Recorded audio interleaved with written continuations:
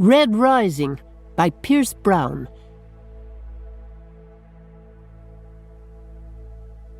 I would have lived in peace, but my enemies brought me war. I watched 1,200 of their strongest sons and daughters, listening to a pitiless golden man speak between great marble pillars, listening to the beast who brought the flame that gnaws at my heart. All men are not created equal, he declares. Tall, imperious, an eagle of a man. The weak have deceived you. They would say the meek should inherit the earth, that the strong should nurture the gentle. This is the noble lie of democracy, the cancer that poisoned mankind. His eyes pierce the gathered students. You and I are gold. We are the end of the evolutionary line. We tower above the flesh heap of man, shepherding the lesser colors. You have inherited this legacy. He pauses, studying faces in the assembly. But it is not free. Power must be claimed, wealth won, rule, dominion, empire purchased with blood. You scarless children deserve nothing. You do not know pain. You do not know what your forefathers sacrificed to place you on these heights. But soon you will. Soon, we will teach you why gold rules mankind. And I promise, of those among you, only those fit for power will survive. But I am no gold. I am a red. He thinks men like me weak. He thinks me dumb, feeble, subhuman. I was not raised in palaces. I did not ride horses through meadows and eat meals of hummingbird tongues. I was forged in the bowels of this hard world, sharpened by hate, strengthened by love. He is wrong. None of them will survive. Part 1. Slave. There is a flower that grows on Mars. It is red and harsh and fit for our soil. It is called Hemanthus. It means blood blossom. Chapter 1. Helldiver. The first thing you should know about me is I am my father's son. And when they came for him, I did as he asked. I did not cry. Not when the society televised the arrest. Not when the Golds tried him. Not when the Greys hanged him. Mother hit me for that. My brother, Kieran, was supposed to be the stoic one. He was the elder, I the younger. I was supposed to cry. Instead, Kieran bawled like a girl when little Io tucked a Hemanthus into father's left work boot and ran back to her own father's side. My sister, Liana, murmured a lament beside me. I just watched and thought it a shame that he died dancing, but without his dancing shoes. On Mars, there is not much gravity, so you have to pull the feet to break the neck. They let the loved ones do it. I smell my own stink inside my fry suit. The suit is some kind of nanoplastic and is hot, as its name suggests. It insulates me toe to head. Nothing gets in, nothing gets out, especially not the heat. Worst part is, you can't wipe the sweat from your eyes. Bloody damn stings as it goes through the headband to puddle at the heels. Not to mention the stink when you piss, which you always do. Gotta take in a load of water through the drink tube. I guess you could be fit with a catheter. We choose the stink. The drillers of my clan chatter some gossip over the comm in my ear as I ride atop the claw drill. I'm alone in this deep tunnel, on a machine built like a titanic metal hand, one that grasps and gnaws at the ground. I control its rock-melting digits from the holster seat atop the drill, just where the elbow joint would be. There, my fingers fit into control gloves that manipulate the many tentacle-like drills some 90 metres below my perch. To be a hell diver, they say your fingers must flicker fast as tongues of fire. Mine flicker faster. Despite the voices in my ear, I am alone in the deep tunnel. My existence is vibration, the echo of my own breath, and heat so thick and noxious it feels like I'm swaddled in a heavy quilt of hot piss. A new river of sweat breaks through the scarlet sweatband tied around my forehead and slips into my eyes, burning them till they're as red as my rusty hair. I used to reach and try to wipe the sweat away, only to scratch futilely at the faceplate of my fry suit. I still want to. Even after 3 years, the tickle and sting of the sweat is a raw misery. The tunnel walls around my holster seat are bathed a sulphurous yellow by a corona of lights. The reach of the light fades as I look up the thin vertical shaft I've carved today. Above, precious helium-3 glimmers like liquid silver, but I'm looking at the shadows, looking for the pit vipers that curl through the darkness, seeking the warmth of my drill. They'll eat into your suit too, bite through the shell and then try to burrow into the warmest place they find, usually your belly, so they can lay their eggs. I've been bitten before. Still dream of the beast. Black, like a thick tendril of oil. They can get as wide as a thigh and as long as 3 men, but it's the babies we fear. They don't know how to ration their poison. Like me, their ancestors came from Earth. Then Mars and the deep tunnels changed them. It is eerie in the deep tunnels. Lonely. Beyond the roar of the drill, I hear the voices of my friends, all older. But I cannot see them a half-click above me in the darkness.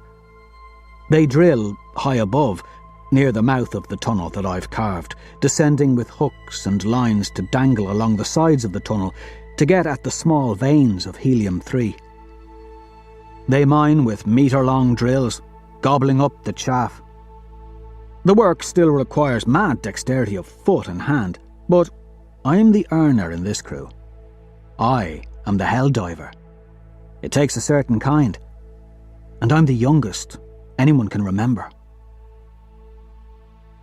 I've been in the mines for 3 years. You start at 13. Old enough to screw, old enough to crew. At least that's what Uncle Nerol said. Except I didn't get married till 6 months back, so I don't know why he said it. Io dances through my thoughts as I peer into my control display and slip the claw drill's fingers around a fresh vein. Io. Sometimes it's difficult to think of her as anything but what we used to call her as children. Little Io. A tiny girl, hidden beneath a mane of red. Red like the rock around me. Not true red. Rust red. Red like our home. Like Mars. Io is 16 too. And she may be like me. From a clan of red earth diggers. A clan of song and dance and soil. But she could be made from air. From the ether that binds the stars in a patchwork. Not that I've ever seen stars. No red from the mining colonies sees the stars. Little Io.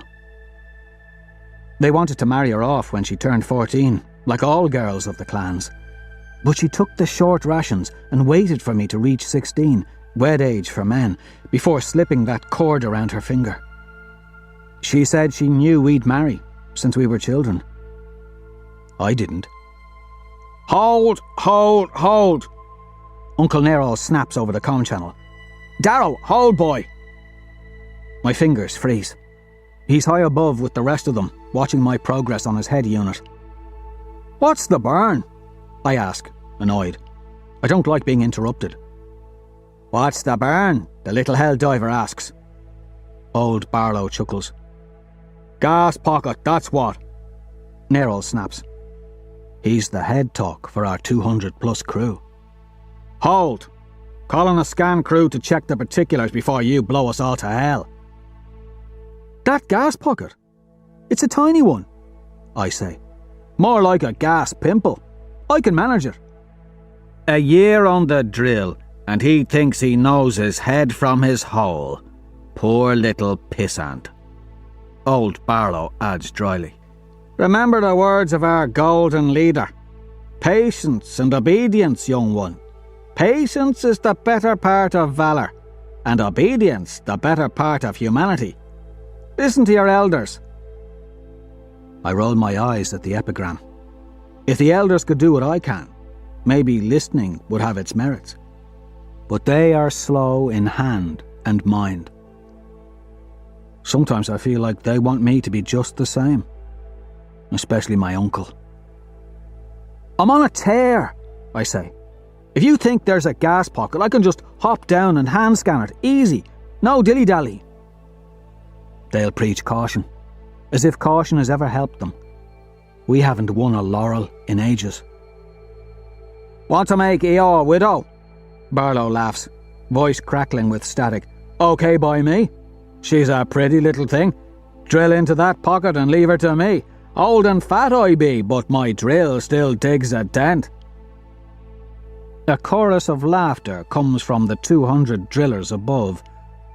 My knuckles turn white as I grip the controls. Listen to Uncle Narrow, Darrow. Better to back off till we can get a reading. My brother Kieran adds. He's 3 years older. Makes him think he's a sage, that he knows more. He just knows caution. There'll be time. Time? Hell, it'll take hours. I snap. They're all against me in this. They're all wrong and slow and don't understand that the laurel is only a bold move away. More, they doubt me. You are being a coward, Nerol. Silence on the other end of the line. Calling a man a coward, not a good way to get his cooperation. Shouldn't have said it. I say, make the scan yourself. Lauren, my cousin, and Nerol's son squawks. Don't, and Ghana is good as gold. They'll get the laurel for, the 100th time. The laurel. 24 clans in the underground mining colony of Lycos. 1 laurel per quarter. It means more food than you can eat. It means more burners to smoke. Imported quilts from Earth. Amber swill with the Society's quality markings. It means winning. Gamma Clan has had it since anyone can remember, so it's always been about the quota for us lesser clans, just enough to scrape by. Io says the laurel is the carrot the Society dangles, always just far enough beyond our grasp. Just enough so we know how short we really are and how little we can do about it. We're supposed to be pioneers. Io calls us slaves. I just think we never try hard enough. Never take the big risks because of the old men. Lauren, shut up about the laurel. Hit that gas and we'll miss all the bloody damn laurels to Kingdom Come by. Uncle Nerol growls. He's slurring.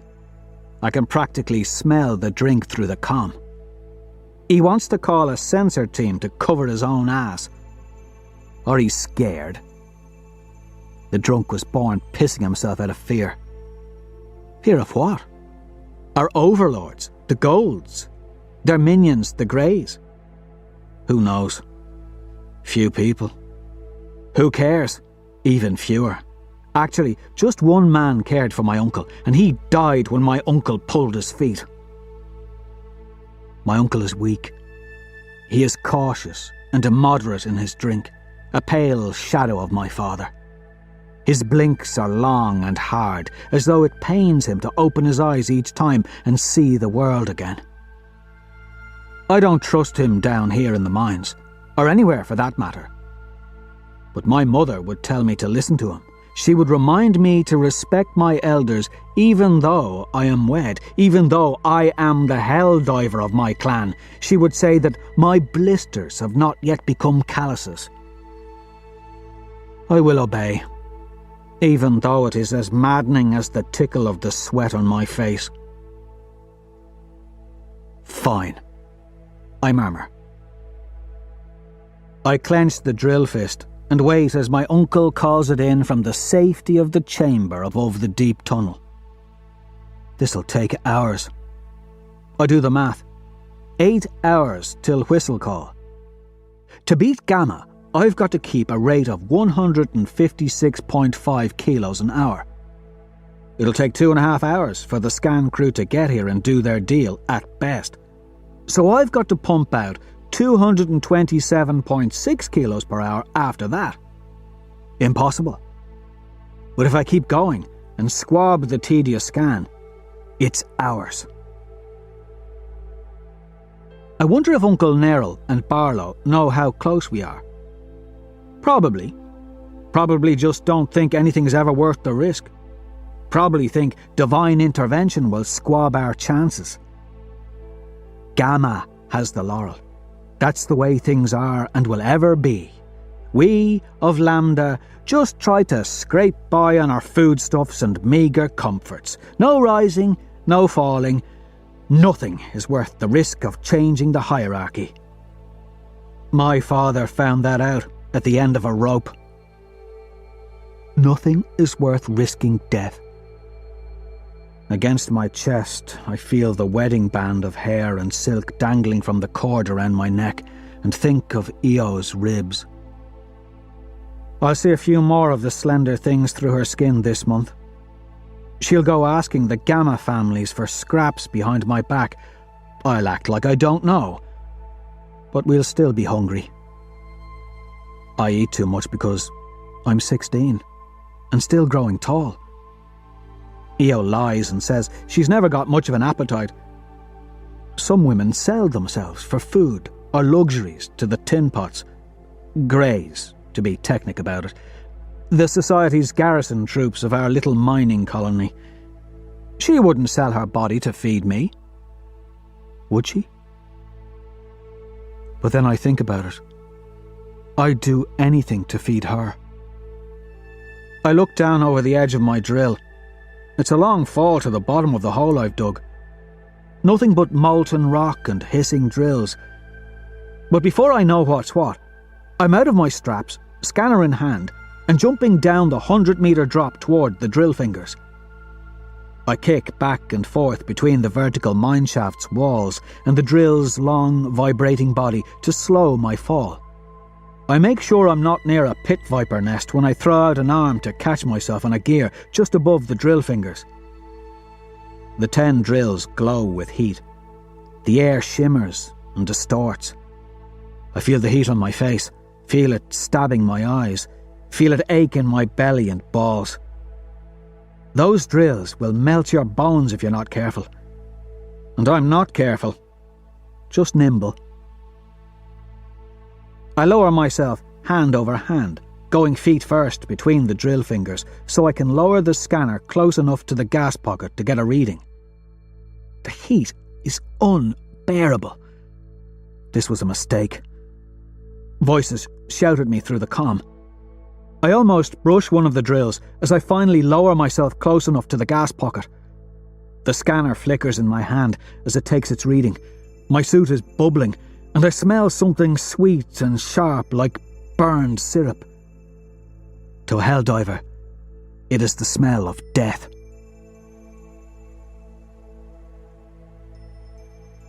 Chapter 2. The Township. My suit can't handle the heat down here. The outer layer is nearly melted through. Soon the second layer will go. Then the scanner blinks silver, and I've got what I came for. I almost didn't notice. Dizzy and frightened, I pull myself away from the drills. Hand over hand, I tug my body up, going fast away from the dreadful heat. Then something catches. My foot is jammed just underneath one of the gears near a drill finger. I gasp down air in sudden panic. The dread rises in me. I see my boot heel melting. The first layer goes, the second bubbles. Then it will be my flesh. I force a long breath and choke down the screams that are rising in my throat. I remember the blade. I flip out my hinged sling blade from its black holster. It's a cruelly curved cutter, as long as my leg, meant for taking off and cauterizing limbs stuck in machinery, just like this. Most men panic when they get caught, and so the sling blade is a nasty half-moon weapon meant to be used by clumsy hands. Even filled with terror, my hands are not clumsy. I slice 3 times with the sling blade, cutting nanoplastic instead of flesh. On the third swing, I reach down and jerk free my leg. As I do, my knuckles brush the edge of a drill. Searing pain shoots through my hand. I smell crackling flesh, but I'm up and off, climbing away from the hellish heat, climbing back to my holster seat, and laughing all the while. I feel like crying. My uncle was right. I was wrong. But I'll be damned if I ever let him know it. "Idiot," is his kindest comment. "Manic! Bloody damn manic!" Lauren whoops. "Minimal gas," I say. "Drilling now, uncle." The haulbacks take my pull when the whistle call comes. I push myself out of my drill, leaving it in the deep tunnel for the night shift, and snag a weary hand on the line the others drop down the kilometre-long shaft to help me up. Despite the seeping burn on the back of my hand, I slide my body upward on the line till I'm out of the shaft. Kieran and Lauren walk with me to join the others at the nearest grav lift. Yellow lights dangle like spiders from the ceiling. My clan and Gamma's 300 men already have their toes under the metal railing when we reach the rectangular grav lift. I avoid my uncle, he's mad enough to spit, and catch a few dozen pats on the back for my stunt. The young ones, like me, think we've won the laurel. They know my raw helium-3 pull for the month. It's better than Gamma's. The old turds just grumble and say we're fools. I hide my hand and duck my toes in. Gravity alters, and we shoot upward.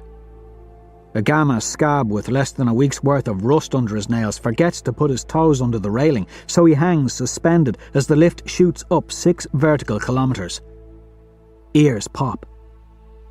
"Got a floating Gamma turd here," Barlow laughs to the lambdas. Petty as it may seem, it's always nice to see a Gamma squab something.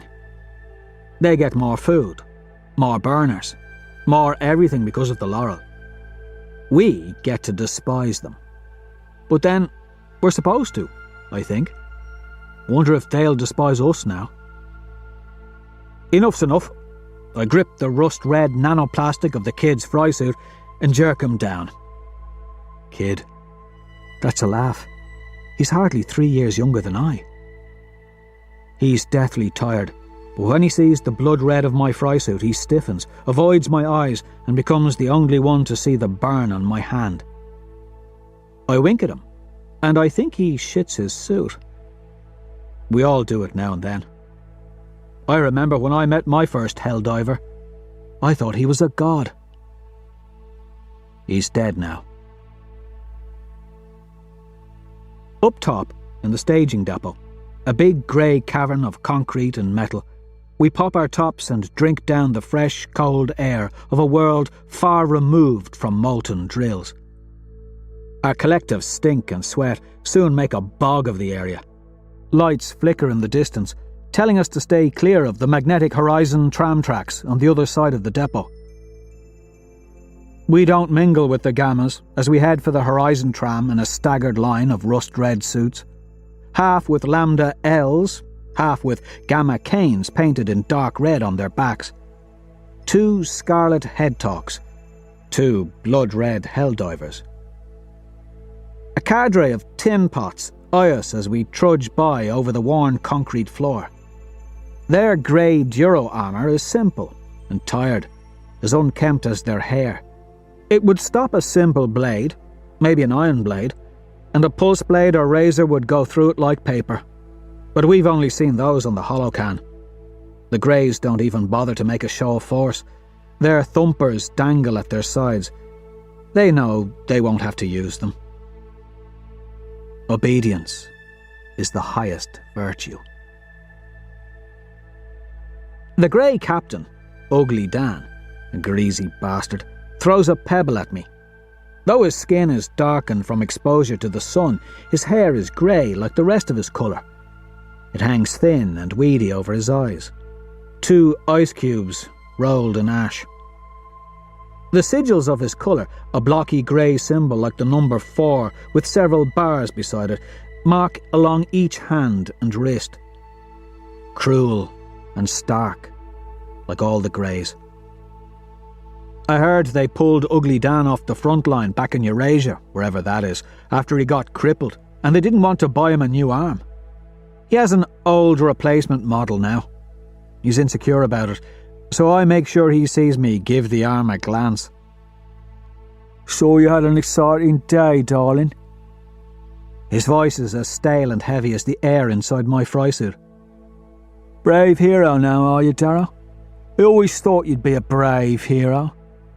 "You're the hero," I say, nodding to his arm. "And you think you're smart, don't you?" "Just a red." He winks at me. "Say hello to your little birdie for me. A ripe thing for pigging." Licks his teeth. "Even for a Rasta." "Never seen a bird." Except on the HC. "Ain't that a thing?" He chuckles. "Wait, where are you going?" he asks as I turn. "A bow to your betters won't go awry, don't you think?" He snickers to his fellows. Careless of his mockery, I turn and bow deeply. My uncle sees this and turns from it, disgusted. We leave the Greys behind. I don't mind bowing, but I'll probably cut Ugly Dan's throat if I ever get the chance. Kind of like saying I'd take a zip out to Venus in a torch ship if it ever suited my fancy. "Hey, Dago! Dago!" Lauren calls to Gamma's hell-diver. The man's a legend. All the other divers just a flash in the pan. I might be better than him.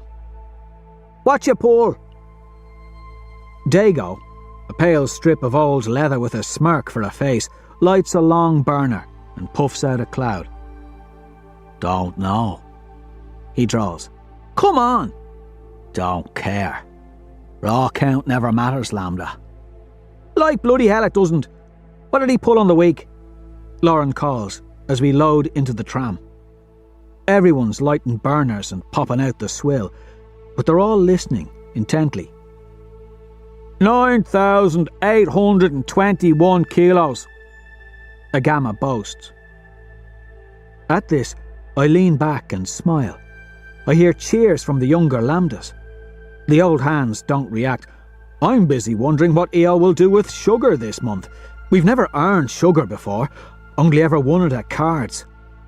And fruit. I hear the Laurel gets you fruit. She'll probably give it all away to hungry children just to prove to the society she doesn't need their prizes. Me? I'd eat the fruit and play politics on a full stomach.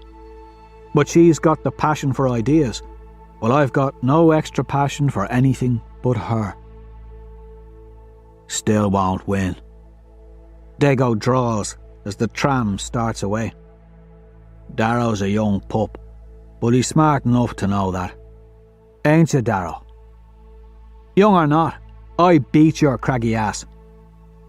You sure about that? Deadly sure. I wink and blow him a kiss. Laurel's ours. Send your sisters to my township for sugar this time.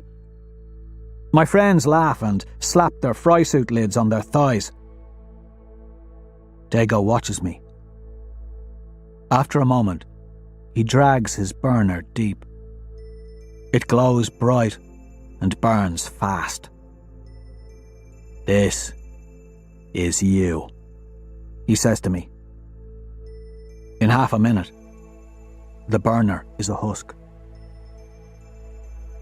After disembarking the Horizon tram, I funnel into the flush with the rest of the crews.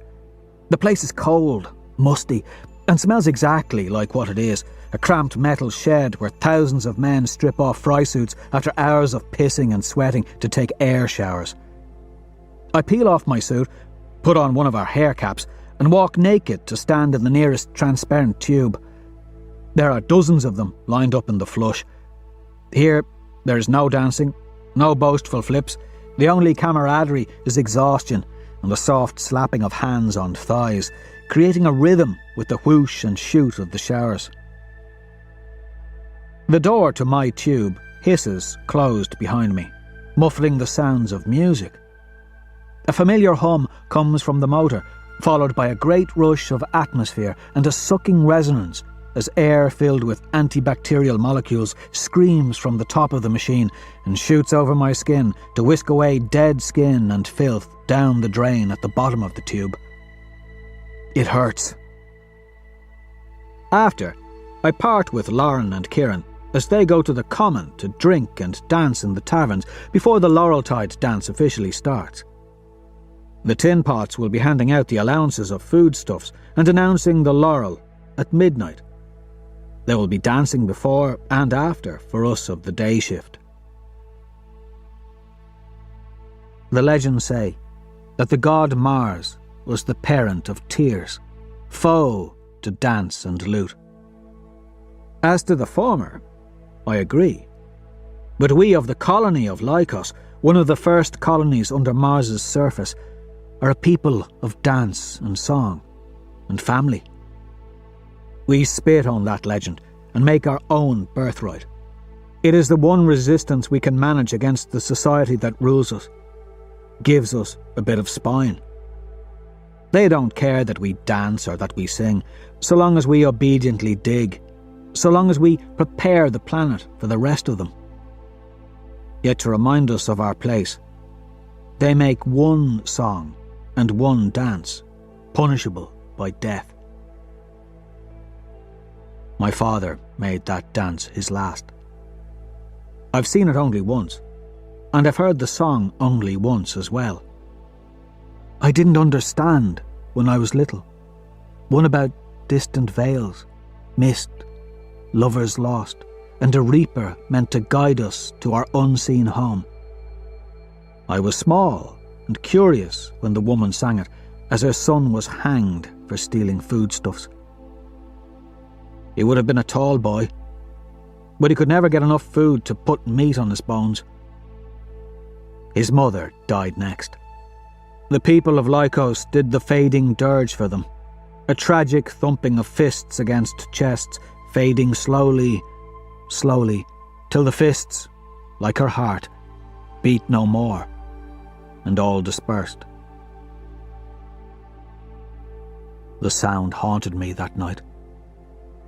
I cried alone in our small kitchen, wondering why I cried then when I had not for my father. As I lay on the cold floor, I heard a soft scratching at my family's door. When I opened the door, I found a small hemanthus bud nestled in the red dirt. Not a soul to be seen, only Eo's tiny footprints in the dirt. That is the second time she brought flowers after death. Since song and dance are in our blood, I suppose it's not surprising that it was in both that I first realised I loved Io. Not little Io, not as she was, but Io as she is.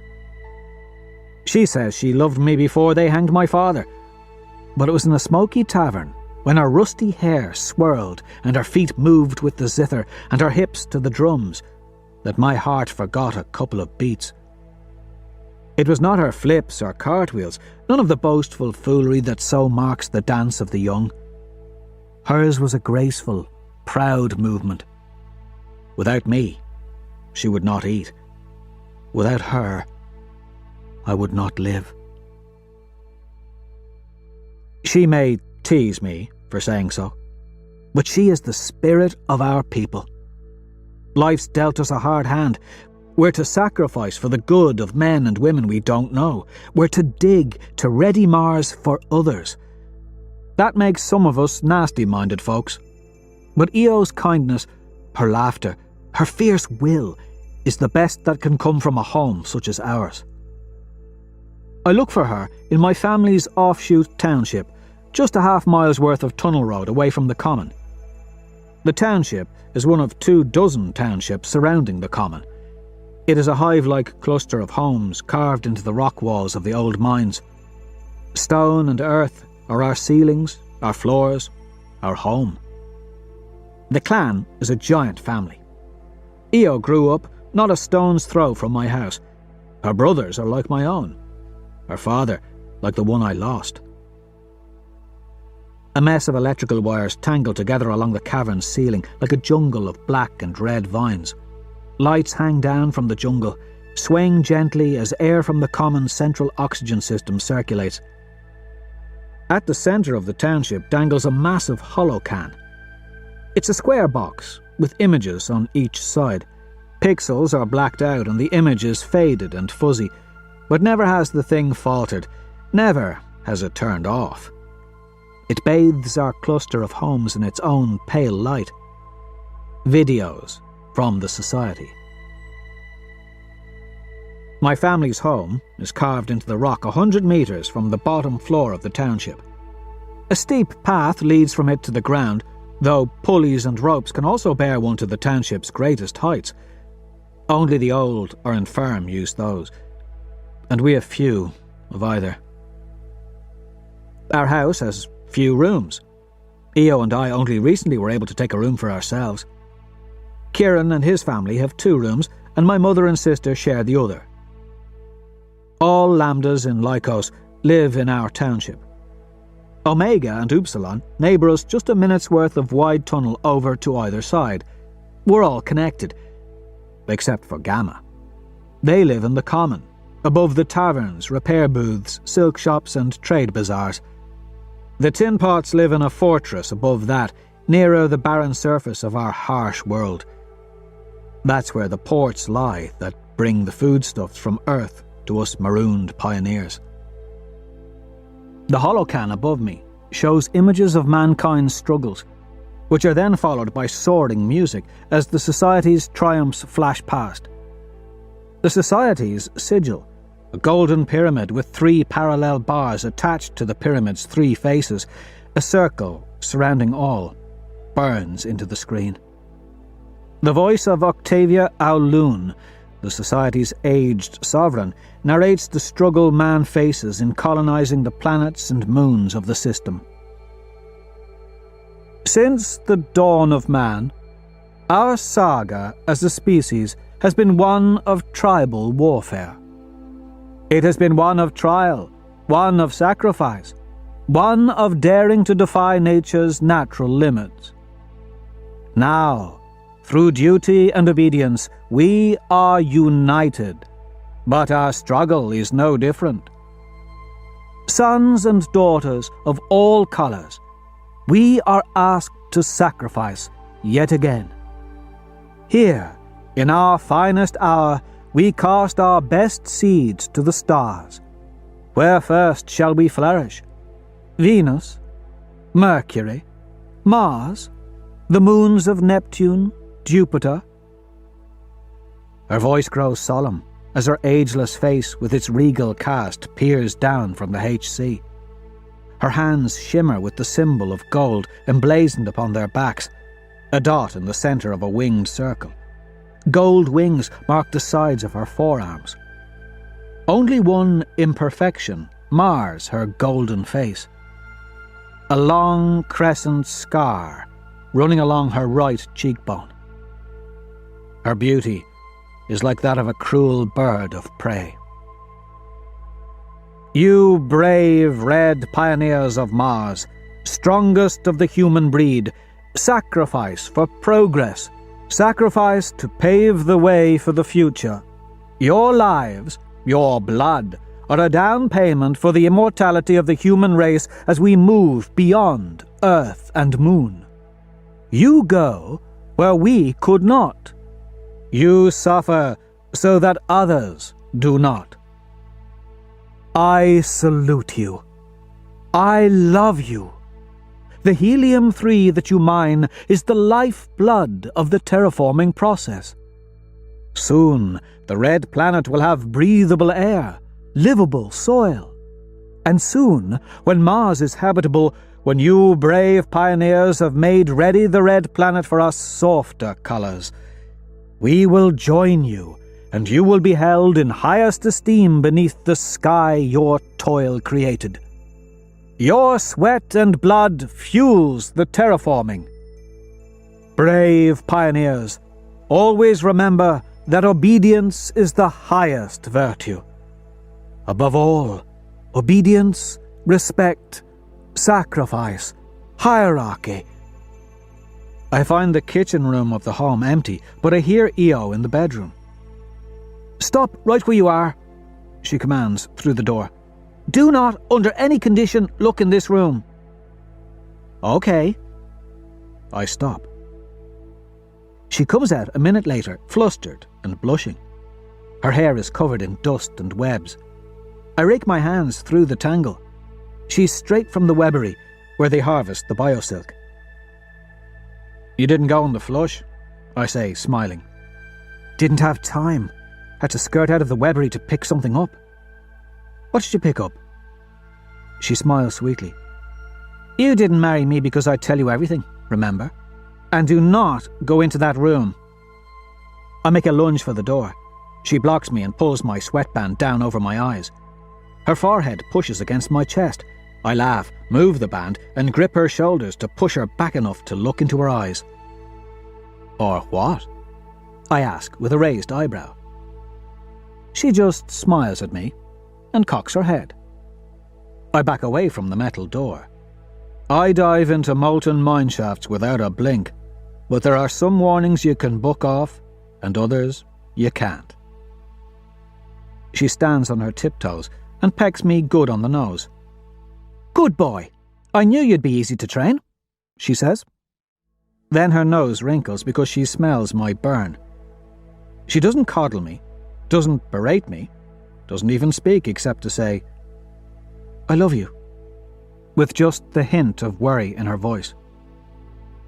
She picks the melted pieces of my fry suit out of the wound, which stretches from my knuckles to my wrist, and pulls tight at web wrap with antibiotic and nerve nucleic. "Where'd you get that?" I ask. "If I don't lecture you, you don't quiz me on what's what." I kiss her on the nose and play with the thin band of woven hair around her ring finger. My hair, wound with bits of silk, makes her wedding band. "I have a surprise for you tonight," she tells me. "And I have one for you," I say, thinking of the laurel. I put my sweatband on her head like a crown. She wrinkles her nose at its wetness. "Oh, well, I actually have two for you, Darrow. Pity you didn't think ahead. You might have gotten me a cube of sugar, or a satin sheet, or maybe even coffee to go with the first gift." "Coffee?" I laugh. "What sort of colour did you think you married?" She sighs. "No benefits to a diver. None at all. Crazy, stubborn, rash, dexterous," I say, with a mischievous smile as I slide my hand up the side of her skirt. "Reckon that has its advantages." She smiles and swats my hand away like it's a spider. "Now put these gloves on, unless you want jabber from the women. Your mother's already gone on ahead."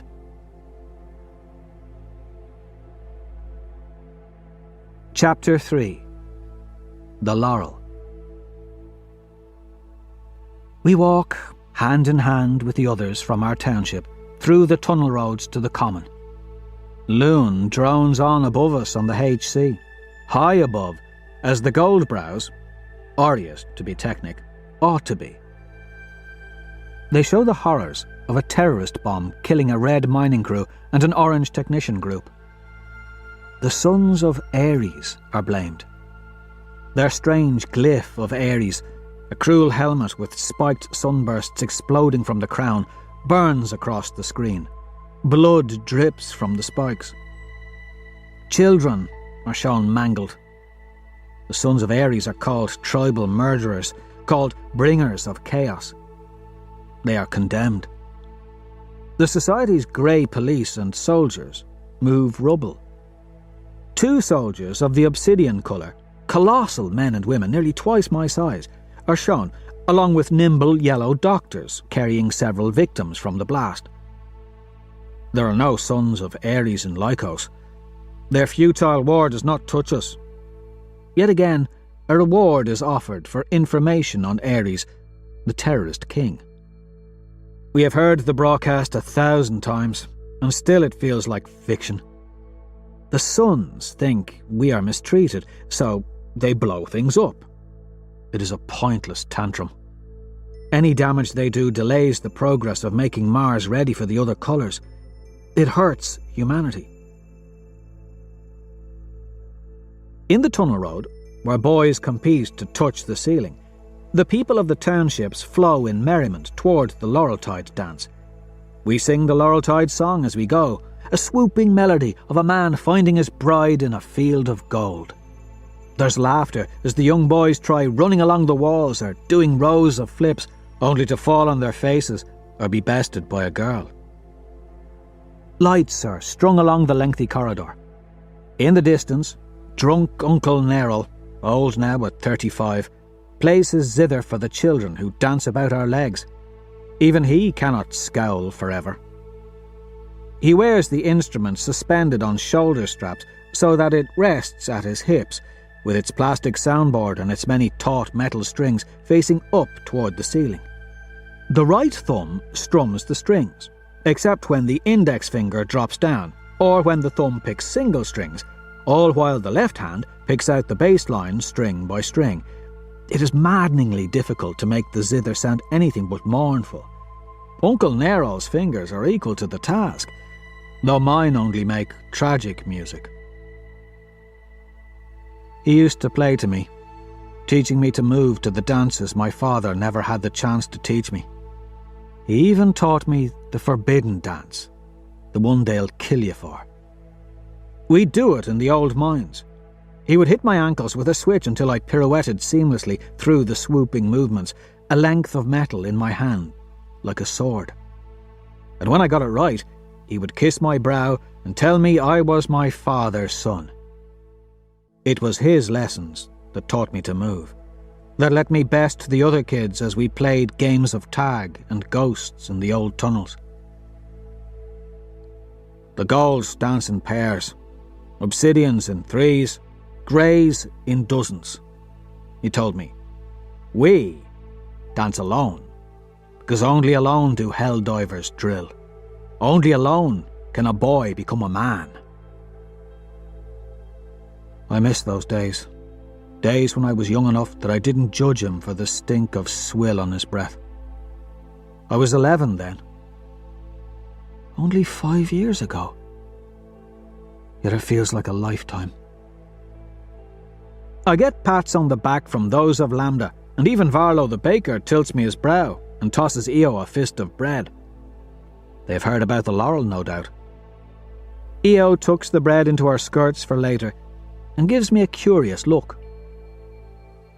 "You're grinning like a fool," she says to me, pinching my side. "What did you do?" I shrug and try to wipe the grin from my face. It is impossible. "Well, you're very proud of something," she says suspiciously. Kieran's son and daughter, my niece and nephew, patter by. 3 and 3, the twins are just fast enough to outrace both Kieran's wife and my mother. My mother's smile is one of a woman who has seen what life has to offer and is, at best, bemused. "It seems you've burned yourself, my heart," she says when she sees my gloved hands. Her voice is slow, ironic. "A blister," Io says for me. Nasty one. Mother shrugs. His father came home with worse. I put my arm around her shoulders. They are thinner than they used to be when she taught me, as all women teach their sons, the songs of our people. Was that a hint of worry I heard, Mother? I ask. Worry? Me? Silly child. Mother sighs with a slow smile. I kiss her on the cheek. Half the clans are already drunk when we arrive in the common. In addition to a dancing people, we're a drunken people.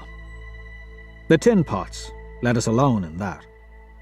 Hang a man for no real reason, and you might get some grumblings from the township, but force sobriety upon us, and you'll be picking up the pieces for a bloody damn month.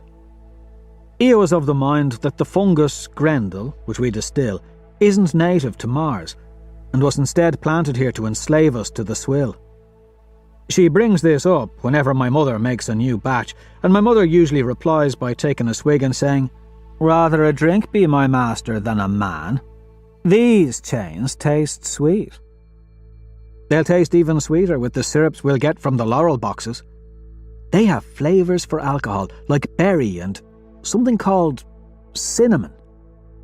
Perhaps I'll even get a new zither made of wood instead of metal. Sometimes they give those out. Mine is an old, frayed thing. I've played it too long. But it was my father's. The music swells ahead of us in the common, bawdy tunes of improvised percussion and wailing zithers. We're joined by omegas and upsilons, jostling about merrily toward the taverns. All the tavern doors have been thrown open so their smoke and sound billow into the commons plaza. Tables ring the plaza, and a space is left clear surrounding the central gallows, so that there is room to dance. Gamma homes fill the next several levels, followed by supply depots, a sheer wall, and then, high above, in the ceiling, a sunken metal dome with nanoglass viewports. We call that place the Pot. It is the fortress where our keepers live and sleep. Beyond that is the uninhabitable surface of our planet, a barren wasteland that I've only seen on the HC. The helium-3 we mine is supposed to change that. The dancers and jugglers and singers of the Laureltide have already begun. Io catches sight of Lauren and Kieran and gives them a holler. They're at a long, packed table near the Soggy Drop, the tavern where the oldest of our clan, Old Ripper, holds court and tells tales to drunken folks. He's passed out on the table tonight. It's a shame. I would have liked for him to see me finally get us the laurel. At our feasts, where there's hardly food enough for each soul to hold a bit in their gob, the drink and dance take centre. Lauren pours me a mug of swill before I even sit down. He's always trying to get others to drink so he can put ridiculous ribbons in their hair. He clears the way for Io to sit beside his own wife, Dio, her sister, twin in looks, if not birth. Lauren has a love for Io, like her brother Liam would. But I know he was once taken with her as he ever was with Dio. In fact, he bent a knee to my wife when she turned 14. But then again, half the lads joined him in that. No sweating it. She made her choice, right and clear. Kieran's children swarm him. His wife kisses his lips. Mine kisses his brow and tousles his red hair. After a day in the webbery, harvesting spider worm silk, I don't know how the wives managed to look so lovely. I was born handsome, face angular and slim, but the mines have done their part to change me. I'm tall, still growing. Hair still like old blood, irises still as rust red as Octavio Loons are golden. My skin is tight and pale, but I'm pocked with scars, burns, cuts. Won't be long till I look hard as Dago or tired as Uncle Neril. But the women, they're beyond us, beyond me. Lovely and spry despite the webbery, despite the children they bear. They wear layered skirts down past their knees and blouses of half a dozen reds. Never anything else. Always red. They're the heart of the clans. And how much more beautiful they will look wrapped in the imported bows and ribbons and laces contained in the laurel boxes. I touched the sigils on my hands. A bone-like texture. It's a crude red circle with an arrow and cross hatching. It feels right. Eo's doesn't.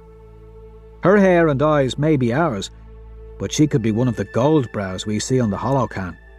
She deserves it. Then I see her smack Lauren hard on the head as he throws back a mug of Ma's swill. God, if he's placing about the pieces, placed her well. I smile. But as I look behind her, my smile fades. Above the leaping dancers, amid the 100 swirling skirts and thumping boots and clapping hands, sways a single skeleton upon the cold, tall gallows. Others do not notice it. To me, it is a shadow, a reminder of my father's fate. Though we are diggers, we are not permitted to bury our dead. It is another of the society's laws. My father swayed for 2 months till they cut his skeleton down and ground his bones to dust. I was 6, but I tried to pull him down the first day.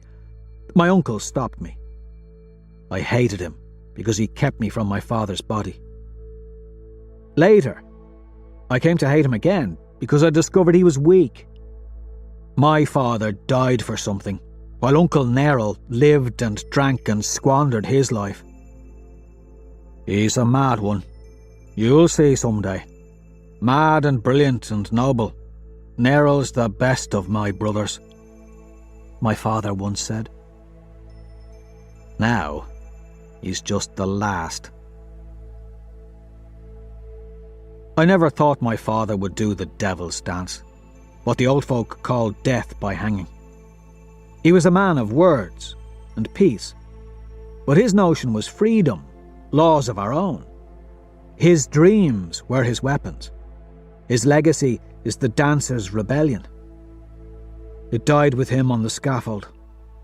9 men at once doing the devil's dance, kicking and flailing, till only he was left. It wasn't much of a rebellion. They thought peaceful protest would convince the society to increase the food rations, so they performed the reaping dance in front of the grav lifts and removed bits of machinery from the drills so they wouldn't work. The gambit failed. Only winning the laurel can get you more food. It's on 11 when my uncle sits down with his zither. He eyes me something nasty, drunk as a fool on Yuletide. We don't share words, though he has a kind one for Io and she for him. Everyone loves Io. It's when Io's mother comes over and kisses me on the back of my head and says very loudly, "We heard the news, you golden boy. The laurel. You are your father's son," that my uncle stirs. "What's the matter, uncle?" I ask. "Have gas?" His nostrils flare wide. "You little shit-eater." He launches himself across the table, and soon we're a muddle of fists and elbows on the ground. He's big, but I flip him down and pound his nose with my bad hand till Io's father and Kieran pull me off. Uncle Neril spits at me. It's more blood and swill than anything else. Then we're drinking again, at opposite ends of the table. My mother rolls her eyes. "He's just bitter he didn't do a bloody damn thing to get the laurel. Showing up is all," Lauren says of his father. "Bloody damn coward wouldn't know how to win the laurel if it landed in his lap," I say, scowling. Io's father pats me on the head and sees his daughter fixing my burned hand under the table. I slip my gloves back on. He winks at me. Io's figured out the fuss about the laurel by the time the tin pots arrive, but she's not excited, as I'd hoped she'd be. She twists her skirts in her hands and smiles at me, but her smiles are more like grimaces. I don't understand why she's so apprehensive. None of the other clans are. Many come to pay their respects. All of the Helldivers do. Except Dago. He's sitting at a group of shiny gamma tables, the only ones with more food than Swill, smoking down a burner. Can't wait for the sod to be eating regular rations, Lauren chuckles. Dago's never tasted peasant fare before. Yet somehow he's thinner than a woman, Kieran adds. I laugh along with Lauren and push a meagre piece of bread to Io. Cheer up, I tell her. This is a night for celebrating. I'm not hungry, she replies. Not even if the bread has cinnamon on it. Soon it will. She gives me that half smile, as if she knows something I do not. At 12, a coterie of tin pots descend in grav boots from the pot. Their armour is shoddy and stained. Most are boys or old men retired from Earth's wars. But that's not what matters. They carry their thumpers and scorchers in buckled holsters. I've never seen either weapon used. There's no need. They've got the air, the food, the port. We haven't a scorcher to shoot. Not that Io wouldn't like to steal one. The muscle in her jaw flexes as she watches the tin pots float in their grav boots, now joined by Mine Magistrate Timony Paginus, a minute, copper-haired man of the pennies. Copper, to be technic. Notice, notice, grubby rastas, Ugly Dan calls. Silence falls over the festivities as they float above us. Magistrate Paginus's grav boots are substandard things, so he wobbles in the air like a geriatric. More tin pots descend on a grav lift as Paginus splays open his small, manicured hands. Fellow pioneers, how wonderful it is to see your celebrations. I must confess, he titters, I have a fondness for the rustic nature of your happiness. Simple drink, simple fare, simple dance. Oh, what fine souls you have to be so entertained. Why, I wish I were so entertained. I cannot even find pleasure off-planet in a pink brothel after a meal of fine ham and pineapple tart these days. How sad for me. How your souls are spoiled. If only I could be like you. But my colour is my colour, and I am cursed as a copper to live a tedious life of data, bureaucracy, and management. He clucks his tongue, and his copper curls bounce as his grav boots shift. But to the matter.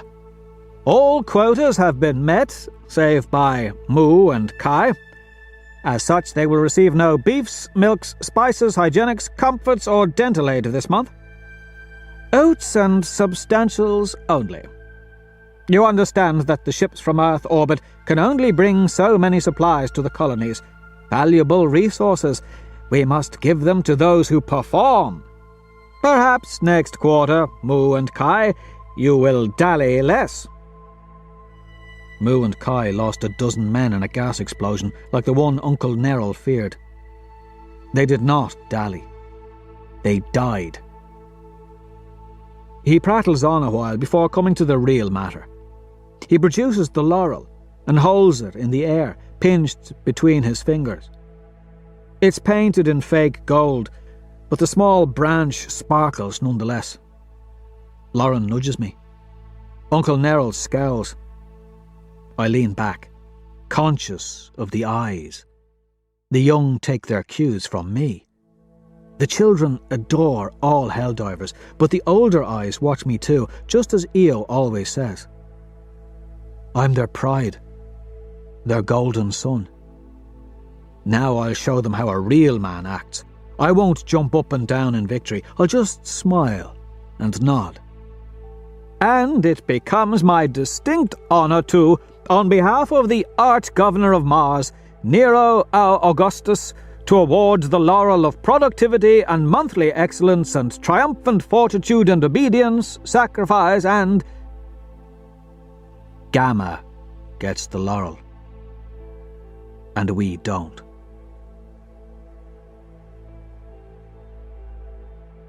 Chapter 4.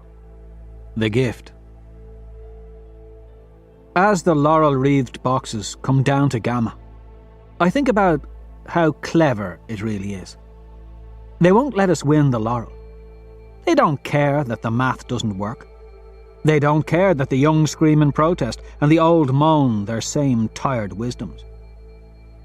This is just a demonstration of their power. It is their power. They decide the winner.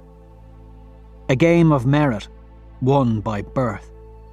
It keeps the hierarchy in place. It keeps us striving, but never conspiring. Yet, despite the disappointment, some part of us doesn't blame the society. We blame Gamma, who receives the gifts. A man's only got so much hate, I suppose. And when he sees his children's ribs through their shirts, while his neighbours line their bellies with meat stews and sugared tarts, it's hard for him to hate anyone but them. You think they'd share? They don't. My uncle shrugs at me, and others are red and mad. Lauren looks like he might attack the tin pots, or the Gammas. But Io doesn't let me boil in it.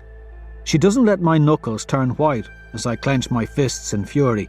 She knows the temper I have inside me better than my own mother, and she knows how to drain the rage before it rises. My mother smiles softly as she watches Io take me by the arm. How she loves my wife. Dance with me, Io whispers. She shouts for the zithers to get going and the drums to get rolling.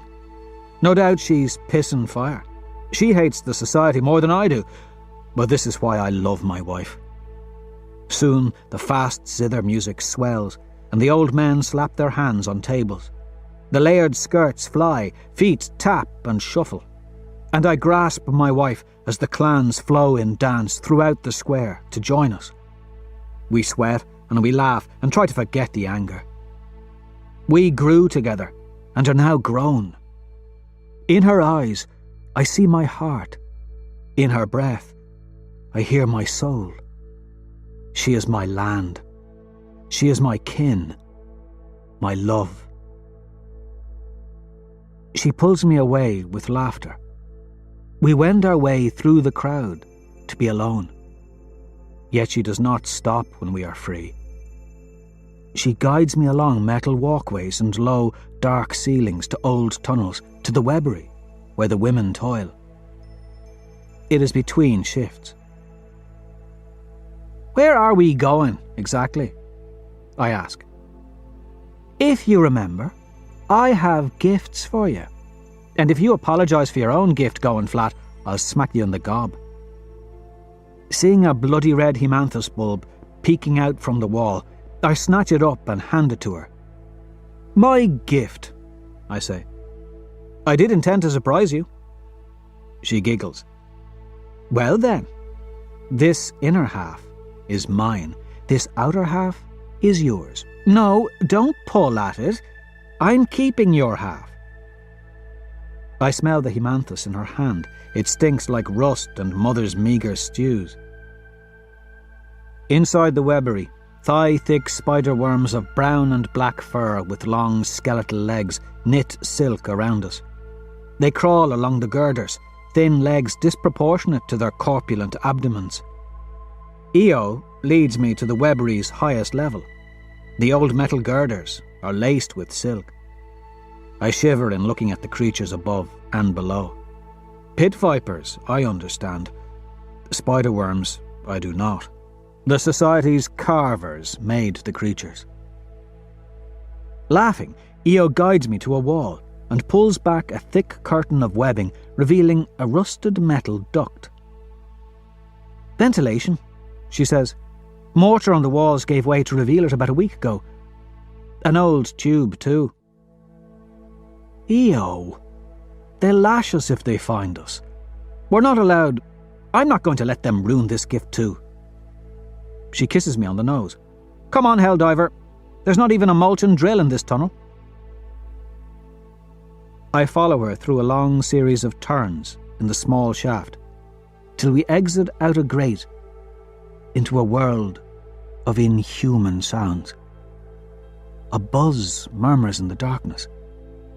She takes my hand It's the only familiar thing. What is that? I ask of the sound. Animals, she says, and leads me into the strange night. Something soft is beneath my feet. I nervously let her pull me forward. Grass, trees, Darrow, trees.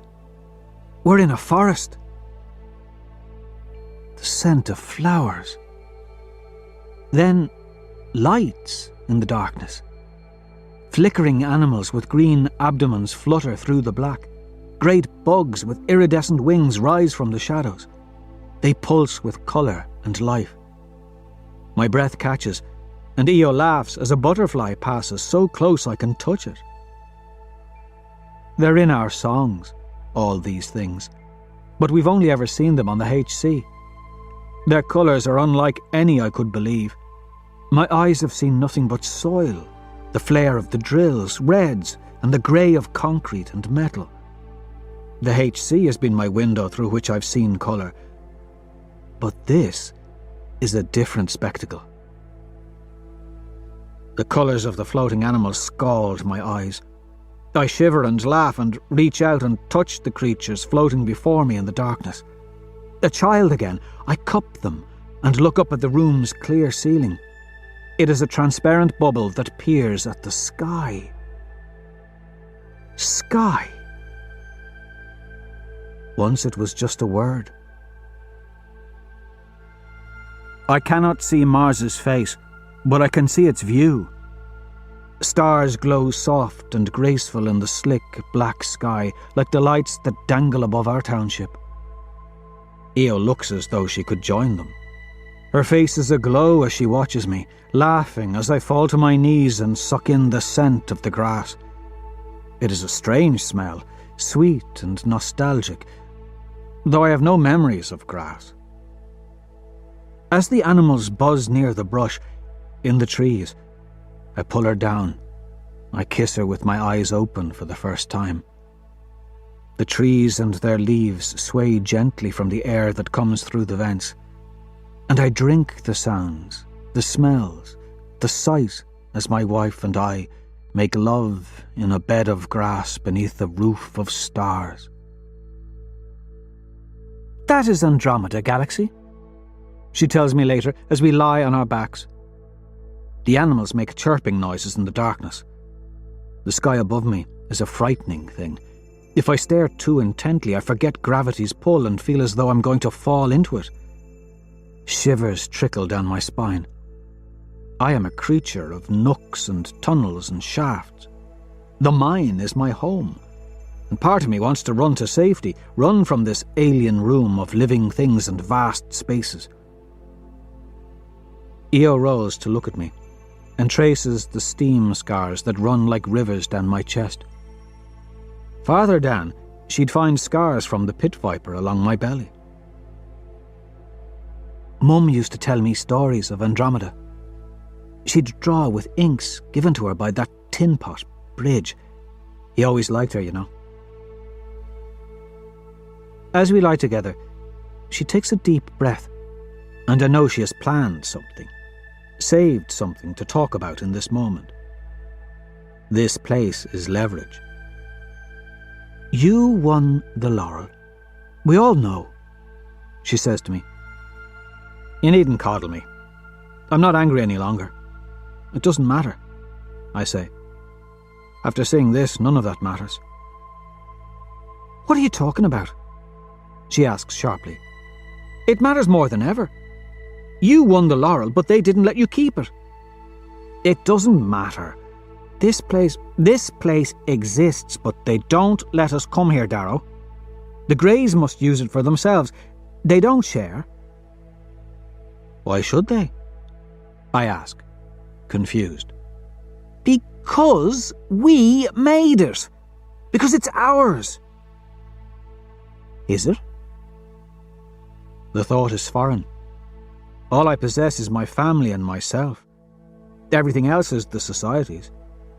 We didn't spend the money to send the pioneers here. Without them, we'd be on the dying earth, like the rest of humanity. Darrow, Are you so red that you don't see what they've done to us? Watch your tone, I say tightly.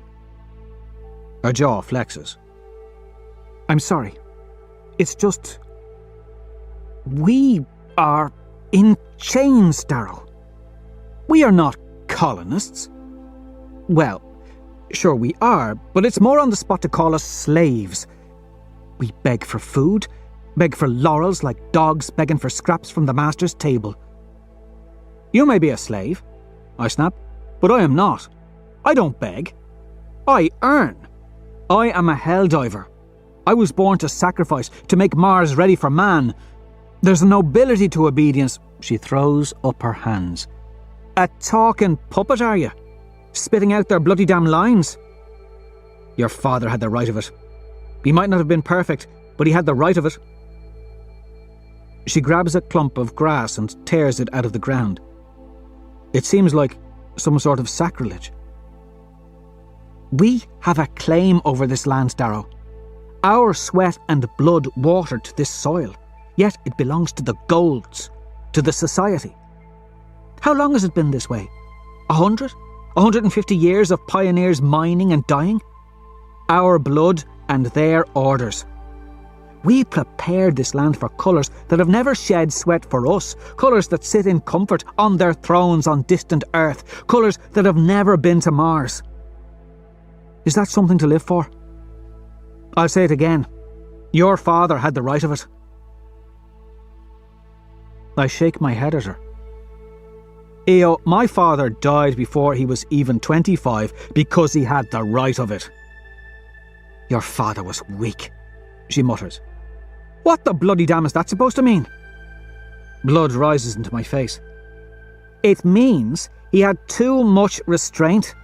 It means your father had the right dream but died because he would not fight to make it real. She says sharply. He had a family to protect. He was still weaker than you. Careful, I hiss. Careful? This from Darrow, the mad helldiver of Lycos. She laughs patronisingly. Your father was born careful, obedient. But were you? I didn't think so when I married you. The others say you are like a machine because they think you know no fear. They're blind. They don't see how fear binds you. She traces the Hemanthus blossom along my collarbone in a sudden show of tenderness. She's a creature of moods. The flower is the same colour as the wedding band on her finger. I roll on an elbow to face her. Spit it out. What do you want? Do you know why I love you, Helldiver? She asks. Because of my sense of humour. She laughs dryly. Because you thought you could win the laurel. Kieran told me how you burned yourself today. I sigh. The rat. Always jabbering. Thought that's what younger brothers were supposed to do, not elder. Kieran was frightened, Darrow. Not for you, like you might be thinking. He was frightened of you, because he can't do what you did. Boy wouldn't even think it. She always talks circles around me. I hate the abstracts she lives for. So, you love me because you believe that I think there are things worth the risk? I puzzle out. Or because I'm ambitious? Because you've a brain, she teases. She makes me ask it again. What do you want me to do, Io? Act. I want you to use your gifts for your father's dream. You see how people watch you, take their cues from you. I want you to think owning this land, our land, is worth the risk. How much a risk? Your life. My life. I scoff. You're that eager to be rid of me. Speak and they will listen, she urges. It is that bloody simple. All ears yearn for a voice to lead them through darkness. Grand. so I'll hang with a troop. I am my father's son. You won't hang. I laughed too harshly. So certain a wife I have. I'll hang. You're not meant to be a martyr. Sighing, she lies back in disappointment. You wouldn't see the point to it. Oh? Well then tell me, Io, what is the point to dying? I'm only a martyr's son, so tell me what that man accomplished by robbing me of a father. Tell me what good comes of all that bloody damn sadness. Tell me why it's better I learned to dance from my uncle than my father. I go on. Did his death put food on your table? Did it make any of our lives any better? Dying for a cause doesn't do a bloody damn thing. It just robbed us of his laughter. I feel the tears burning my eyes. It just stole away a father and a husband. So what if life isn't fair? If we have family, that is all that should matter. She licks her lips and takes her time in replying. Death isn't empty like you say it is. Emptiness is life without freedom, Darrow. Emptiness is living chained by fear. Fear of loss, of death. I say we break those chains. Break the chains of fear, and you break the chains that bind us to the goals, to the society. Could you imagine it? Mars could be ours. It could belong to the colonists who slaved here, died here.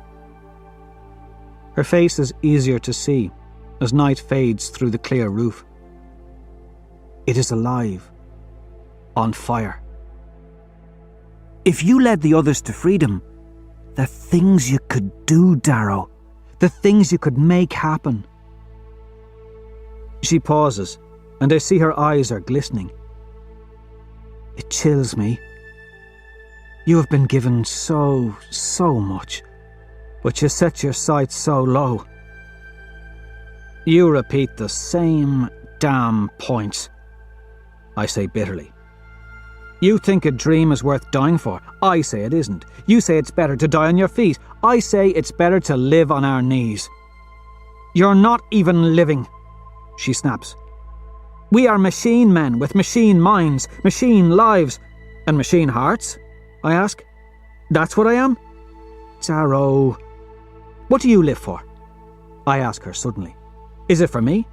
Is it for family and love? Or is it for some dream?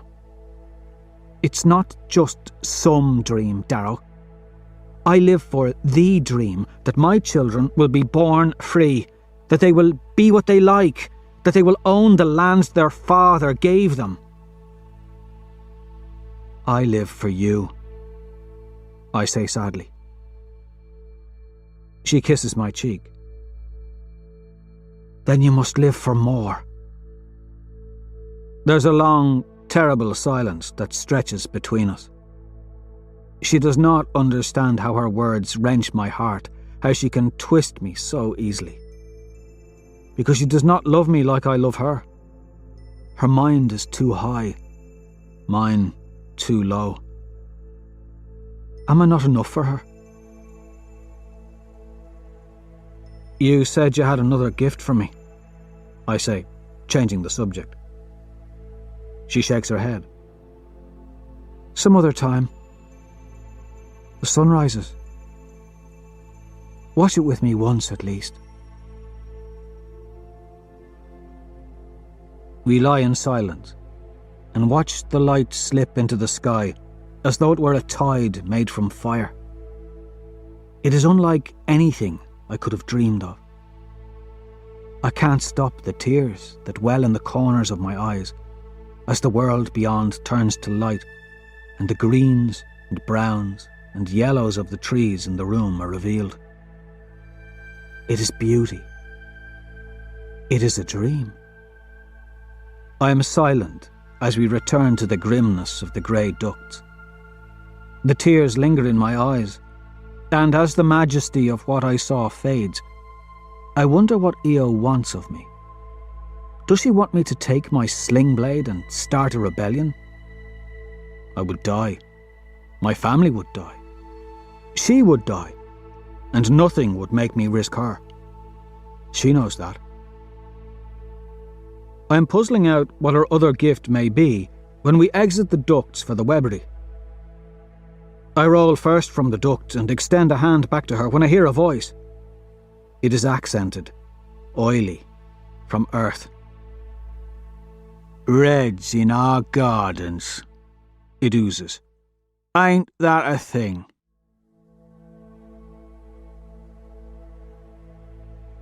Chapter 5. The First Song. Ugly Dan stands with 3 tin pots. Their thumpers perch crackling in their hands. 2 of the men lean on the metal rails of the Webbery's girders. Behind them, the women of Mu and Upsilon wrap silk from the worms around long silver poles. They shake their heads insistently at me, as if telling me not to be foolish. We've gone beyond the permitted zones. This will mean a flogging, but if I resist, it'll mean death. They will kill Io, and they will kill me. "Darrow," Io murmurs. I set myself between Io and the tin pots, but I don't fight. I won't let us die for a simple glimpse of the stars. I put my hands out to let them know I will surrender. "Hell divers," Ugly Dan chuckles to the others. "The toughest ant is yet but an ant." He swings his thumper into my stomach. It's like being bitten by a viper and kicked by a boot. I fall gasping, hands on the metal grate. Electricity slithers through my veins.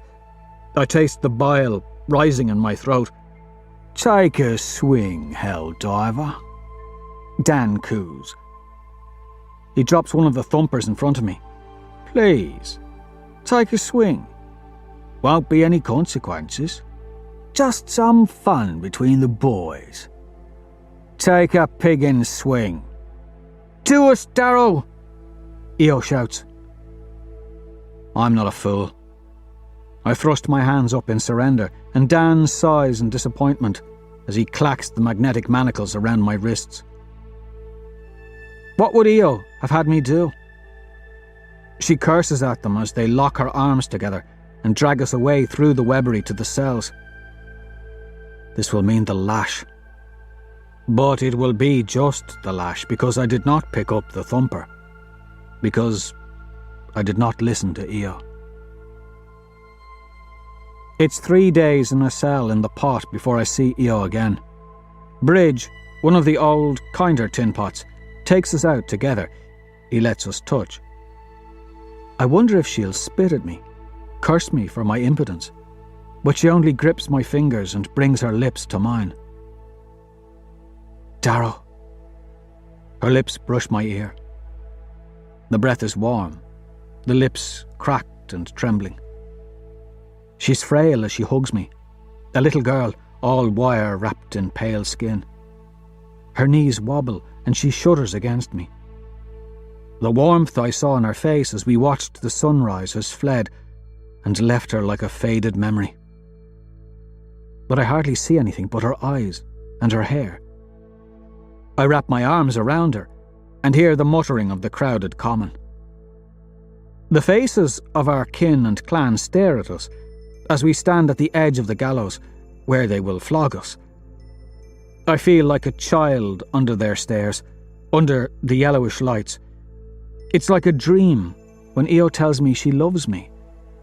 Her hand lingers on mine, but there's something strange to her eyes. They should only whip her, yet her words are final. Her eyes sad, but not afraid. I see her making a goodbye. A nightmare is coming into my heart. I can feel it like a nail dragged across the bones of my spine as she murmurs an epigram in my ear. Break the chains, my love. And then I am jerked away from her by my hair. Tears stream down her face. They are for me, though I do not yet understand why. I cannot think. The world is swimming. I am drowning. Rough hands shove me to my knees, then jerk me up. I've never heard the common so quiet. The shuffling of my captors' feet echoes as they move me around. The tin pots fit me into my Helldiver fry suit. Its acrid smell makes me think I'm safe. I am in control. I am not. I'm dragged away from her into the very centre of the common and tossed at the edge of the gallows. The metal stairs are rusted and stained. I grip them with my hands and look to the top of the gallows. 24 of the head talks each have a cord of leather. They wait for me atop the platform. Oh, the horror of such occasions as this, my friends, Magistrate Paginas cries. His copper grav boots hum above me as he floats through the air. Oh, how the ties that bind us are stretched when one decides to break the laws which protect us all. Even the youngest, even the best, are subject to law, to order.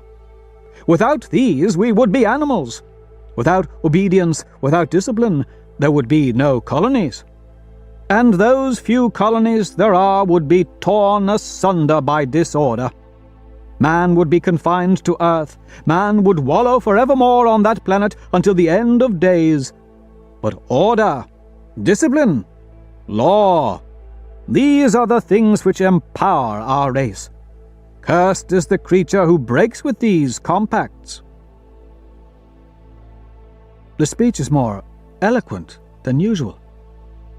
Paginas is trying to impress his intelligence upon someone. I look up from the stairs and see a sight I did not ever think to see with my own two eyes. It stings to look at him, to drink in the radiance of his hair, of his sigils. I see a gold. In this drab place, he is what I imagine angels would be like. Cloaked in gold and black, wrapped in the sun, a lion roaring upon his breast. His face is older, severe, and pure with power. His hair shines, combed back against his head. Neither a smile nor a frown mark his thin lips, and the only line I see is that of a scar, which runs along his right cheekbone. I've learned from the HC that such a scar is borne only by the finest of the golds. The peerless scarred, they call them. Men and women of the ruling colour who have graduated from the Institute, where they learn the secrets that will permit mankind to one day colonise all the planets of the solar system. He does not speak to us. He speaks to another gold, one tall and thin, so thin I thought it a woman at first. Without a scar, the man's face is coated with strange paste to bring out the colour of his cheeks and cover the lines on his face. His lips shine, and his hair glistens in a way his master's does not. He is a grotesque thing to look upon. He thinks so of us. He sniffs the air, contemptuous. The older gold speaks to him softly, and not to us. And why should he speak to us? We are not worthy of a gold's words. I scarcely want to look at him. I feel like I dirty his gold and black finery with my red eyes. Shame creeps upon me. And then I realise why. His is a face I know. It is a face every man and woman of the colonies would know. Besides Octavia Aulun, this is the most famous face on Mars. That of Nero Augustus. The Arch-Governor of Mars has come to see me flogged, and he has brought a retinue. 2 crows, obsidians to be technic, float quietly behind him. Their skull helmets suit their colour. I was born to mind the earth. They were born to kill men. More than 2 feet taller than I, 8 fingers on each massive hand, they breathed them for war, and watching them is like watching the cold-blooded pit vipers who infest our minds. reptiles both. There are a dozen others in his retinue, including another, slighter Gold who seems his apprentice. He's even more beautiful than the Arch-Governor, and he appears to dislike the thin, womanish Gold. And there is a HC camera crew of greens. Tiny creatures compared with the crows. Their hair is dark, not green like their eyes and the sigils on their hands. Frenetic excitement shimmers in those eyes. It's not often they have helldivers to make into an example, so they make a spectacle of me. I wonder how many other mining colonies are watching. All of them, if the Arch-Governor is here. They make a show of stripping away the fry suit they only just dressed me in. I see myself on the HC displayed above, see my wedding band dangling from the cord around my neck. I look younger than I feel, thinner. They jerk me up the stairs and bend me over a metal box beside the noose where my father hung. I shiver as they lay me across the cold steel and tighten my hands in restraints. I smell the synth leather of the lashes, hear one of the head talks cough. "Forevermore, let justice be done," Paginus says. Then the lashes come. 48 in all. They aren't soft, not even my uncle's. They can't be. The lashes bite and wail into my flesh, making a strange, keening noise as they arch through the air. Music of terror. I can barely see by the end of it. I pass out twice, and each time I wake, I wonder if you can see my spine on the HC. It's a show. All a show of their power. They let the tin pot, Ugly Dan, act sympathetic, as though he pities me. He whispers encouragement in my ear loud enough for the cameras. And when the last lash slashes my back, he steps in as if to stop another from coming down. Subconsciously, I think he saves me. I'm thankful. I want to kiss him. He is salvation. But I know I've had my 48. Then they are dragging me to the side. They leave my blood. I'm sure I screamed, sure I shamed myself. I hear them bring out my wife. Even the young, even the beautiful cannot escape justice. It is for all the colours that we preserve order, justice. Without, we would find anarchy. Without obedience, chaos.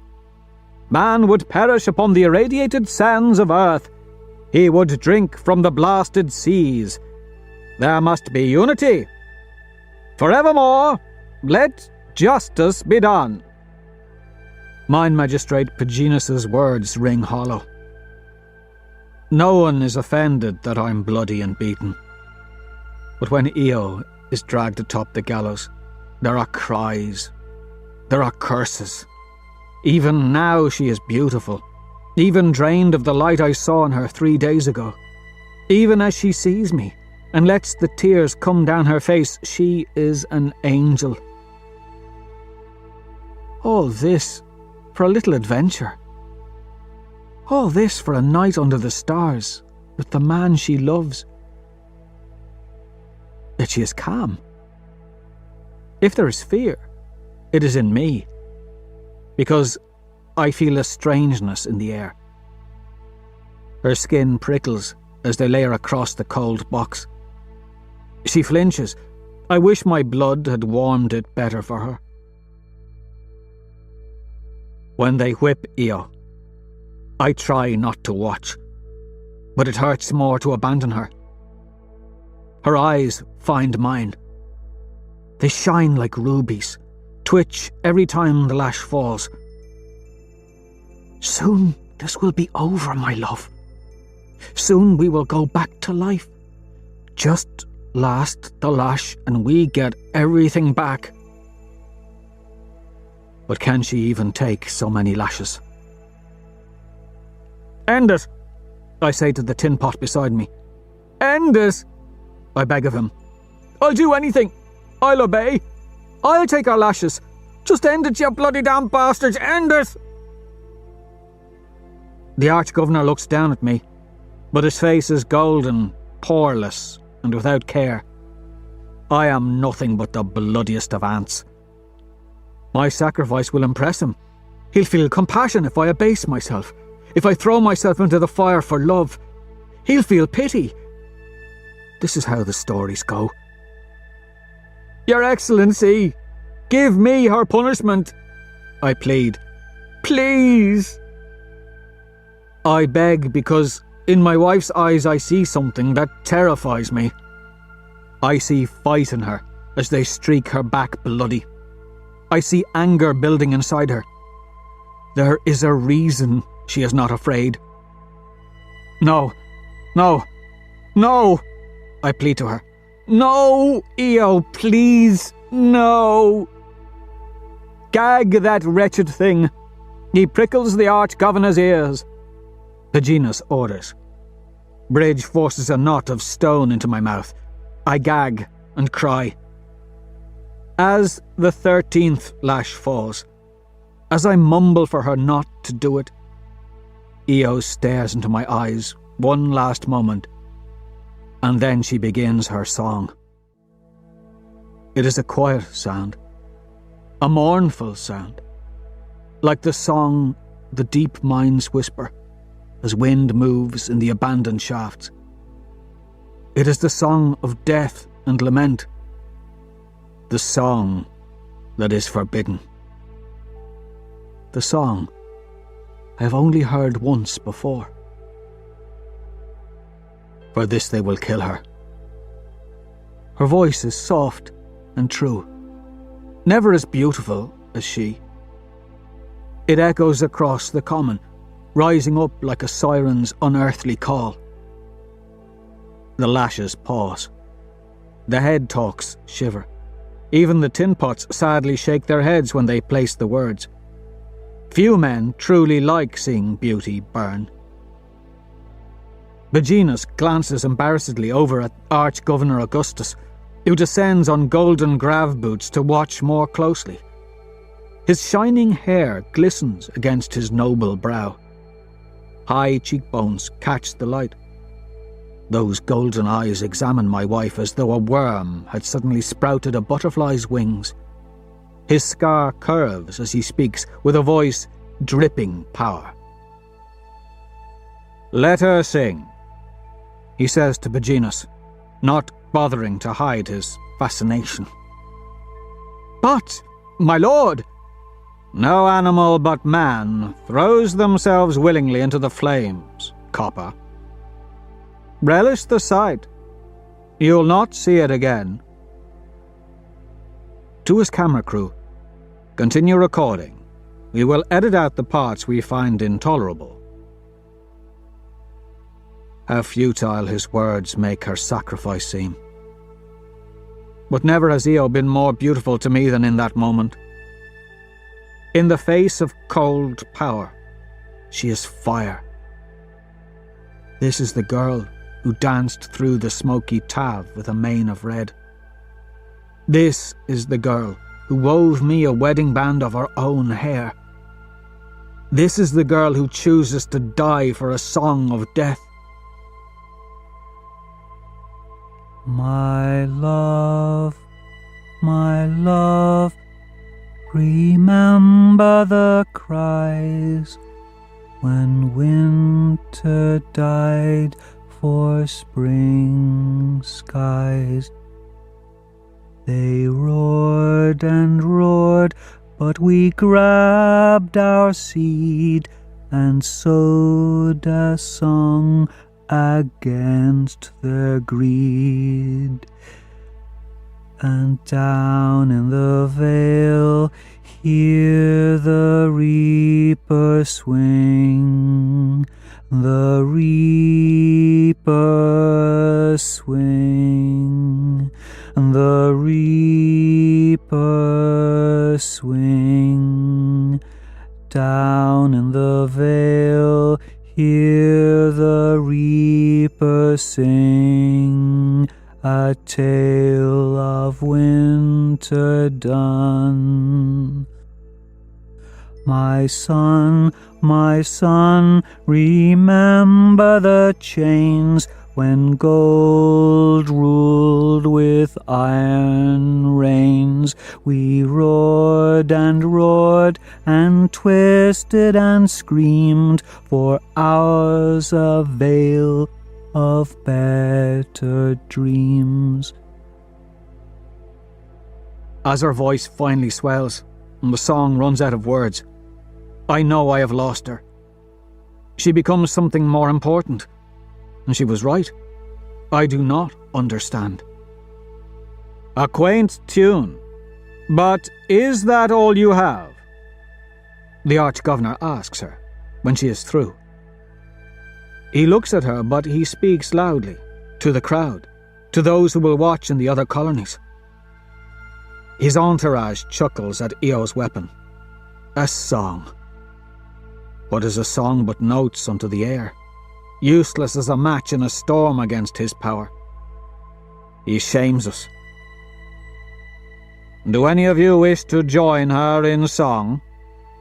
I implore you, bold Reds of...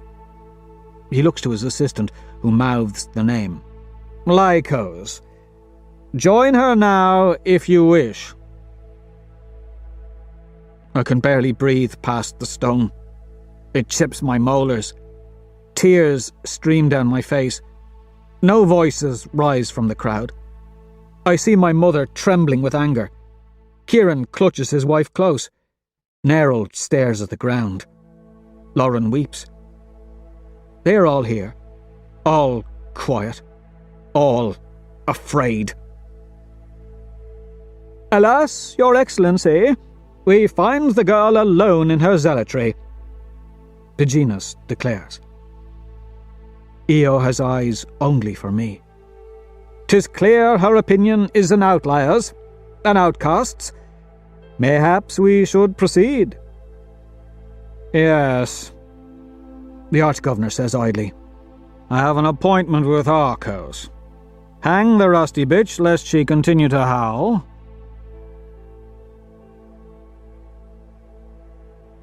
Chapter 6. The Martyr. For Eo, I do not react. I am anger. I am hatred. Everything. But I hold her gaze, even as they take her away and fit the noose around her neck. I look up at Bridge, and he quietly takes the gag from my mouth. My teeth will never be the same. Tears build in the tin pot's eyes. I leave him and stumble numbly to the bottom of the scaffold so Eo can see me as she dies. This is her choice. I will be with her to the end. My hands shake.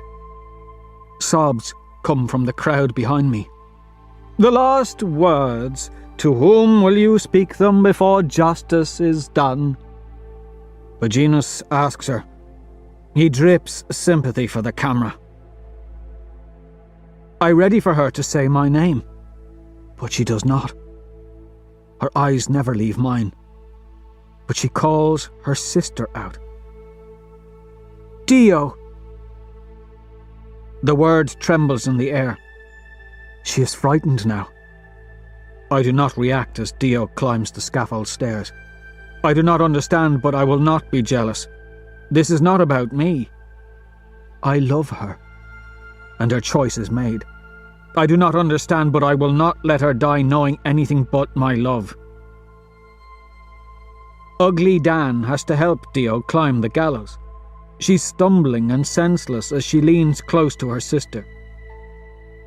Whatever is said, I do not hear, but Dio lets loose a moan that will haunt me forever. She looks at me as she weeps. What did my wife tell her? Women are crying. Men wipe their eyes.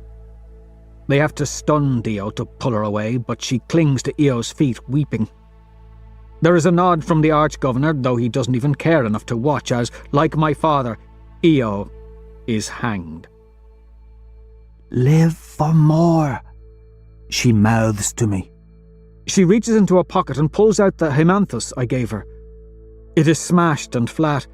Then loudly she screams to all those gathered, "Break the chains!" The trapdoor beneath her feet opens. She falls, and for one moment her hair hangs suspended about her head, a flourish of red. Then her feet scramble at air, and she falls. Her slim throat gags, eyes open so wide. If only I could save her from this. If only I could protect her. But the world is cold and hard to me. It does not bend as I wish it to bend. I am weak. I watch my wife die, and my haimanthus fall from her hand. The camera records it all. I rush forward to kiss her ankle. I cradle her legs. I will not let her suffer. On Mars, there is not much gravity, so you have to pull the feet to break the neck. They let the loved ones do it. Soon, there is no sound, not even the creaking of the rope. My wife is too light. She was only just a girl. Then the thumping of the fading dirge begins. Fists on chests, thousands, fast like a racing heartbeat. Slower, a beat a second, a beat every 5, every 10. Then never again, and the mournful mass fades away like dust held in the palm as the old tunnels wail with deep winds. And the golds, they fly away. Eo's father, Lauren, and Kieran sit by my door through the night. They say they are there to keep me company, but they are there to guard me, to ensure I do not die. I want to die. Mother dresses my wound with silk my sister Leanna stole from the Webbery. Keep the nerve nucleic dry, or you will scar. What are scars? How little they matter. Io will not see them, so why should I care? She will not run her hand along my back. She will never kiss my wounds. She is gone. I lie in our bed on my back so I can feel the pain and forget my wife. But I cannot forget. She hangs, even now. In the morning, I will pass her on the way to the mines. Soon she will stink and soon she will rot. My beautiful wife shone too bright to live long. I still feel her neck cracking against my hands. They tremble now in the night. There is a hidden tunnel I carved in my bedroom long ago in the rock so I could sneak out as a child. I use it now. I leave out the secret path, climbing stealthily down from my home so my kin never see me slip away in the low light. It is quiet in the township. Quiet except for the HC, which makes my wife die to a soundtrack. They intended to show the futility of disobedience, and they succeed in that. But there is something else in the video. They show my flogging, and Eo's, and they play her song throughout. And as she dies, they play it again, which seems to give the video the wrong effect. Even if she were not my wife, I see a martyr. A young girl's pretty song, silenced by the rope of cruel men. Then the HC flashes black for several moments. It has never gone to black before. And Octavia Aulun comes back on with the same old message. It almost seems as though someone has hacked into the broadcast because my wife flickers onto the giant screen again. "Break the chains!" she cries. And she's gone, and the screen is black. It crackles. The image comes back. She cries it again. Black once more. Standard programming goes up. Then it cuts to her screaming one last time, and then there's me pulling her legs. Then static. The streets are quiet as I make my way to the common. The night shift will be returning soon. Then I hear a noise, and a man steps into the street in front of me. My uncle's face leers at me from the shadows. A single bulb hangs over his head, illuminating the flask in his hand and his tattered red shirt.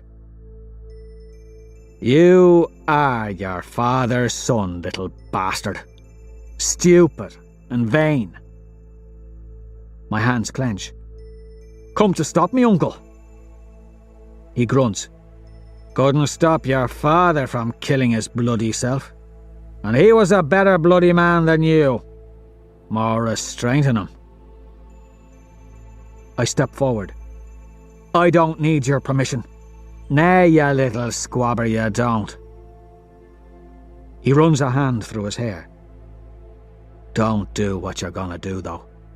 It'll break your mother. You might think she didn't know you'd slip out. She did. Told me so. Said you were going to go die like my brother, like your girl. If mother knew, she would have stopped me." "Nah. She lets us men make our own mistakes. But this ain't what your girl would have wanted." I point a finger at my uncle. "You don't know a thing.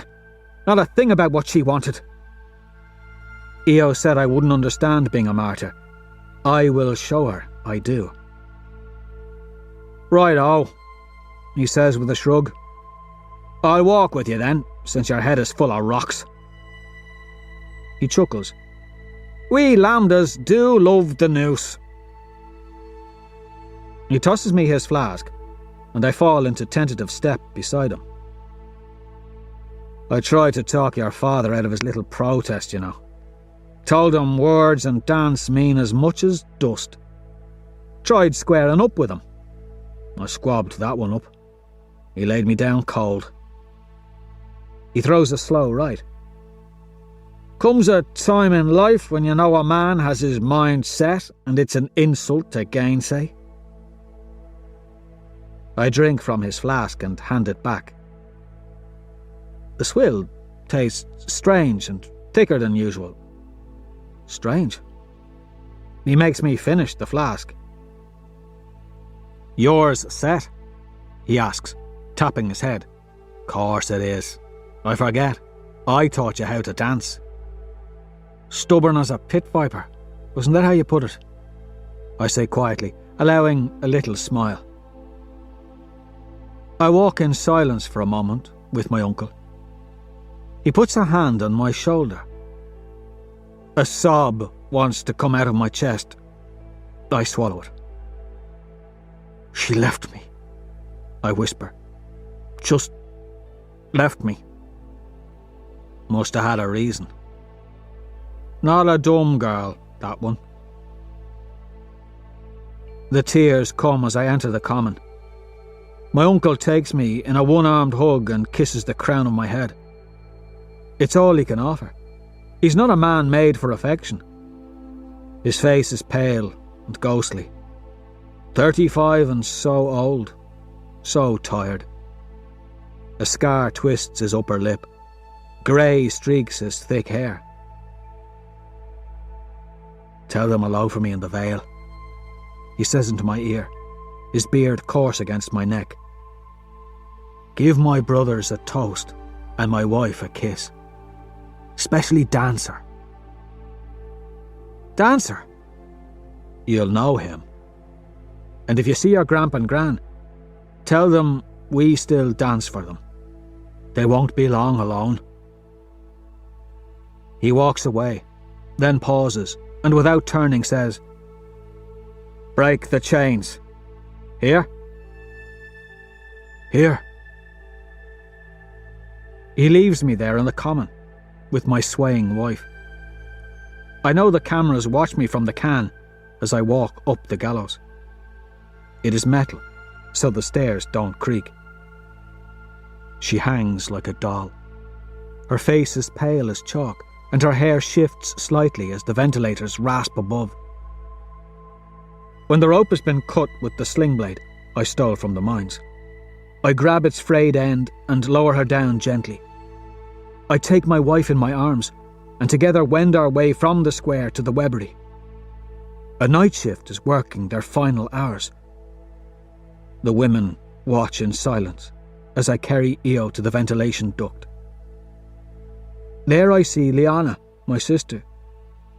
Tall and quiet like my mother, she watches me with hard eyes, but she does nothing. None of the women do. They will not gossip about where my wife is buried.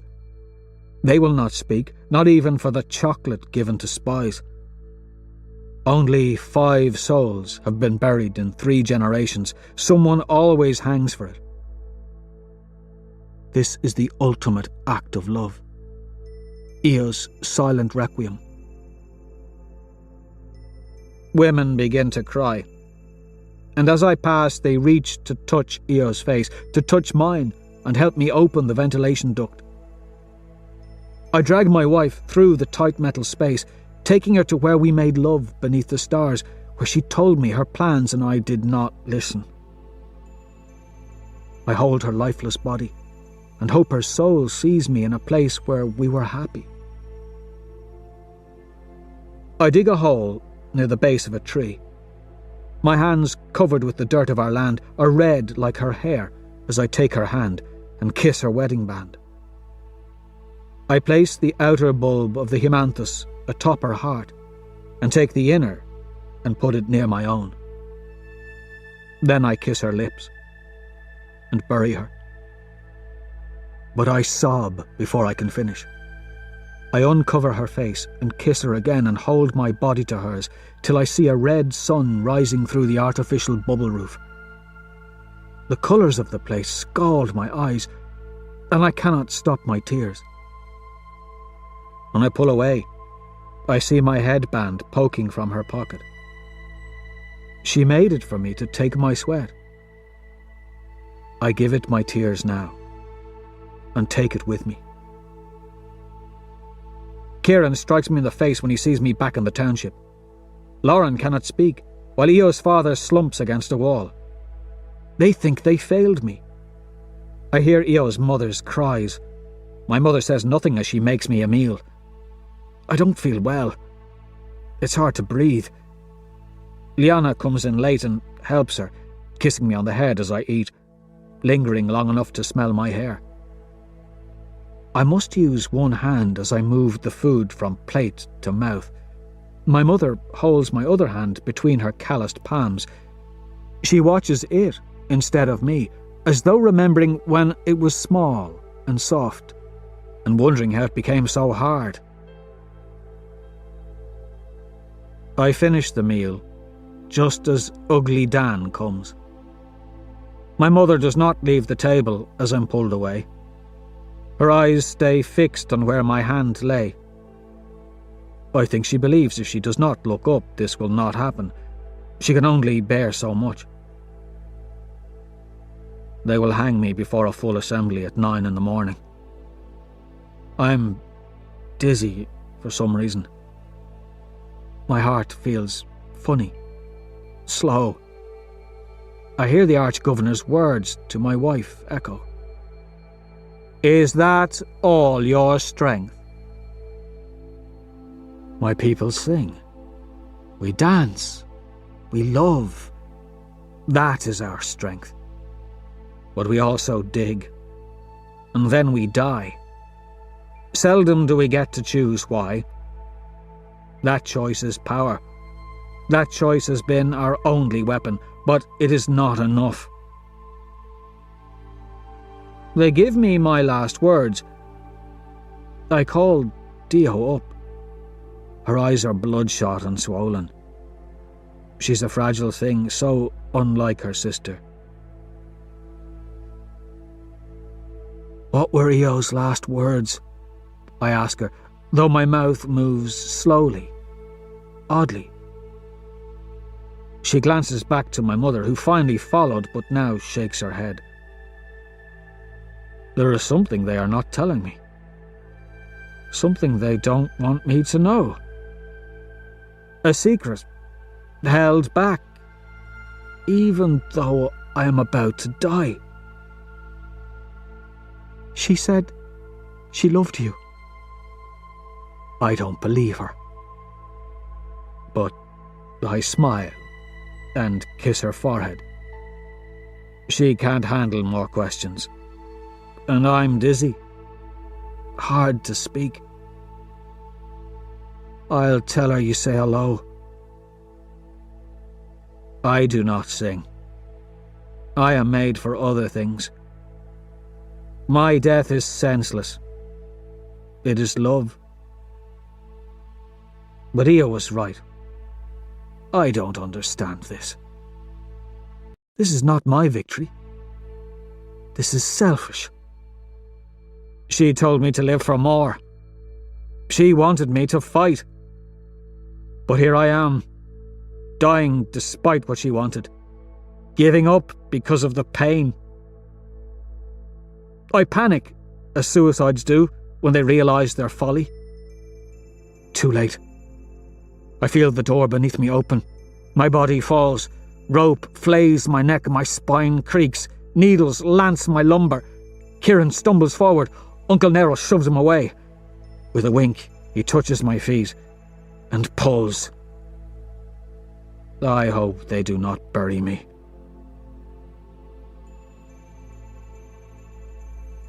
Part 2. Reborn.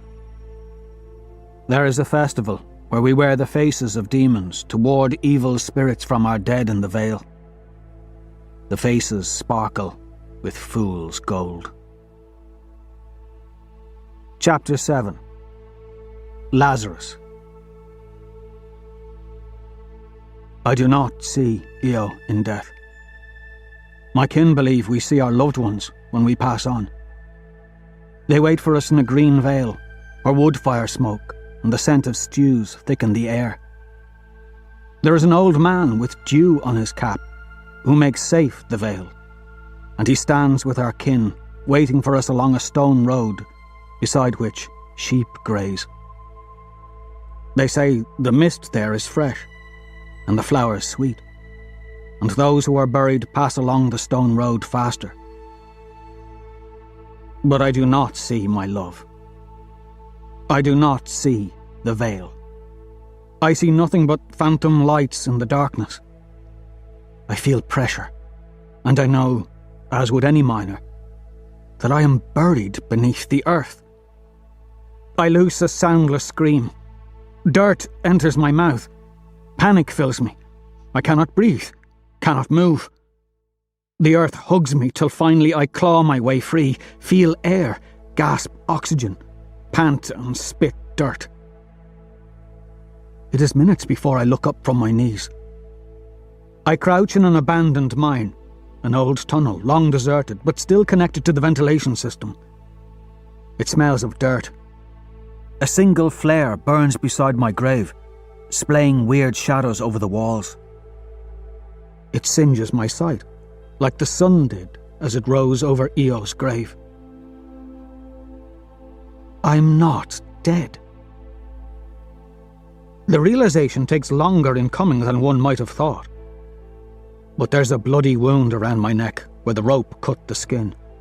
There's dirt in the lashes on my back. Still, I'm not dead.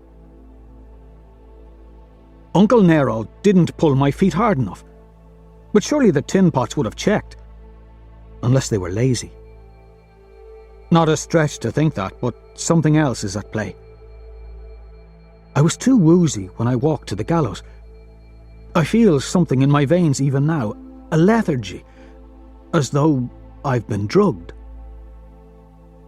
Nero did this. He drugged me. He buried me. But why? And how would he escape being caught when he pulled my body down? When a low rumbling comes from the darkness beyond the flare, I know I will have answers. A tumbler, like a metal beetle on 6 wheels, crawls over the crest of a long tunnel. Its front grille hisses steam as it comes to a stop in front of me. 18 lights singe my vision. Shapes exit the sides of the vehicle, cutting across the glare of the headlights to grab me. I'm too stunned to resist. Their hands are calloused like miners, and their faces are covered with Octobernacht demon masks. Yet they move me gently, guiding instead of forcing me into the tumbler's hatch. Inside the tumbler, the globe light is red and bloody. I sit in a worn metal bucket seat across from the two figures that fetched me from my grave. A female's mask is pale white and gold, horns like a cacodemon. Her eyes glitter darkly out from the eye holes. The other figure is a timid man. He's willowy and quiet, seemingly frightened of me. His snarling bat-face mask can't conceal his shy glances, or the way in which he hides his hands, a trait of the frightened, as Uncle Nerol always claimed when he taught me to dance. "You're sons of Ares, aren't you?" I guess. The weakling flinches, while the woman's eyes are mocking. "And you're Lazarus," she says. I find her voice cold, lazy. It plays with the ears as a cat plays with a caught mouse. "I am Darrow." "Oh, we know who you are." "Don't tell him anything, Harmony," the weakling gibbers. "Dancer didn't tell us to discuss anything with him till we get home." "Thank you, Ralph." Harmony sighs at the weakling and shakes her head. After realising his error, the weakling shifts uncomfortably in his bucket seat, but I've stopped paying him any mind. Here, the woman is king. Unlike the weaklings, her mask is like that of an old crone, one of the witches of Earth's fallen cities, who made soup from the marrow of children's bones. "You're a mess." Harmony reaches to touch my neck. I grab her hand and squeeze. Her bones are brittle as hollow plastic in a helldiver's hand. The weakling reaches for his thumper, but Harmony motions him to calm down. "Why am I not dead?" I ask. After the hanging, my voice is like gravel dragged over metal. "Because Ares has a mission for you, little helldiver." She winces as I squeeze her hand. Ares. My mind flashes to images of bomb blasts, disembodied limbs, chaos. Ares. I know what sort of mission he'll want. I'm too numb to even know what I'll say when he asks. My mind is on Io, not this life. I am a shell. Why could I not have stayed in the ground? "May I have my hand back now?" Harmony asks. "If you take off your mask. Otherwise, I'm keeping it." She laughs and strips away her mask. Her face is day and night. The right side, a ragged and distended mess of skin running and folding together in smooth scar rivers. A steam burn. A familiar sight, but not on women. Rare for a woman to be on a drill team. Yet it is the unburned side of her face that startles. She is beautiful. More beautiful even than Io. Skin soft, pale as milk. Bones prominent and delicate. Yet she looks so cold, so angry and cruel. Her bottom teeth are uneven and her nails poorly maintained. She has knives in her boots. I can tell by the way she flinched down when I grabbed her hand. The weakling, Ralph, is unremarkably ugly. Dark-faced like a hatchet, teeth all ajar and grimy. He stares out the tumbler's window hatch as we drive through abandoned tunnels till we reach lit, paved tunnel roads meant for fast moving. I do not know these Reds, and though they have the red sigil emblazoned on their hands, I do not trust them. They are not of Lambda or Lycos. Might as well be Silvers. Eventually, I glimpse other utility vehicles and tumblers out the hatch. I don't know where we are, yet that bothers me less than the swelling sadness in my chest. The farther we ride, and the more time I'm given to my thoughts, the worse the pain becomes. I finger my wedding band. Io is still dead. She's not waiting for me at the end of this ride. Why did I survive when she did not? Why did I pull her feet so hard? Could she have lived too? My guts feel like a black hole. A terrible weight compresses my chest, and I ache to just jump from the tumbler into the path of a utility vehicle. Death is easy when you've already tried to find it. But I don't jump. I sit with Harmony and Ralph. Io wanted more from me. I clenched the scarlet headband in my fist. The tunnel road widens slightly when we come to a checkpoint manned by dirty tin pots and worn-down gear. The electric gate isn't even charged. They let the tumbler ahead of us through after scanning a panel on its side. Then it's our turn, and I'm shifting uncomfortably in my seat along with Ralph. Harmony chuckles disdainfully as the grey-haired tin pot scans the side of the tumbler and waves us through the gate. We have a passcode. No brains in slaves. Mine tin pots are idiots. It's the grey elites or the obsidian monsters you watch out for. But they don't waste their time down here. I'm trying to convince myself that this all is not some gold trick, that Harmony and Ralph are not enemies. When we pull off the main tunnel road into a cul-de-sac of utility warehouses not much larger than the common. Harsh sulphur lights hang down from utility fixtures. Half the bulbs are burned out. One flickers on and off above a garage near a warehouse marked with a queer symbol done in strange paint. We steer into the garage. The door closes and Harmony motions for me to get out of the tumbler. "Home, sweet home," she says. "Now, time to meet Dancer."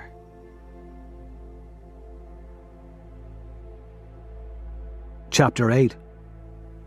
Dancer. Dancer looks through me. He's near enough my height, which is rare. But he's thick and terribly old, maybe in his 40s. White swirls from his temples. A dozen twin scars mark his neck. I've seen their sort before. Pit viper bites. The arm on the left side of his body hangs limp. Nerve damage. But his eyes arrest me. They are brighter than most, swirling with patterns of true red, not rust red. He has a fatherly smile. "You must be wondering who we are," Dancer says gently. He's big, but his voice is easy.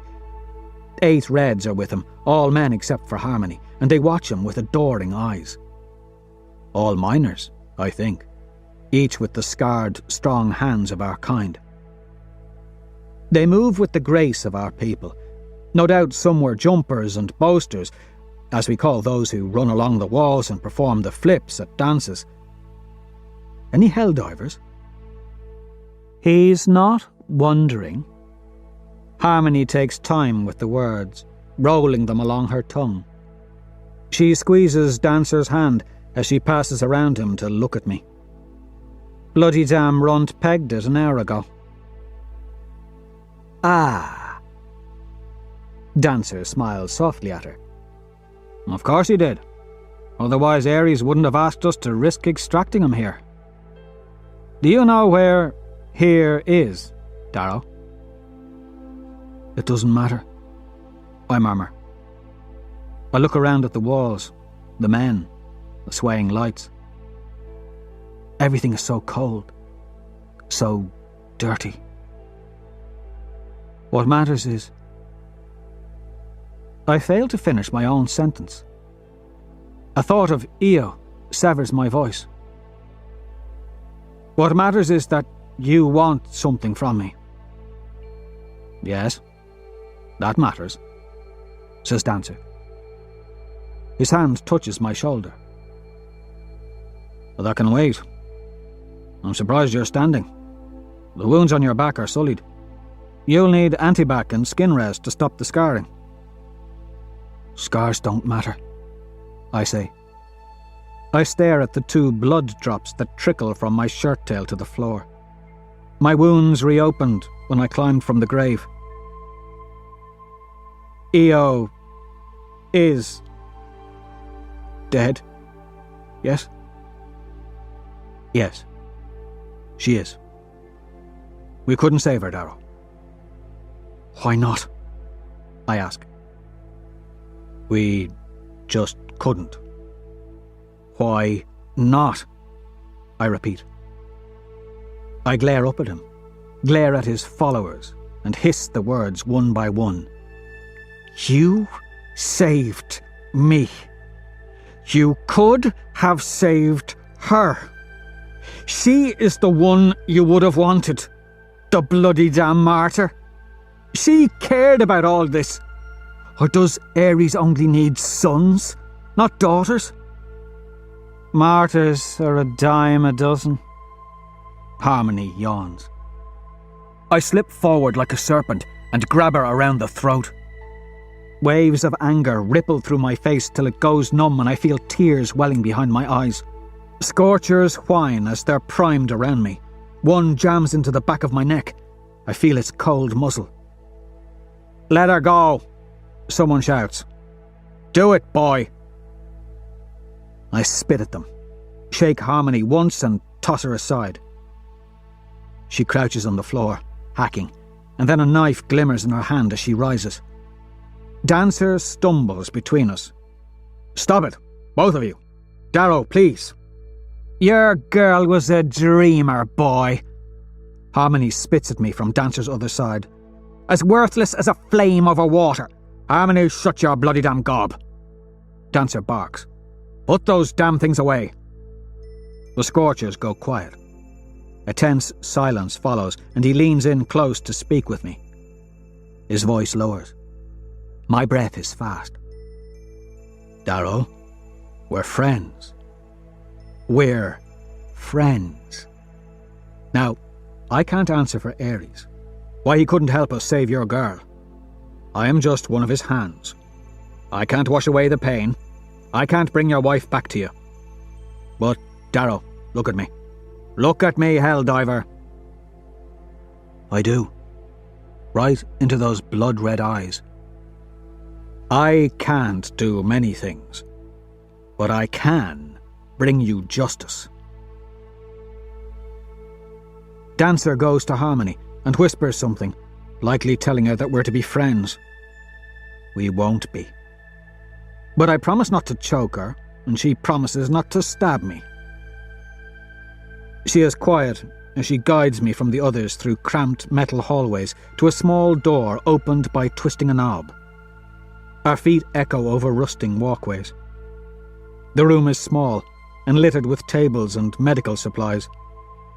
She has me strip and sit on one of the cold tables so she can clean my wounds. Her hands are not gentle as they scrub dirt from my lacerated back. I try not to scream. You're a fool, she says as she scrapes rock out of a deep wound. I wheeze in pain and try to say something, but she jams her finger into my back, cutting me short. Dreamers like your wife are limited, little Helldiver. She makes sure I don't speak. Understand that. The only power they have is in death. The harder they die, the louder their voice, the deeper the echoes. But your wife served her purpose. Her purpose? It sounds so cold, so distant and sad. As though my girl of smiles and laughter was meant for nothing but death.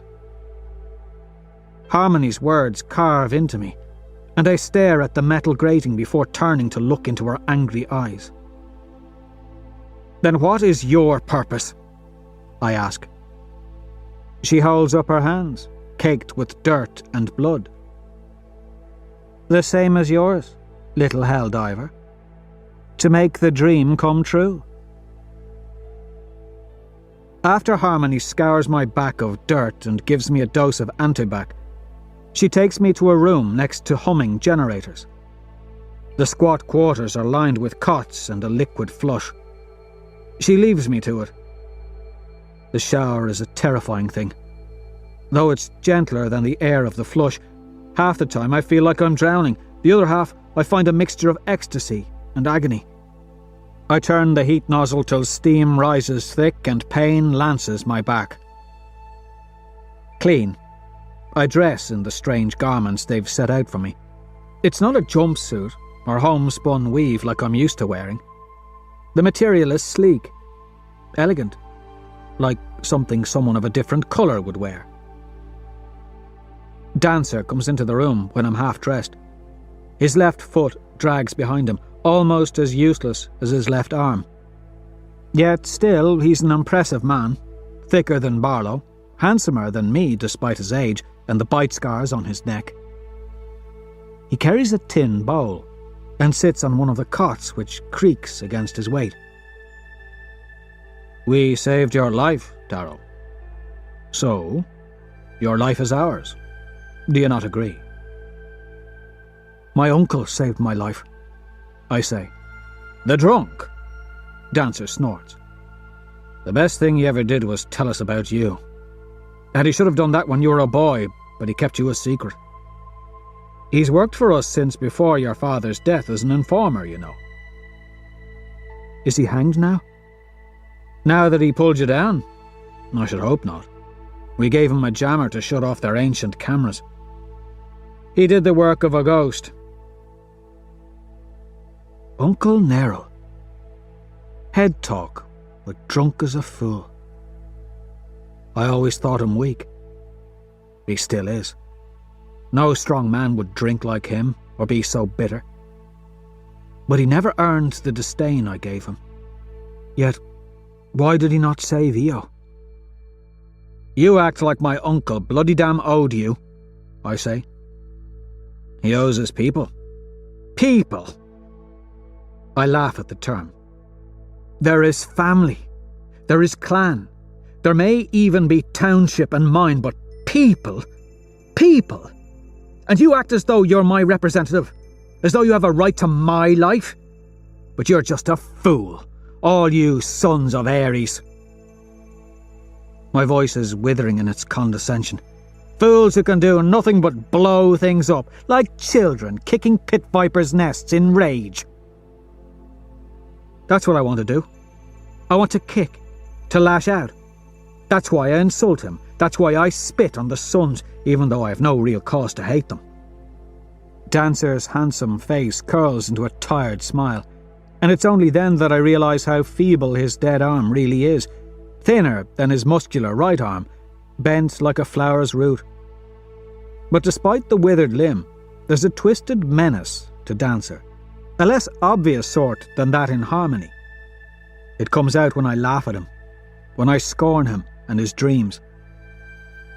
Our informants exist to feed us information, and to help us find the outliers so we can extract the best of Red from the mines. So you can use us. Dancer smiles tightly and picks up the bowl from the cot. We will play a game to see if you are one of these outliers, Darrow. If you win, I will take you to see something few low-reds have seen. Low-reds. I've never heard the term before. And if I lose? Then you are not an outlier, and the Golds win yet again. I flinch at the notion. He holds out a bowl and explains the rules. There are 2 cards in the bowl.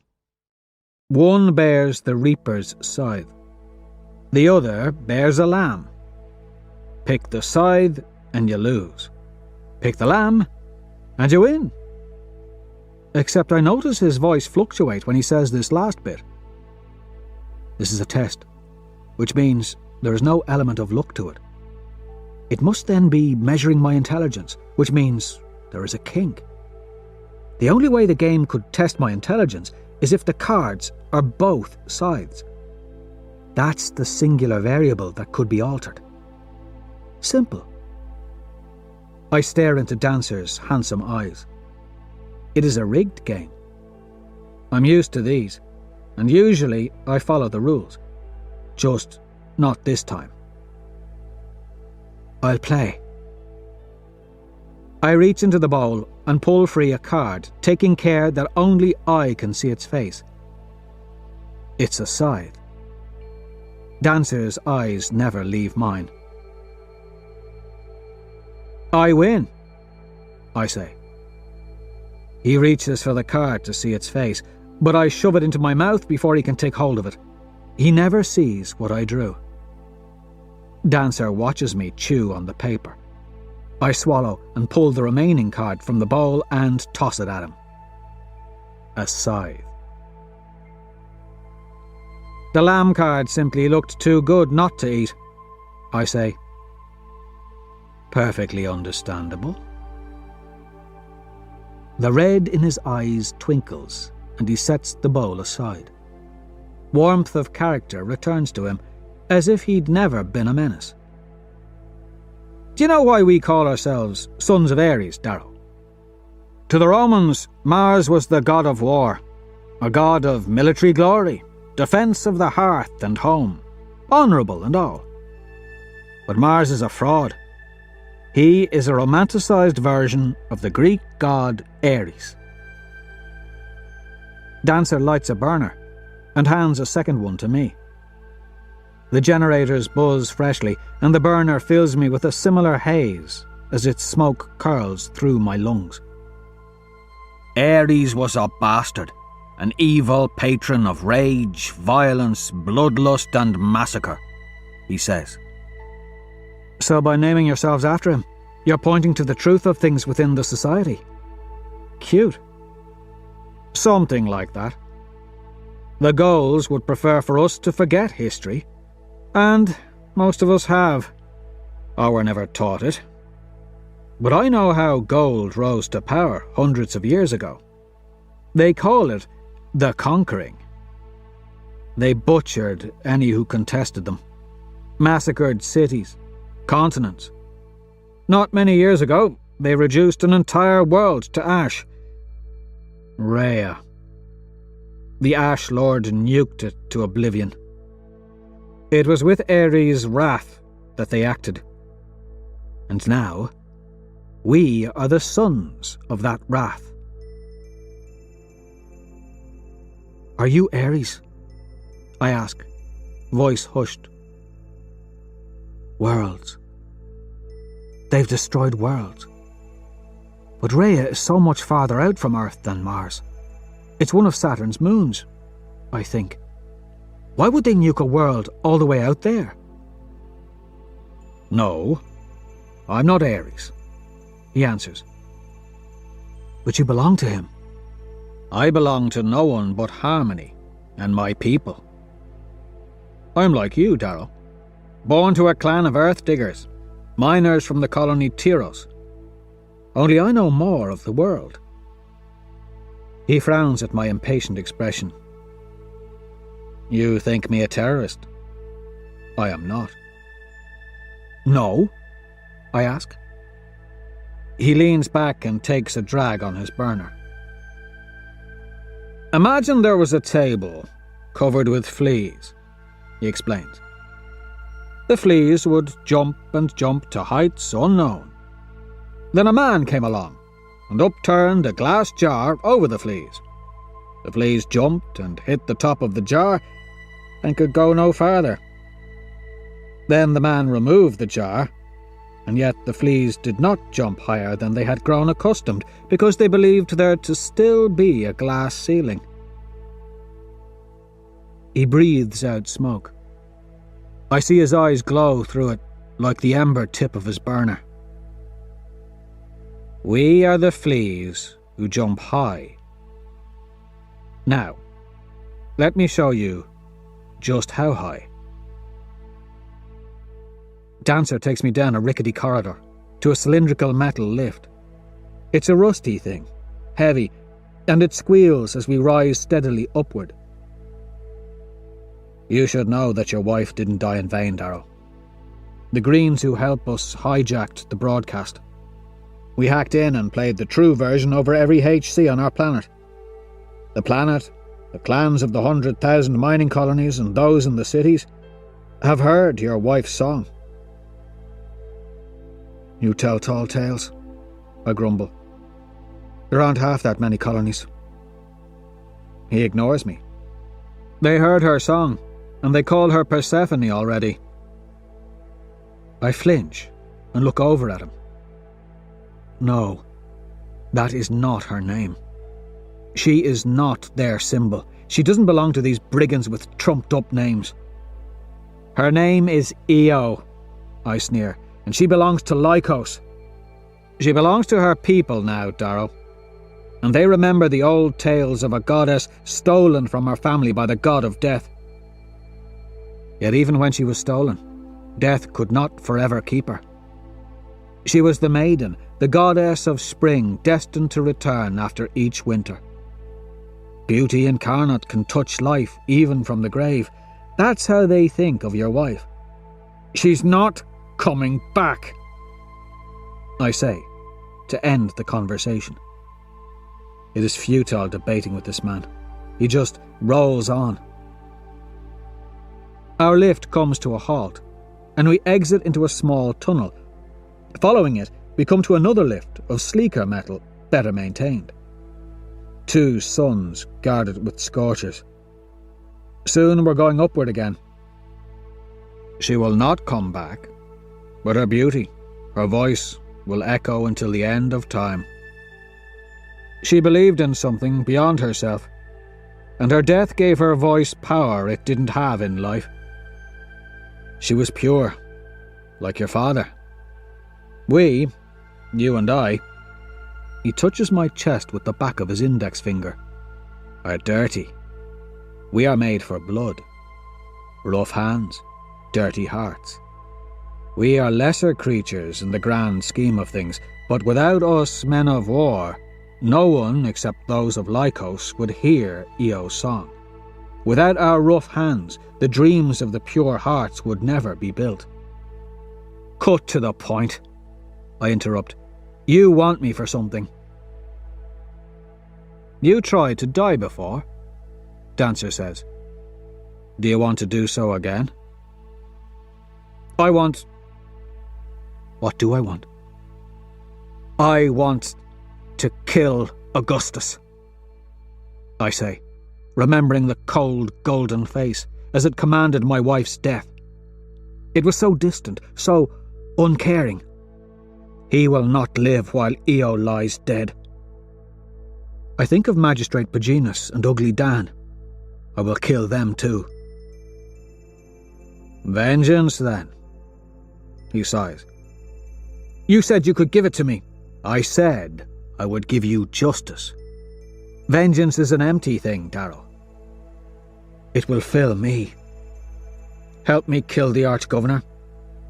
Darrow, you set your sights too low. The lift picks up speed. My ears pop. Up and up and up. How far does this lift rise? The Arch-Governor is merely one of the most important goals on Mars. Dancer hands me a pair of tinted glasses. I put them on tentatively as my heart tugs in my chest. We're going to the surface. You must widen your gaze. The lift stops. The doors open. And I am blind. Behind the glasses, my pupils constrict to adjust to the light.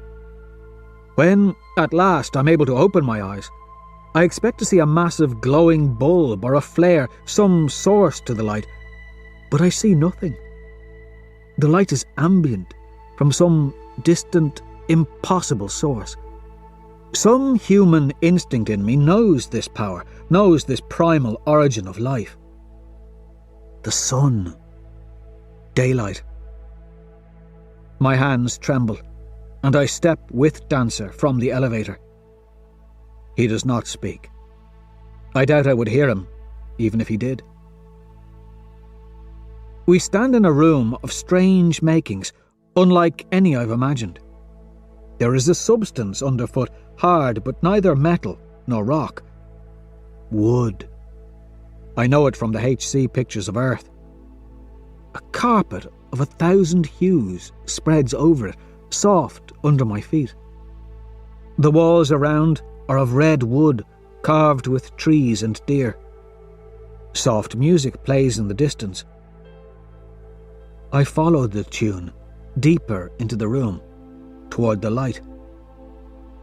I find a bank of glass, a large wall that lets the sun in to shine across the length of a squat black instrument with white keys, which plays itself in a tall room with 3 walls and a long bank of glass windows. Everything is so smooth. Beyond the instrument, beyond the glass, lies something I don't understand. I stumble toward the window, toward the light, and fall to my knees, pressing my hands against the barrier. I moan one long note. "Now you understand," Dancer says. "We are deceived." Beyond the glass sprawls a city.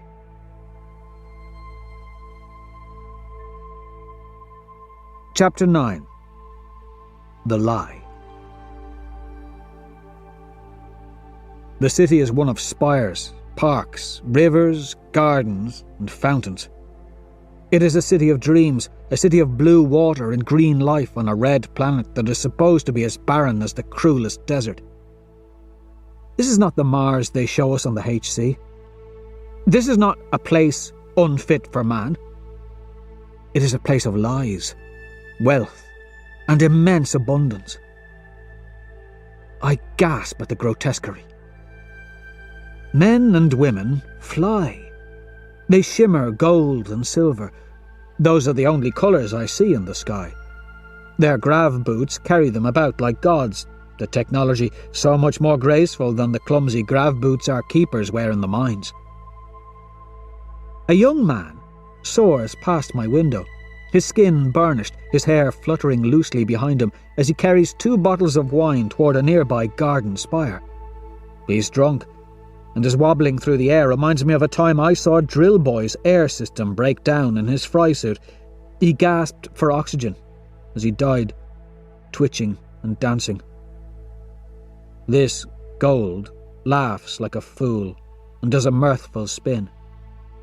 4 girls, not at all older than me, fly after him in a merry hunt, giddy and giggling. Their tight dresses seem to be made of liquid and drip around their young curves. They look my age, in a way, but seem so bloody foolish. I do not understand. Beyond them, ships flit through the air along beacon-lit avenues. Small ships, ripwings, as Dancer calls them, escort the most intricate of air yachts. On the ground I see men and women moving through wide avenues. There are automobiles, colour-coded lamps along the lower levels. Yellow, blue, orange, green, pink, 100 shades of a dozen colours to form a hierarchy so complex, so alien, I scarcely think it a human concept. The buildings through which the paths wind are huge, some of glass, some of stone. But many remind me of those I've seen on the HC, those buildings of the Romans, made this time for gods instead of man. Beyond the city, which stretches nearly as far as I can see, Mars's red and barren surface is scarred with the green of grass and struggling woods. The sky above is blue, stained with stars. The terraforming is complete. This is the future. It should not be this way for generations. My life is a lie. So many times has Octavia Aulun told us of Lycos that we are the pioneers of Mars, that we are the brave souls who sacrifice for the race, that soon our toils for humanity will be over. Soon the softer colours will join us, once Mars is habitable. But they have already joined us. Earth has come to Mars, and we, pioneers, were left below, slaving, toiling, suffering to create and maintain the foundation of this empire. We are, as Io always said, the society's slaves. Dancer sits in a chair behind me and waits till I can speak. He says a word and the windows darken. I can still see the city, but the sun no longer blinds my eyes. Behind us, the squat instrument called a piano whispers a dreary melody.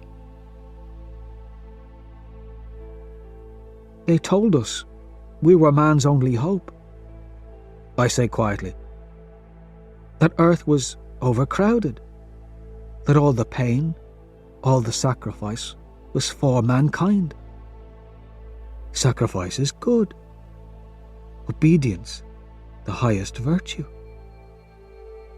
The laughing gold has reached the nearby spire. He surrenders to the girls and their kisses. Soon they will drink their wine and have their amusement. Dancer tells me how it is. Earth ain't overcrowded, Darrell. 700 years back, they expanded to their moon, Luna. Because it is so difficult to launch spacecraft through Earth's gravity and atmosphere, Luna became Earth's port through which it colonized the moons and planets of the solar system. 700 years? I gasped, feeling suddenly very stupid. On Luna, efficiency and order became the chief concern.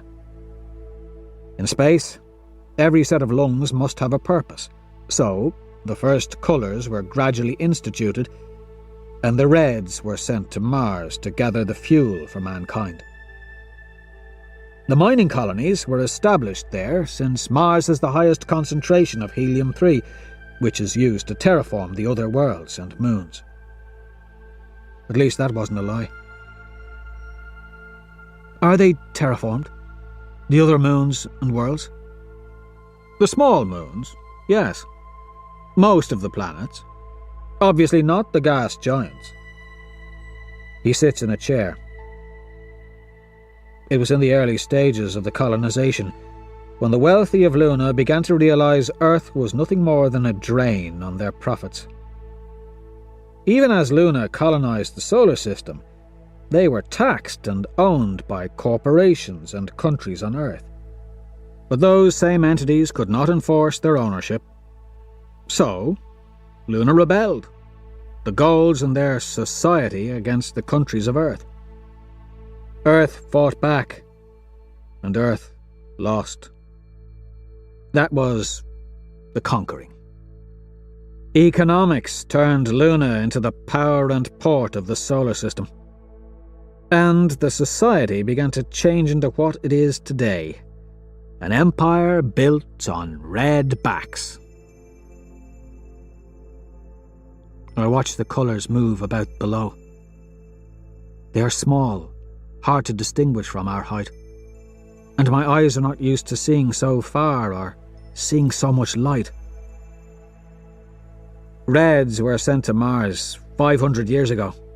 The other colours came to Mars about 300 years back, while our ancestors still toiled beneath the surface. They lived in the para-terraformed cities with bubbles of atmosphere over them, while the rest of the world terraformed slowly. Now, the bubbles are coming down, and the world is fit for any man. High Reds live as maintenance workers, sanitation, grain harvesters, assembly workers. Low Reds are those of us born beneath the surface, the truest slaves. In the cities, the Reds who dance disappear. Those who voice their thoughts vanish. Those who bow their heads and accept the rule of the society and their place in society, as all colours do, live on with relative freedom. He exhales a cloud of smoke. I feel outside my body, as though I'm watching the colonisation of worlds, the transformation of the human species through eyes that are not my own. The gravity of history drew my people into slavery. We are the bottom of the society, the dirt. Io always preached something of the like, though she never knew the truth. If she had known this, how much more passionately would she have spoken? This existence is worse than she ever could have imagined. It is not hard to understand the conviction with which the sons of Ares fight. 500 years. I shake my head. This is our bloody damn planet. Through sweat and toil it was made so, he agrees. Then what will it take to take it back? Blood. Dancer smiles at me like a township alley cat. There's a beast behind this man's fatherly smiles. Io was right. It comes to violence. She was the voice, like my father. So what am I to be? The avenging hand? I cannot grasp that someone so pure, so full of love, would want me to play this part. But she did. I think of my father's last dance. I think of my mum, Leanna, Kieran, Lauren, Io's parents, Uncle Neril, Barlow, everyone I love. I know how hard they will live and how quickly they will die. And I now know why. I look down at my hands. They are what Dancer called them. Cut, scarred, burned things. When Io kissed them, they grew gentle for love. Now that she is gone, they grow hard for hate. I clench them into fists till my knuckles are white as ice caps. What is my mission?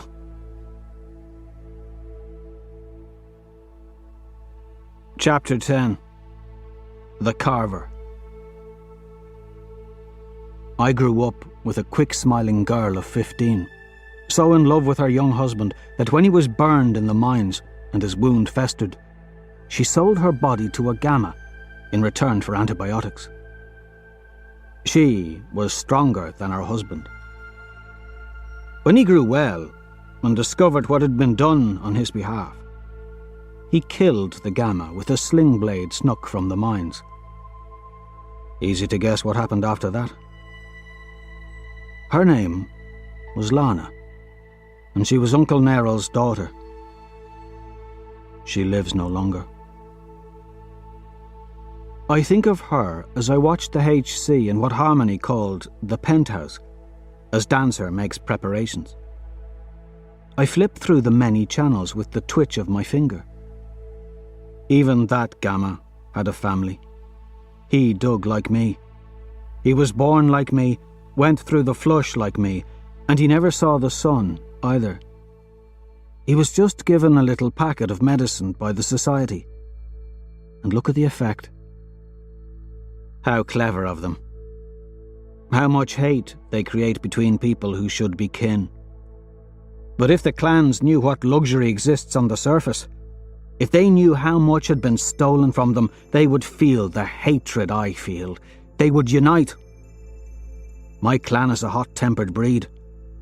What would a rebellion of theirs look like? Probably like Dago's burner, burning hot but fast, till all was ash. I asked Dancer why the sons streamed my wife's death to the mines. Why not instead show the Low-Reds the wealth of the surface? That would sow anger. Because a rebellion now would be crushed in days, Dancer explained. We must take a different path. An empire cannot be destroyed from without till it is destroyed from within. Remember that. We're empire breakers, not terrorists. When Dancer told me what I am to do, I laughed. I do not know if I can do it. I am a speck. 1,000 cities span the face of Mars. Metal behemoths sail between the planets in fleets carrying weapons that can crack the mantle of a moon.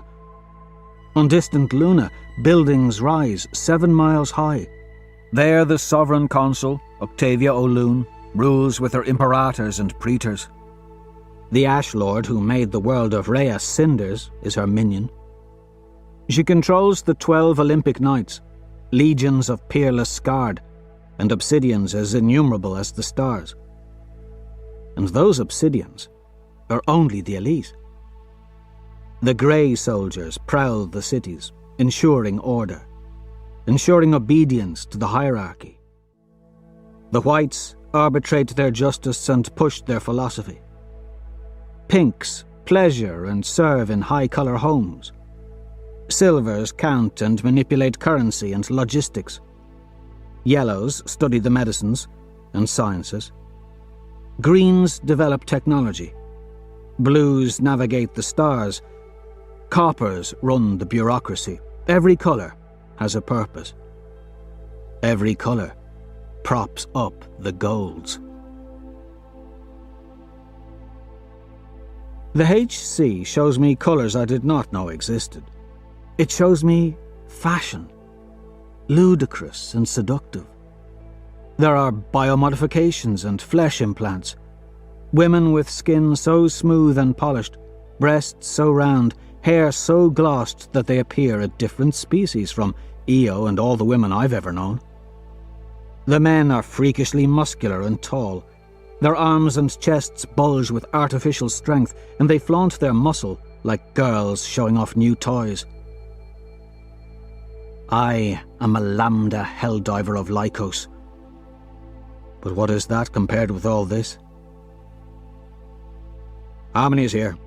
Time to go, Dancer says from the door. I want to fight, I tell him, as we ride the gravlift down with Harmony. They've doctored my sigils so that they are brighter to match the High-Reds. I wear the loose garb of a High-Red and carry a pack of street-scrubbing equipment.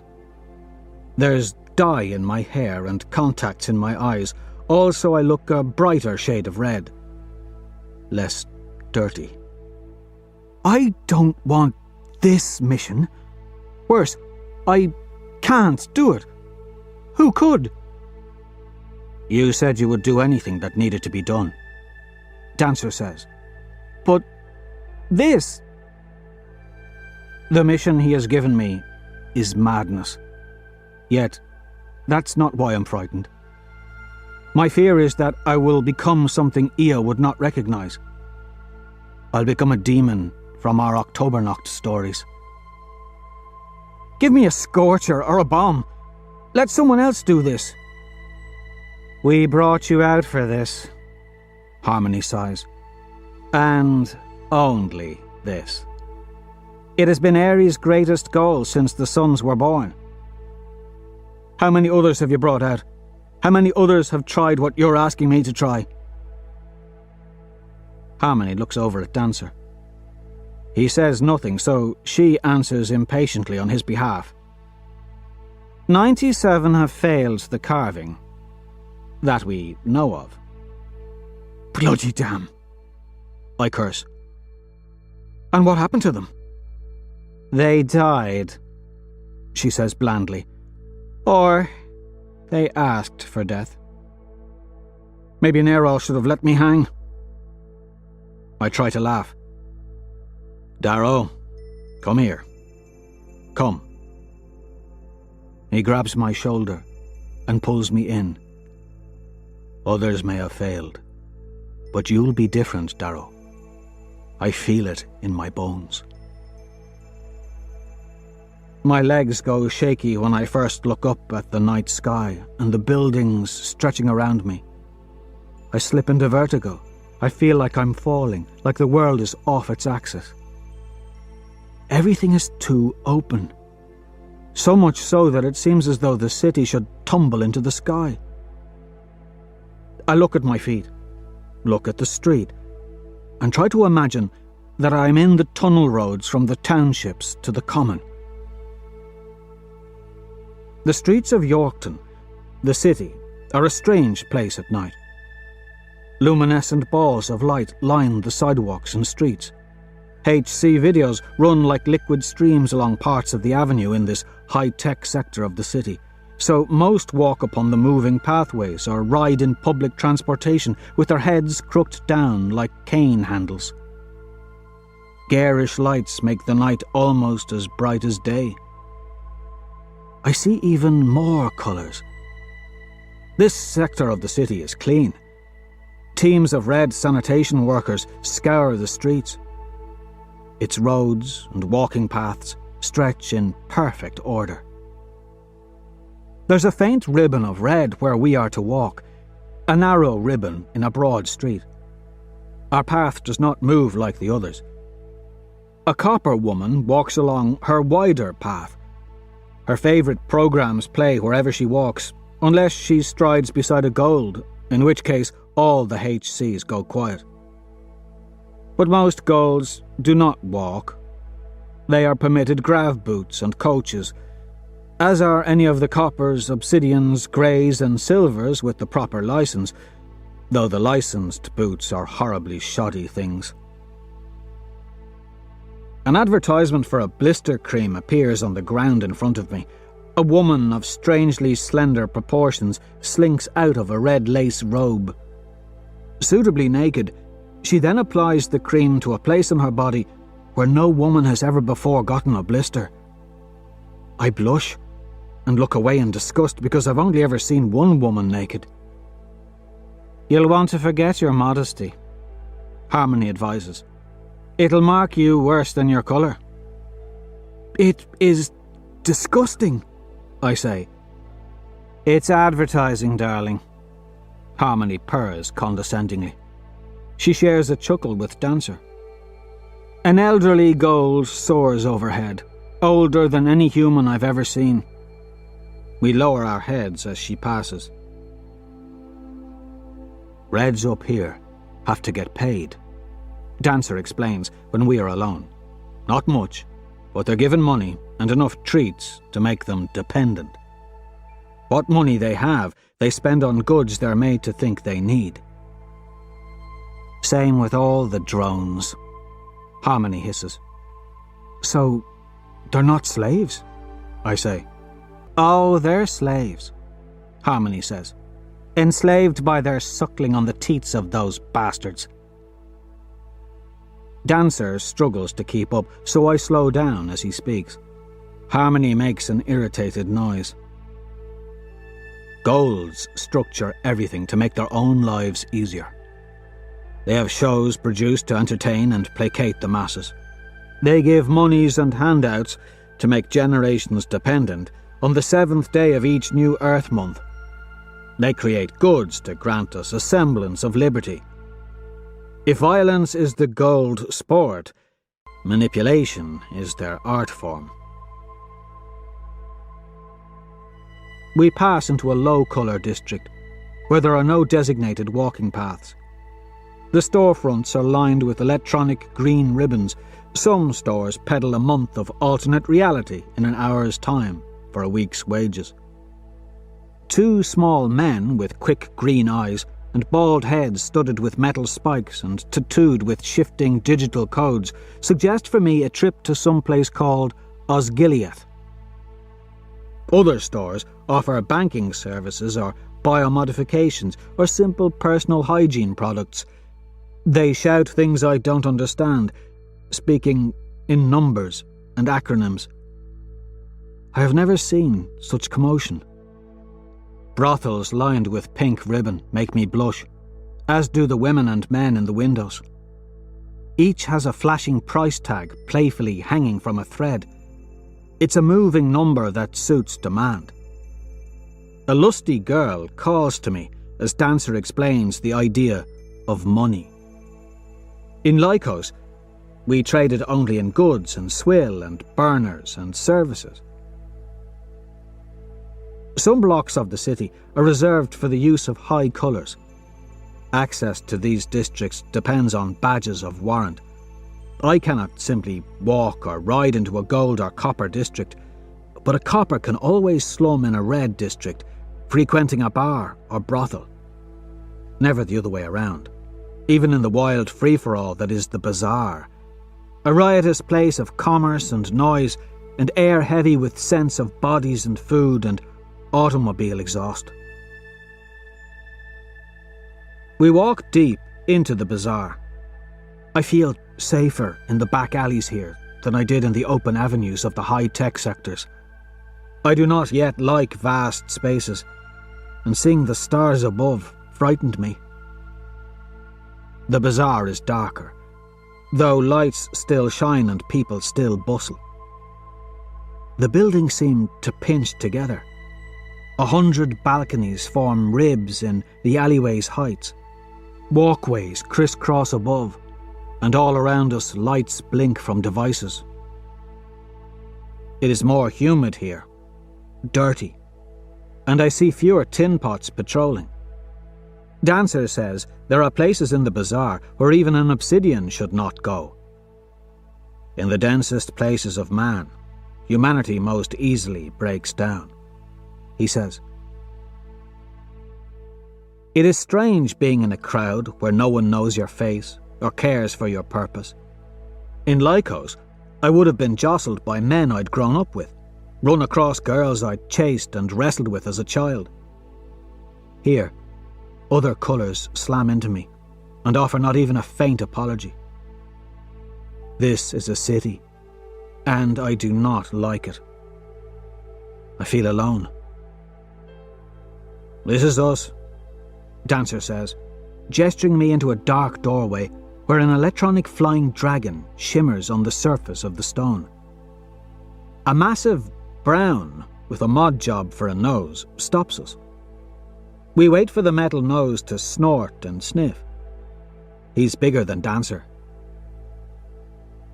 Dye in his hair, he growls at me, taking a whiff of my hair. A roster this one be. A scorcher peeks out from his belt. He's got a shiv behind his wrist, I can tell by the way his hand moves.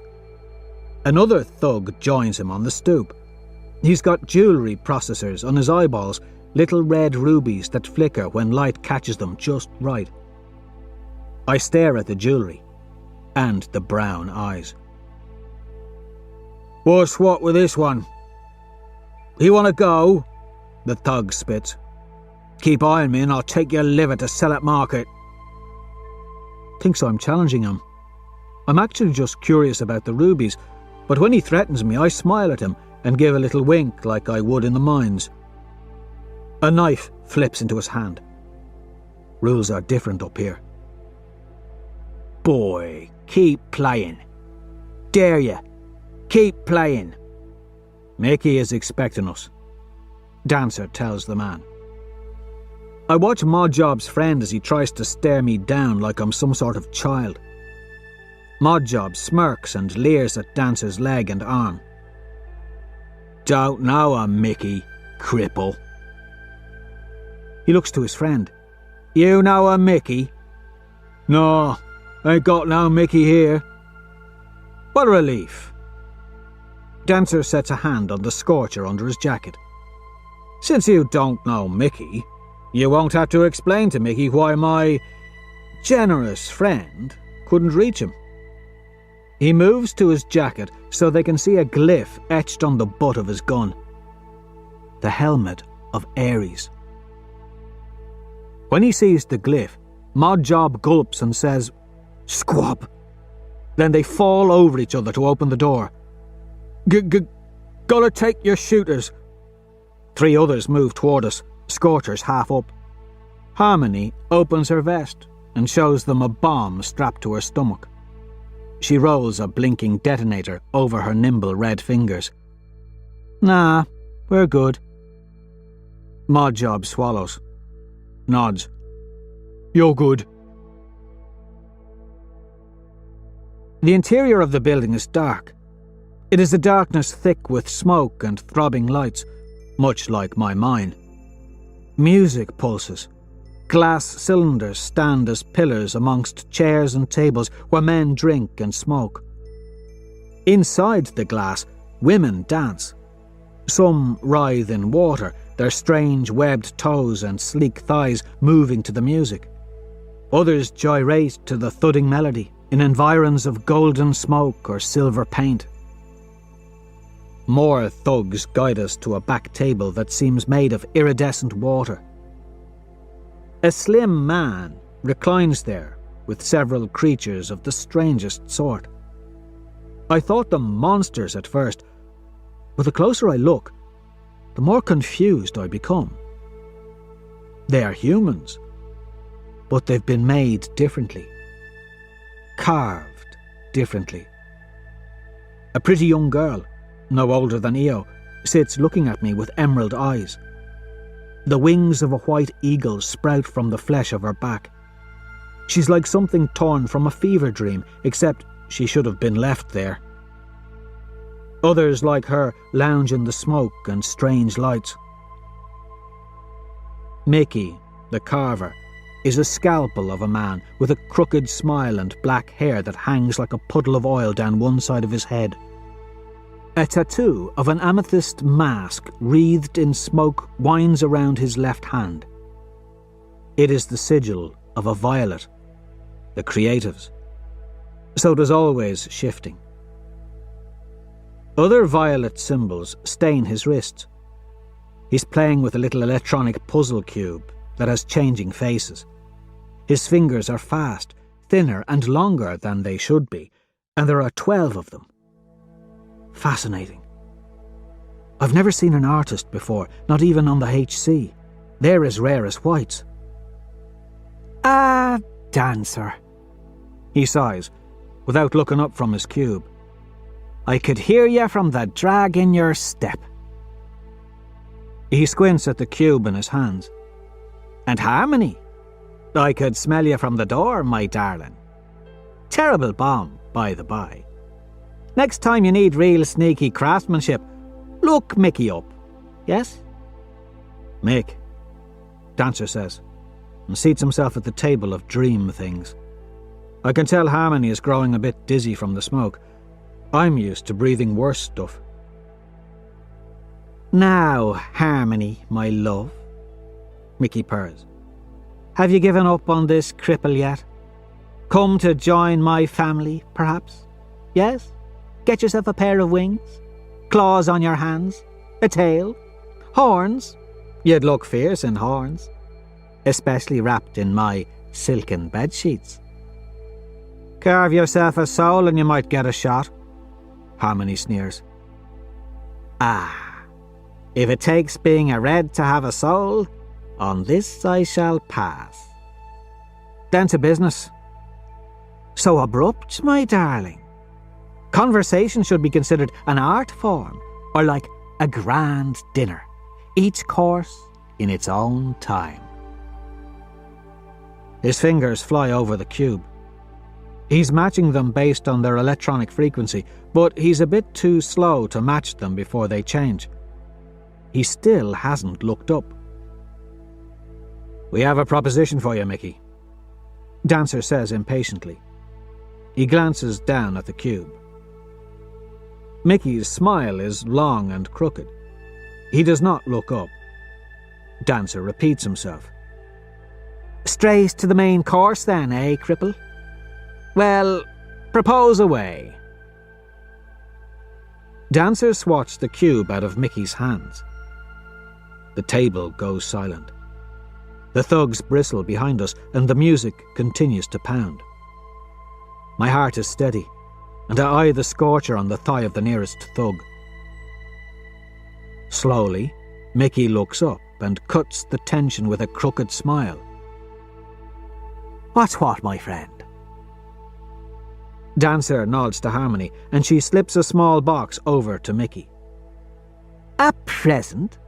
"You shouldn't have." Mickey examines the box. "Cheap stuff. Such a tasteless colour red." Then he slides the box open and gasps in horror. He recoils from the table, slamming the box shut. "You stupid, sodden bastards! What is this?" "You know what they are." Mickey leans forward and his voice becomes one lone hiss. "You brought them here? How did you get them? Are you insane?" Mickey glances around at his followers, who peer down at the box wondering what has so unbalanced their master. "Insane? We're bloody damn manic." Dancer smiles. "And we need them attached. Soon." "Attached?" Mickey starts laughing. "To him." Dancer points at me. "Leave!" Mickey screams at his entourage. "Leave, ya simpering, sycophantic miscreants! I'm talking to you, ya freaks! Get out!" When his entourage has scurried away, he opens the box and dumps the contents onto the table. 2 golden wings, the sigils of a gold, clatter onto the table. Dancer sits. "We want you to make our boy here into a gold."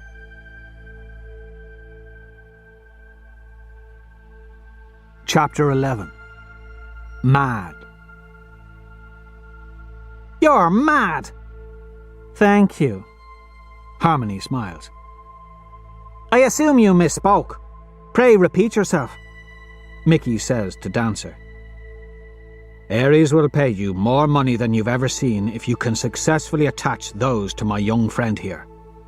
"Impossible," Mickey declares.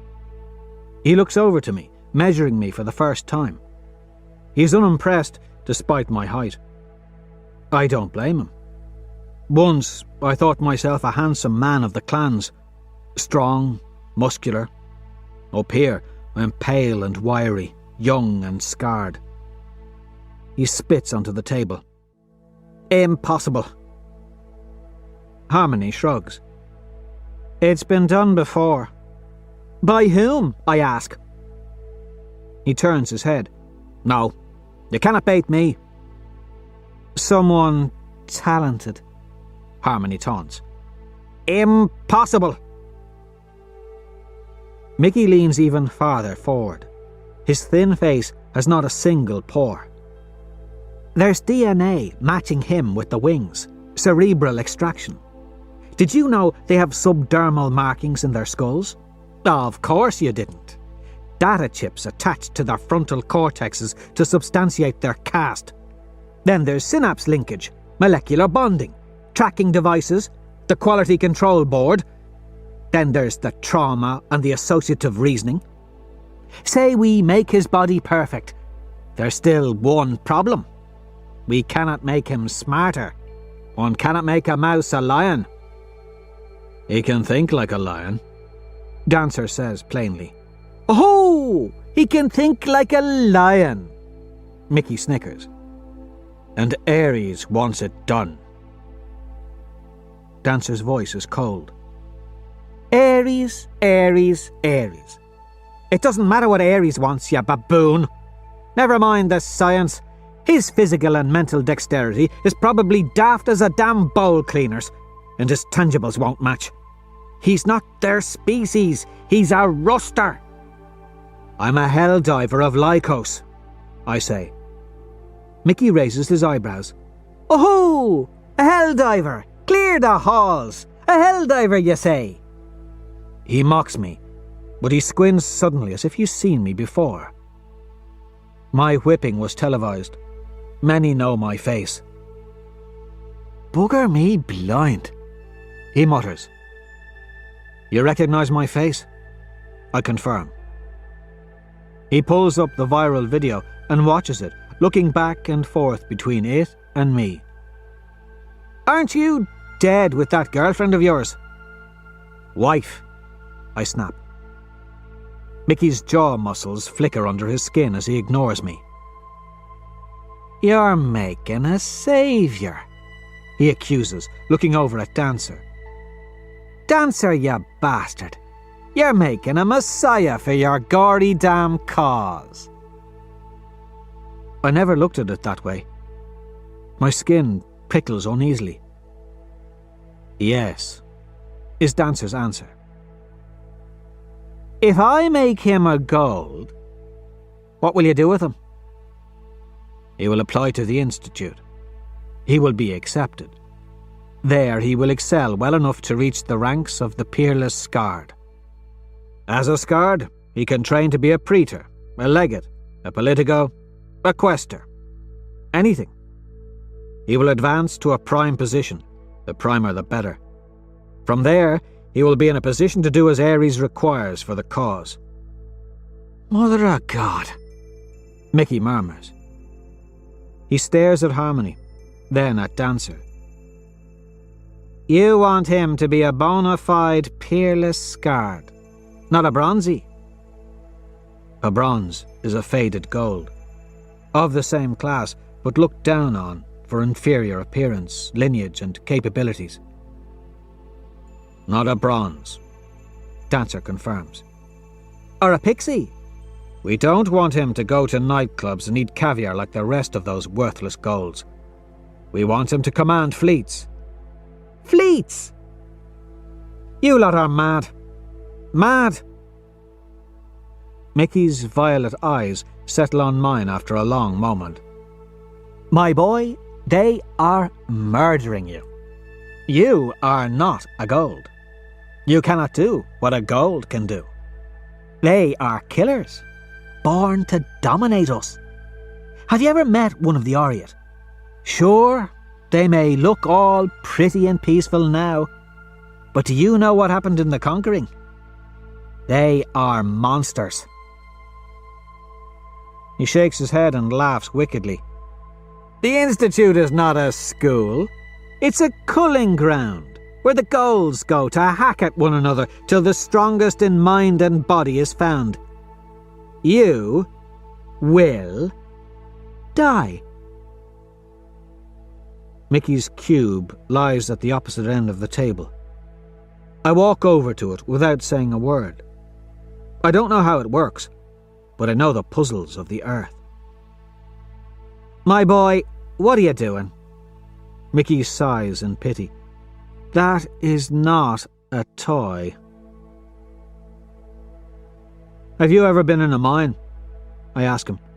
Ever used your fingers to dig through a fault line at a 12-degree angle while doing the math to accommodate 80% rotation power and 55% thrust so you don't set off a gas pocket reaction while sitting in your own piss and sweat and worrying about pit vipers that want to bury you into your gut to lay their eggs? This is... His voice fades as he sees how the claw drill taught my fingers to move, how the grace with which my uncle taught me to dance is converted into my hands. I hum as I work.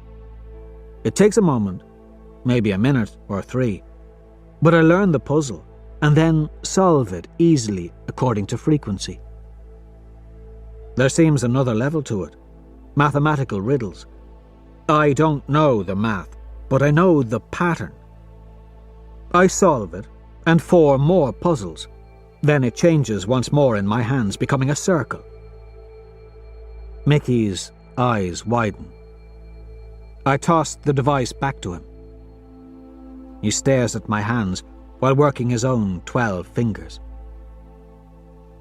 Impossible, he murmurs. Evolution, Harmony replies. Dancer smiles. We will need to discuss price.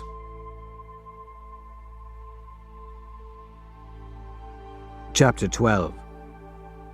The Carving.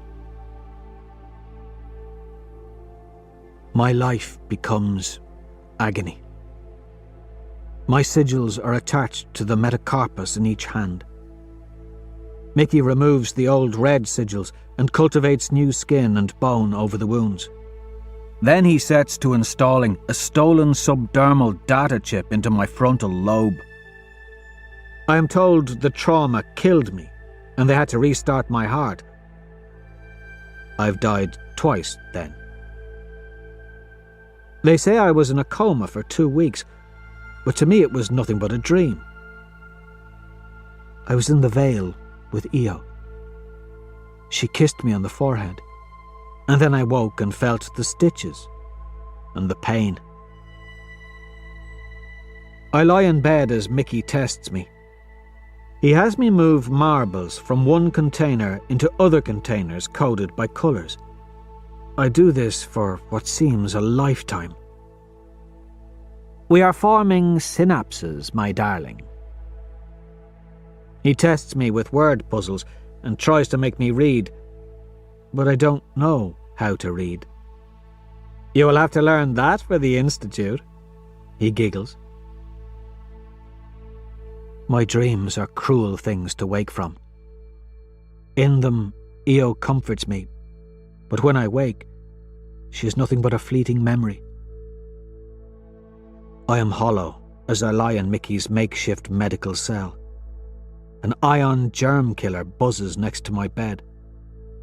Everything is white, yet I can hear the thumping of music from his club. His girls change my diapers and empty my piss bags. A girl who never speaks bathes me 3 times a day.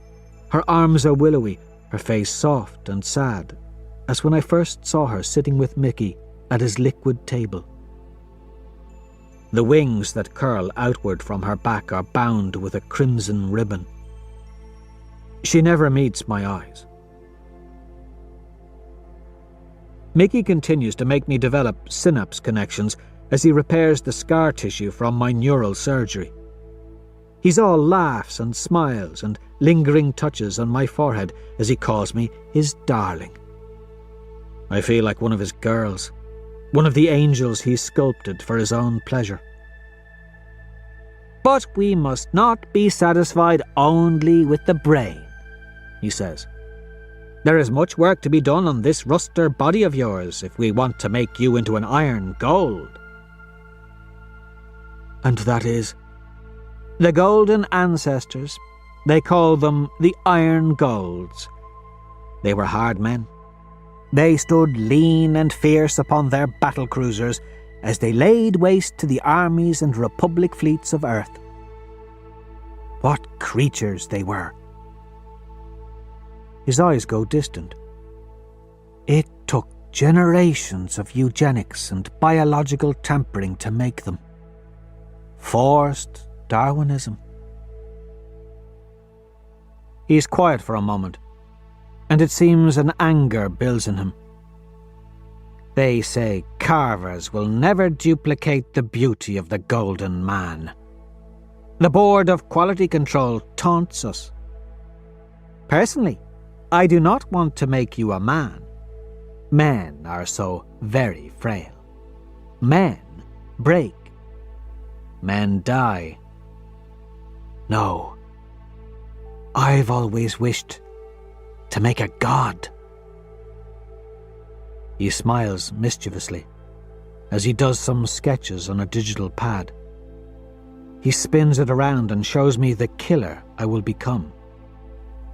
So, why not carve you to be the god of war?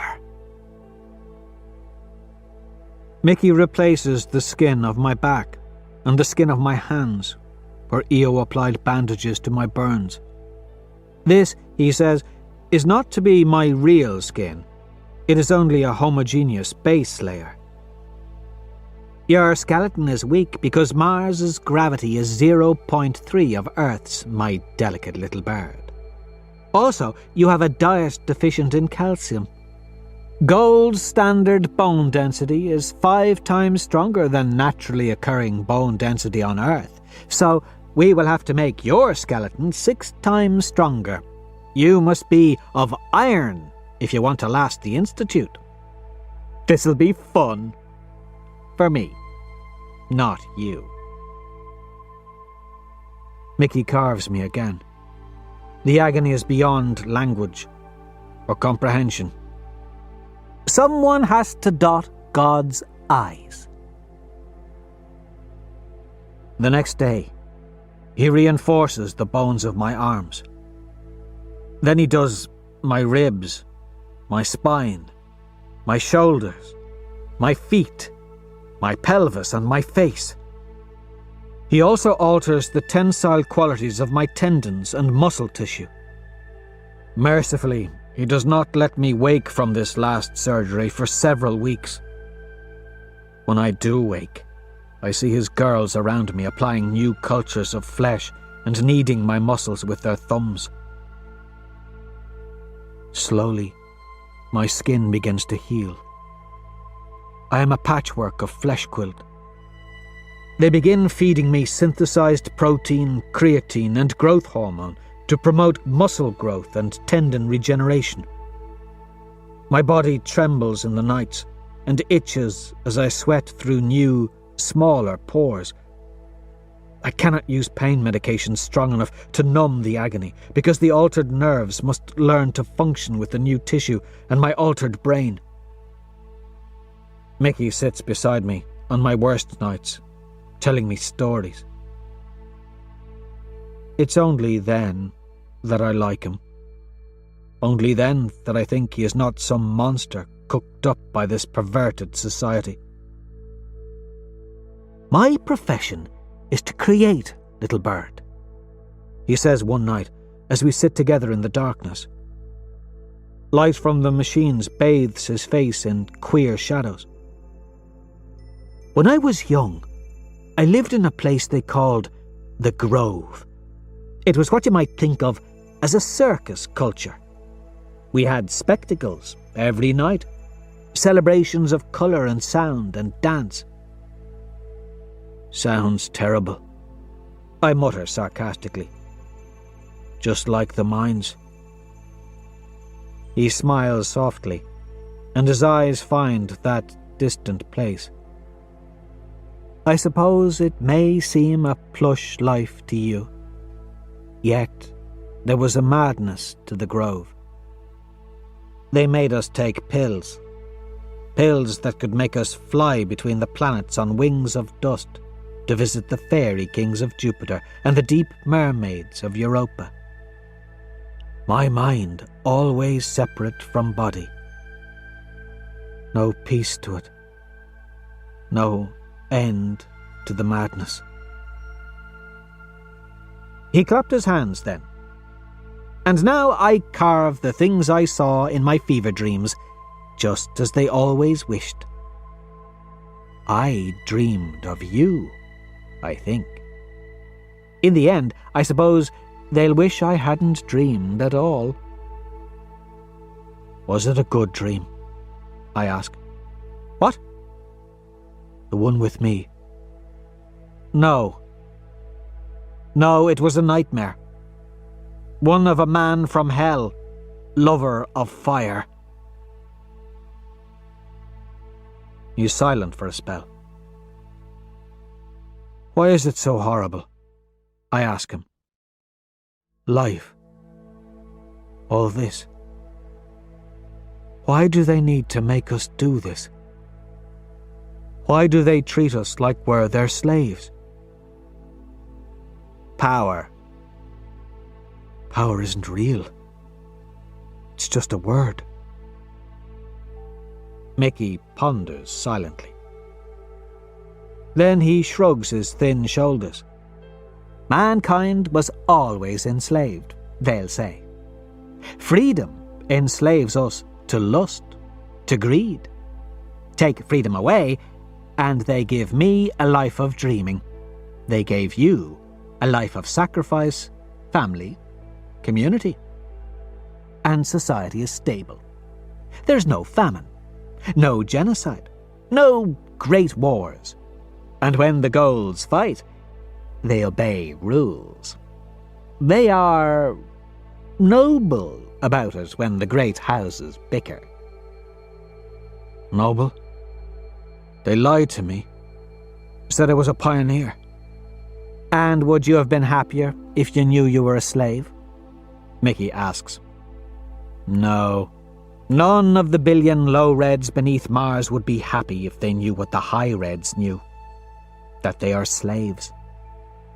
So, is it not better to lie? It is better to not make slaves. When I am ready, he inserts a force generator into my sleeping tube to simulate increased gravity on my frame. I've never known pain like this. My body aches.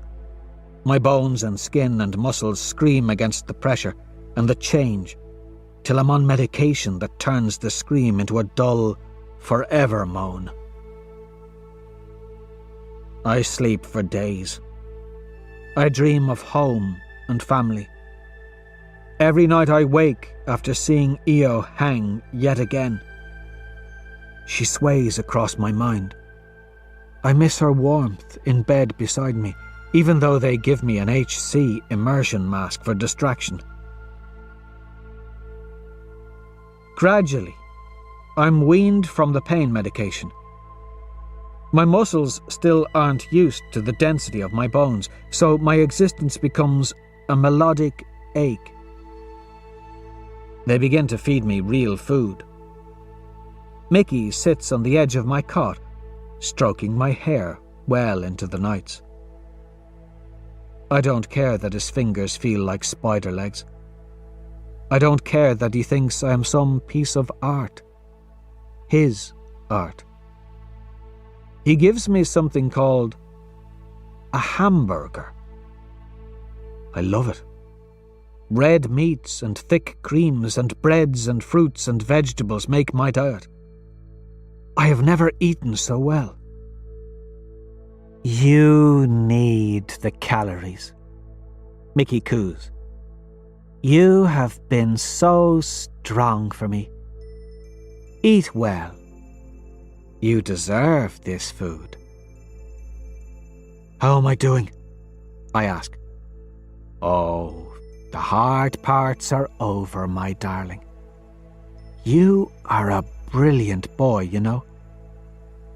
They have shown me the tapes from the other procedures where other carvers tried this. Oh, how clumsy the other carvers were. How weak the other subjects.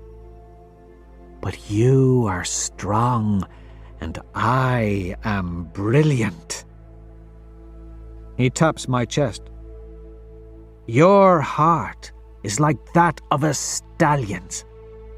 I've never glimpsed one like it before. You were bitten by a pit viper when you were young, I assume. I was. Yes. I thought so. Your heart had to adjust to counteract the effects of the poison. My uncle sucked most of the poison out when I was bitten, I say. No. Mickey laughs. That's a myth. The poison cannot be sucked out. It still runs through your veins, forcing your heart to be strong if you want to continue to live. You are something special. Just like me. Then, I will not die in here? I manage. Mickey laughs. No, no. We are beyond that now. There will be pain, but we are past the threat of mortality. Soon we will have made man into God, red into gold. Even your wife would not recognize you. That is all I've ever feared. When they take my eyes and give me ones of gold, I feel dead inside. It's a simple matter of reconnecting the optic nerve to the donor's eyes, Mickey says. A simple thing he's done a dozen times for cosmetic purposes. The hard part was the frontal lobe surgery, he says. I disagree. There is the pain, yes, But with the new eyes, I see things I once could not. Elements are clearer, sharper, and more painful to bear. I hate this process. All it is a confirmation of the superiority of the Golds. It takes all this to make me their physical equal. No wonder we serve them.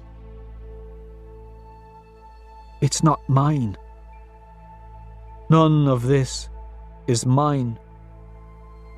My skin is too soft, too lustrous, too faultless. I don't know my body without scars. I don't know the back of my own hands. Io would not know me.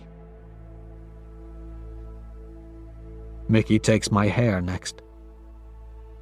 Everything has changed. It is weeks of physical therapy. Walking slowly around the room with Evie, the winged girl, I'm left to my own thoughts. Neither one of us cares much to speak. She has her demons, and I have mine. So we are quiet and calm, except when Mickey comes to coo about what pretty children we would make together. One day, Mickey even brings an antique zither for me, with a soundboard of wood instead of plastic. It is the kindest thing he's ever done. I do not sing, but I play the solemn songs of Lycos, the traditional ones of my clan that no one beyond the mine will ever have heard. He and Evie sit with me sometimes, and though I think Mickey a wretched sort of creature, I feel as though he understands the music, its beauty, its importance. And afterward, he says nothing. I like him then, too. At peace. Well, you're a bit sterner than I first measured, Harmony says to me one morning as I wake. Where have you been? I ask, opening my eyes. Finding donors. She flinches as she sees my irises. The world does not stop because you are here, she says. We had work to do. Mickey says you can walk? I am growing stronger. Not strong enough, she surmises, looking me over. You look like a baby giraffe. I'll fix that. Harmony takes me beneath Mickey's club to a grungy gymnasium lit by sulphurous bulbs. I like the feel of the cold stone on my bare feet. My balance has returned, and it's a good thing because Harmony does not offer me her arm. Instead, she waves me to the centre of the dark gymnasium. We bought these for you, Harmony says. She points to two devices in the centre of the dark space. The contraptions are silver and remind me of the suits knights wore in past centuries. The armour hangs suspended between two metal wires. They are concentration machines. I slide my body into the machine. Dry gel hugs my feet, my legs, my torso and arms and neck, till only my head is free. The machine is built to resist my movements, yet it responds even to the tiniest stimuli. The idea of building muscle is to exercise it, which is nothing more than using the muscle intensely enough to create microscopic tears in the tissue fibre. This is the pain one feels in the days after an intense workout. Torn tissue, not lactic acid. When the muscle repairs the tears, it builds on itself. This is the process the concentration machine is built to facilitate. It is the devil's own invention. Harmony slides the device's faceplate over my eyes. My body is still in the gym, but I see myself moving across the rugged landscape of Mars. I'm running, pumping my legs against the concentration machine's resistance, which increases according to Harmony's mood or the location of the simulation. Sometimes I venture to the jungles of Earth, where I race panthers through the underbrush, or I take to the pocked surface of Luna before it was populated. But always I return home to Mars to run across its red soil and jump over its violent ravines. Harmony sometimes accompanies me in the other machine, so I have someone to race.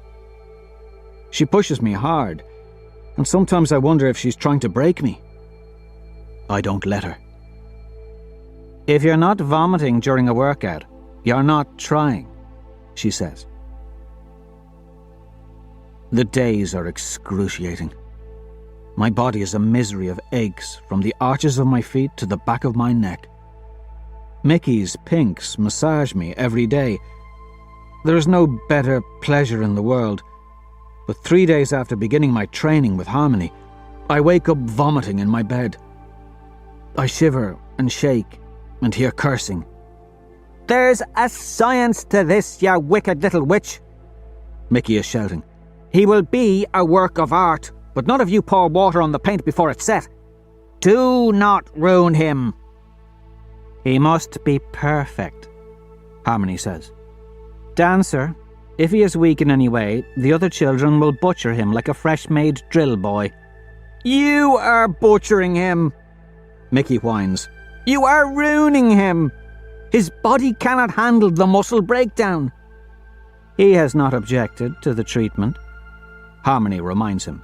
"Because he does not know he can object," Mickey says.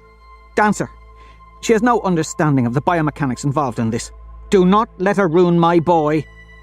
"He is not your boy," Harmony sneers. Mickey's voice becomes softer. "Dancer, Darrow is like a stallion, one of the old stallions of Earth. Beautiful beasts that will run as hard as you push them. They will run and run and run until they don't, until their hearts explode." There is silence for a moment. Then Dancer's voice. "Ares once told me that it is the hottest fire that forms the sternest steel. Keep pushing the boy." I resent 2 of my teachers after overhearing their words. Mickey for thinking me weak, Dancer for thinking me his tool. Only Harmony doesn't anger me.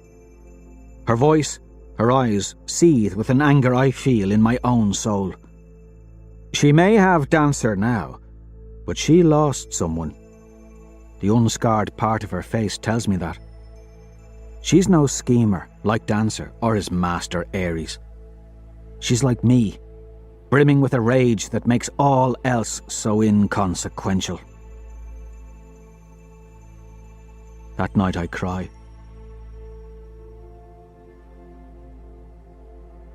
Over the next days, they feed me drugs to expedite the protein synthesis and muscle regeneration.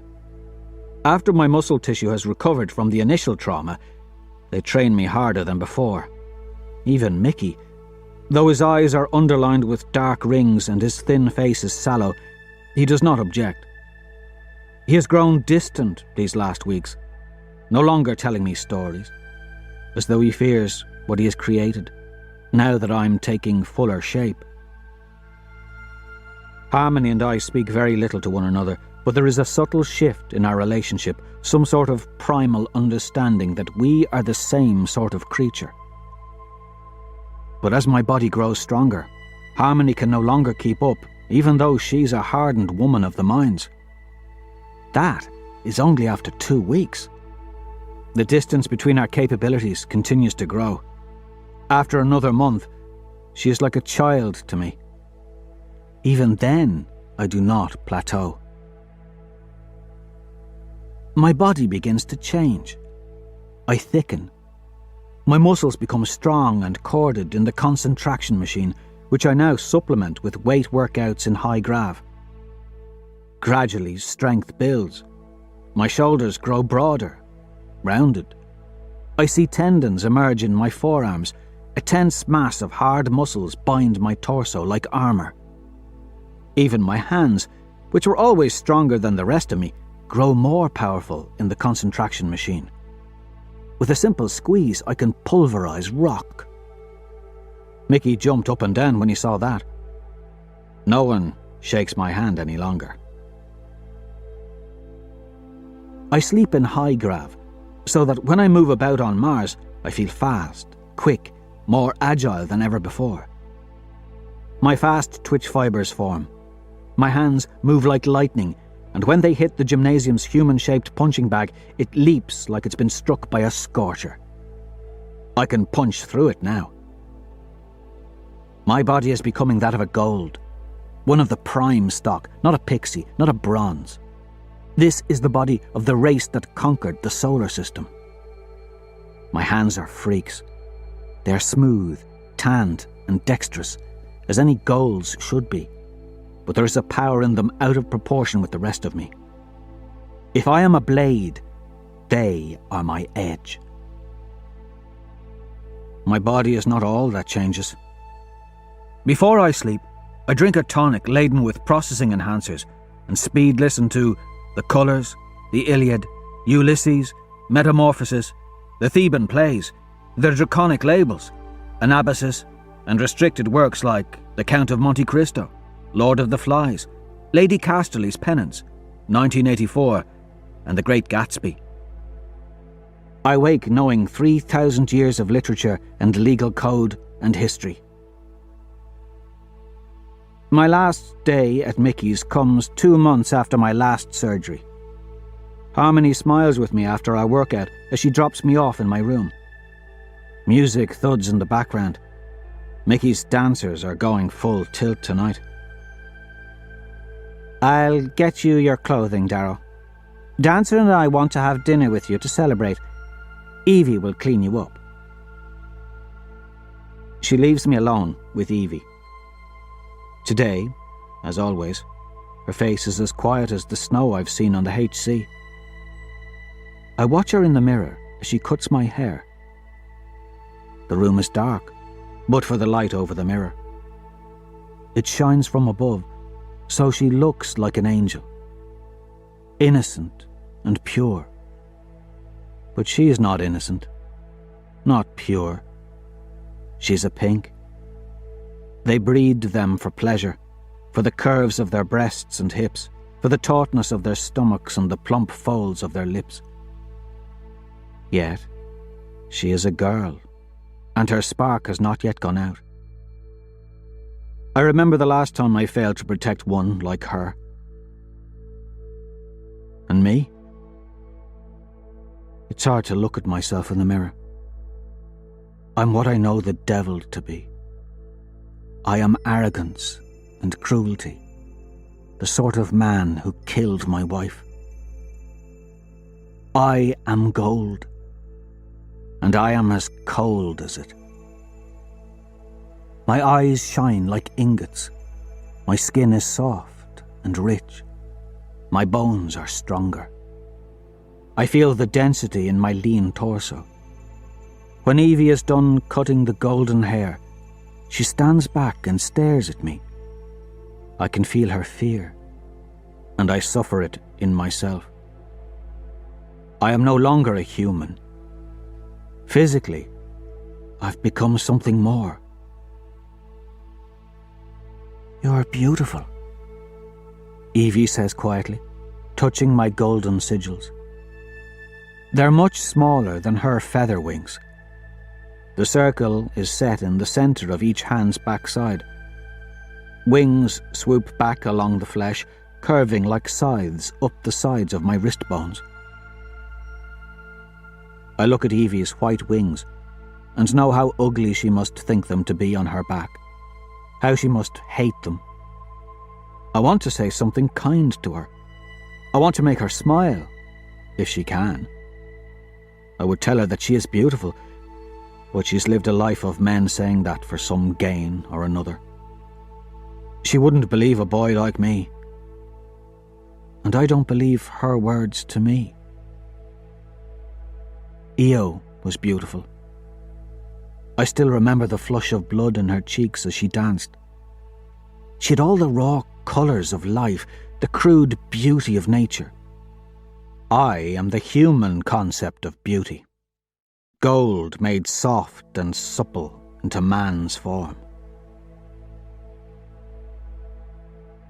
Evie kisses the top of my head before darting away and leaving me alone to watch the HC in the mirror's reflection.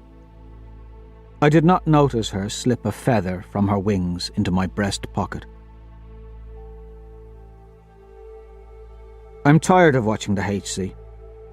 I know their history now, and I'm learning more every day, but I'm tired of being inside, tired of listening to Mickey's club thump its music and smelling the minty leaves he smokes.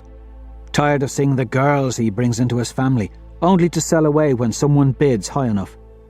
Tired of seeing all the full eyes go hollow. This is not Lycos. There is no love, no family or trust. This place is sick. My boy, you look fit to captain a fleet of torch ships, Mickey says from the door. He slides in, smelling like his burners. His spindly fingers take Evie's feather from my breast pocket and roll it back and forth over his knuckles. He taps the feather to each of my golden sigils. Wings are my favourite. Aren't they yours? They go to mankind's better aspirations. He comes up behind me as I sit staring into the mirror. His hands go to my shoulders and he speaks down at my head, resting his chin upon it as though I am his property. It's easy to see he thinks I am. My left hand goes to the sigil on my right, lingering there. I told you you were brilliant. Now it's your time to fly. You give the girls wings, but you don't let them fly, do you? I ask. It's impossible for them to fly. They are simpler things than you. And I can't afford to buy a license to have grav boots, so they dance for me, Mickey explains. But you'll fly, won't you, my brilliant boy? I stare at him but say nothing. His lips slice into a smile because I unnerve him. I always have. You're frightened of me, I tell him. He laughs. Am I? Oh, am I now, my boy? Yes. You're used to knowing what's what. You think like the rest of them. I nod to the HC's reflection. Things are set in stone. Things are well ordered. Red's at the bottom, everyone else standing on our backs. Now you're looking at me, and you're realising that we don't bloody damn like it down there. Red is rising, Mickey. Oh, you've got far to go. I reach up and grab his wrist so that he cannot move. He stares at me in the mirror's reflection, struggling against my hold. Nothing is stronger than a helldiver's grip. I smile into the mirror, locking my golden eyes with his violet ones. He smells like fear, primal terror, like a mouse cornered by a lion. Be kind to Evie, Mickey. Don't make her dance. Give her a plush life, or I'll come back to pull your hands off your body. Chapter 13. Bad Things. Matteo is a tall wisp of a pink with long limbs and a lean, beautiful face. He is a slave, or was a slave for carnal pleasures. Yet he walks like a water lord.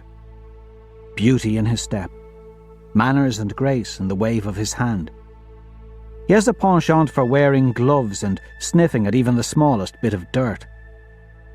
Body maintenance has been his life's purpose, so he doesn't find it strange when he helps me apply a hair follicle killer to my arms, legs, torso, and privates. But I do. When we're done, we're both cursing, me from the sting, him from the punch I threw at his shoulder. I accidentally dislocated it just by punching it. I still don't know my own strength. and they do make their pinks fragile. If he is the rose, I am the thorns. Bald as a toddler, you frenetic little baby.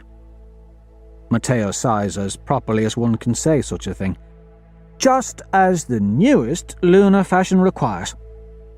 Now, with a bit of eyebrow sculpting, oh how your brows are like fungus-nibbling caterpillars, and nose hair eradication, cuticle readjustment, teeth whitening on those slick new chompers, which, if I may say, are yellow as mustard dappled with dandelions. Tell me, have you ever brushed your new teeth? And blackhead removal, which will be like probing for helium-3, toner adjustment and melatonin injections, and you'll be prim and rose properish. I snorted the foolishness of it all. I already look like a gold. You look like a bronze, a fool's gold. One of the low-bred bastards who look more khaki than gold. You must be perfect. You're a bloody damn odd lark, Matteo. He smacked me. Mind yourself. A gold would rather die than use that slithering mine slang. Gory damn, or gory, and slag instead of squab. Every time you say bloody or bloody damn, I will smack not your gob, but your mouth. And if you say squab or gob, I will kick you in the scrotum, which I do know my way around. As I will do if you do not get rid of that horrible accent. You sound like you were born in a gory damn dumpster. He frowns and sets his hands on his narrow hips. And then we will have to teach you manners. And culture, Goodman. I have manners. By the Maker, we are so going to have to make you forswear that brogue as well as the cursing. He pokes me as he lists out my flaws. Might try adopting some manners of your own, butt boy, I growl. He pulls off one of my gloves and slaps me across the face and takes a bottle in hand and holds it to my throat. I laugh. You'll have to get your Helldiver reflexes back soon to go with that gawky new body. I eye the bottle. Going to poke me to death? It is a polyene sword, Goodman. A razor, in other words. One moment it is soft as hair, but with an organic impulse it turns harder than diamond. It is the only thing that will cut through a pulse shield. One moment a whip, the next moment a perfect sword. It is the weapon of a gentleman. A gold. For any other colour to carry it is death. It's a bottle, you daft. He jams me in the throat so that I gag. And it was your manners that forced me to draw my razor and challenge you, thereby precipitously ending your impudent life. You may have fought with fists for honour in that hovel you called home. You were a bug then, an ant. An aureate fights with a blade at the slightest provocation. They have honour the likes of which you know nothing about. Your honour was personal. Theirs is personal, familial, and planetary. That is all. They fight for higher stakes, and they do not forgive when the bloodletting is done, least of all the peerless scarred. Manners, Goodman. Manners will protect you until you can protect yourself from my shampoo bottle. Matteo, I say, rubbing my throat. Yes, he sighs. What is shampoo? Another stint in Mickey's carving room might have been preferable to Matteo's tutelage. At least Mickey was afraid of me. The next morning, Dancer tries to rename me. You will be the son of a relatively unknown family from the far asteroid clusters. Soon, the family will be dead in a shipping accident. You will be the lone survivor, and the only heir to their debts and poor status. His name, your name, will be Caius Au Andromedus. Slag that, I reply. I will be Darrow or I will be nothing. He scratches his head. Darrow is an odd name.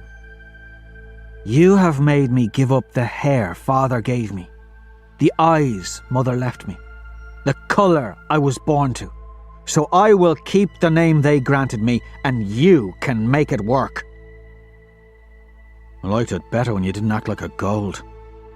Dancer grumbles. Now, the key to dining like an Oriot is to eat slowly, Matteo says, as we sit together at a table in the penthouse where Dancer first showed me the world. You'll find yourself subjected to many Trimalchian feasts. On such occasions, there will be 7 courses: appetizer, soup, fish, meat, salad, dessert, and libations. He gestures to a small tray laden with silverware and explains the various methods for eating with each. Then he tells me, if you must urinate or defecate during the meal, you hold it in. Controlling one's bodily functions is expected of an Oriot. So these namby-pamby goldbrows aren't allowed to shit? And when they do, I wonder, does it come out gold? Matteo slaps my cheek with his glove. If you're so eager to see red again, let your tongue slip in their presence, Goodman, and they'll be happy to remind you what colour all men bleed. Manners and control. You have neither. He shakes his head. Now, tell me what this fork is used for. I want to tell him it's used for picking his arse, but I sigh and give him the correct answer. Fish, but only if the bones are still in the dish. And how much of this fish are you to eat? All of it, I guess. No, he cries.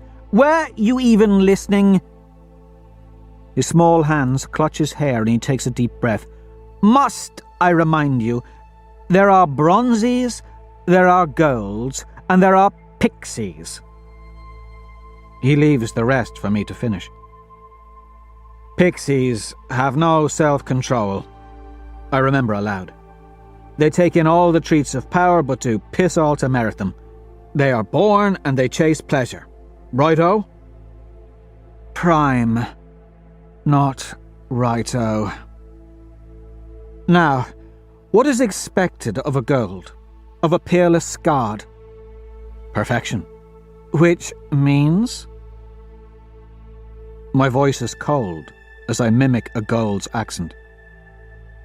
It means control, Goodman. Self-control.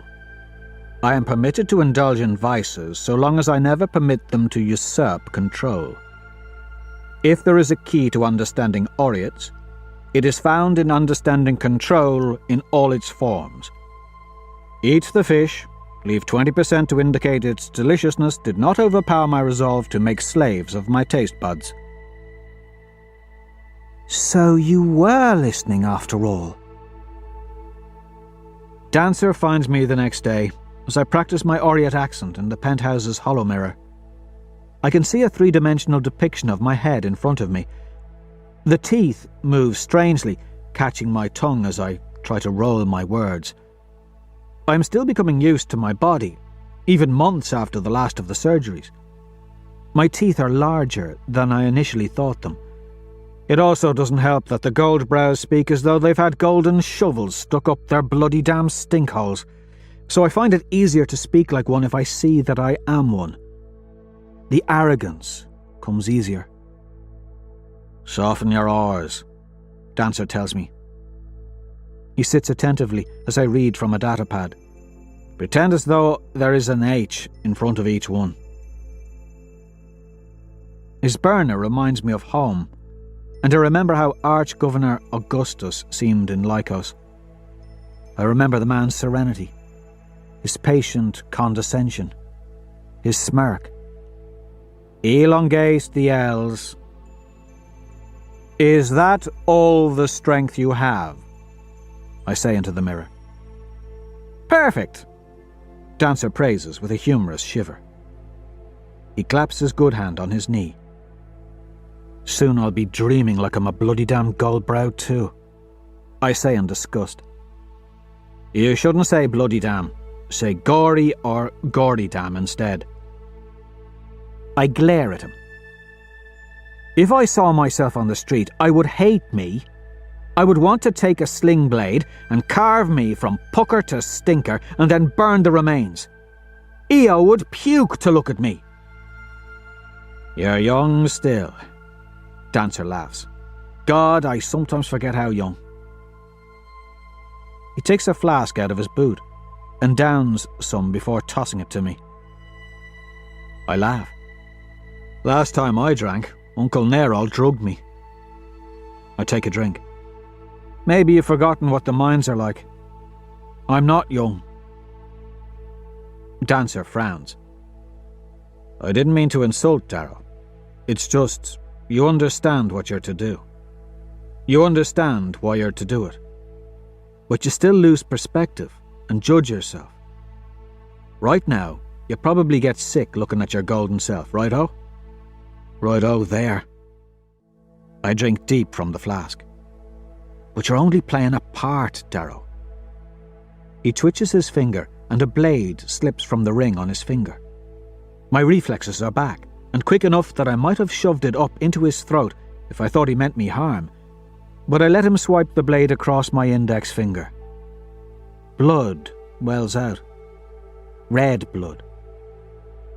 Just in case you need reminding what you really are. Smells like home, I say, sucking on the finger. Mum used to make blood soup out of the pit vipers. Not half bad, to the truth of it. You dip flax bread in it and sprinkle it in ochre blossom.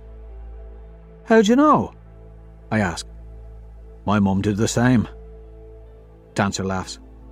We'd have it at dance tide, or before the laurel tide when they'd announce the winner. Always squabbing gamma. Here's to gamma, I laugh, and finish another swig. Dancer watches me. The smile eventually slips from his face, and his eyes grow cold. Mateo's to teach you to dance tomorrow.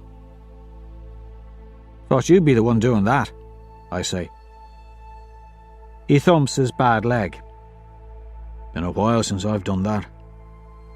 Best dancer in Oikos. I could move like a deep tunnel draft. All our best dancers were helldivers. I was one for several years, you know. I figured. Did you now? I gesture to his scars. Only a helldiver would be bit so many times without drill boys around to help pull the vipers off. Been bitten too. Got a bigger heart for it, at least. He nods, and his eyes go distant. Fell into a nest when fixing to repair a nodule on the claw drill. They were up in one of the ducts, and I didn't see them. They were the dangerous kind. I see where he's going with this. They were babies, I say. He nods. They have less venom, much less than their parents, so they weren't burrowers bent on laying eggs inside of me. But when they bit, they used all the evil in them. Fortunately, we had anti-venom with us. Traded some gammas for it. In Lycos, we had no anti-venom.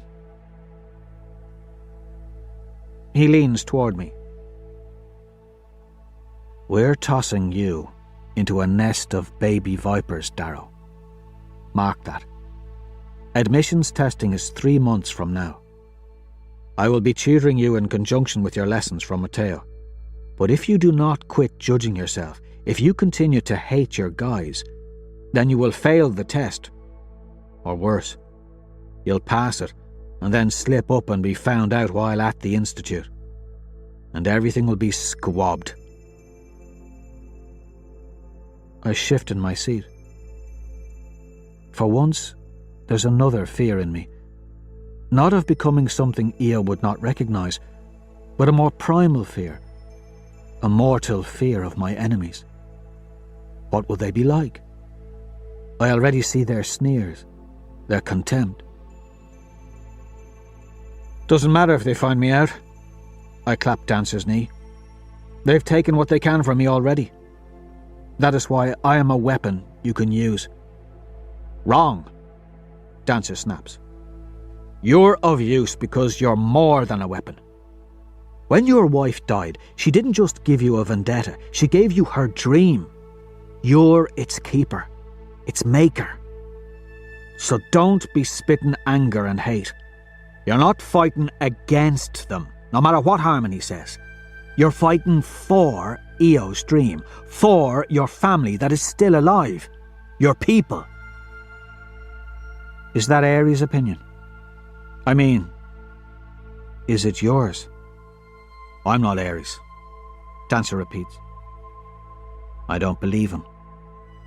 I've seen the way his men look at him, how even Harmony pays him deference. Look into yourself, Darrow, and you'll realise that you are a good man who will have to do bad things. My hands are unscarred and feel strange while I clench them till the knuckles turn that familiar shade of white. See, that's what I don't get. If I'm a good man, then why do I want to do bad things?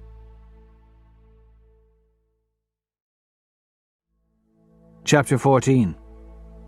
Andromedas. Matteo cannot teach me to dance. He shows me what each of the 5 form dances of the Orient looks like, and we are through. More emphasis is put on your partner in gold dances than the dances my uncle taught me, but the movements are similar. I perform all 5 with greater skill than he can manage. To show off, I blindfold myself and perform each dance again in succession without music, by memory. Uncle Nerol taught me to dance, and with 1,000 nights of filling time with nothing but dance and song, I am masterful in recording the motions of my body, even this new body.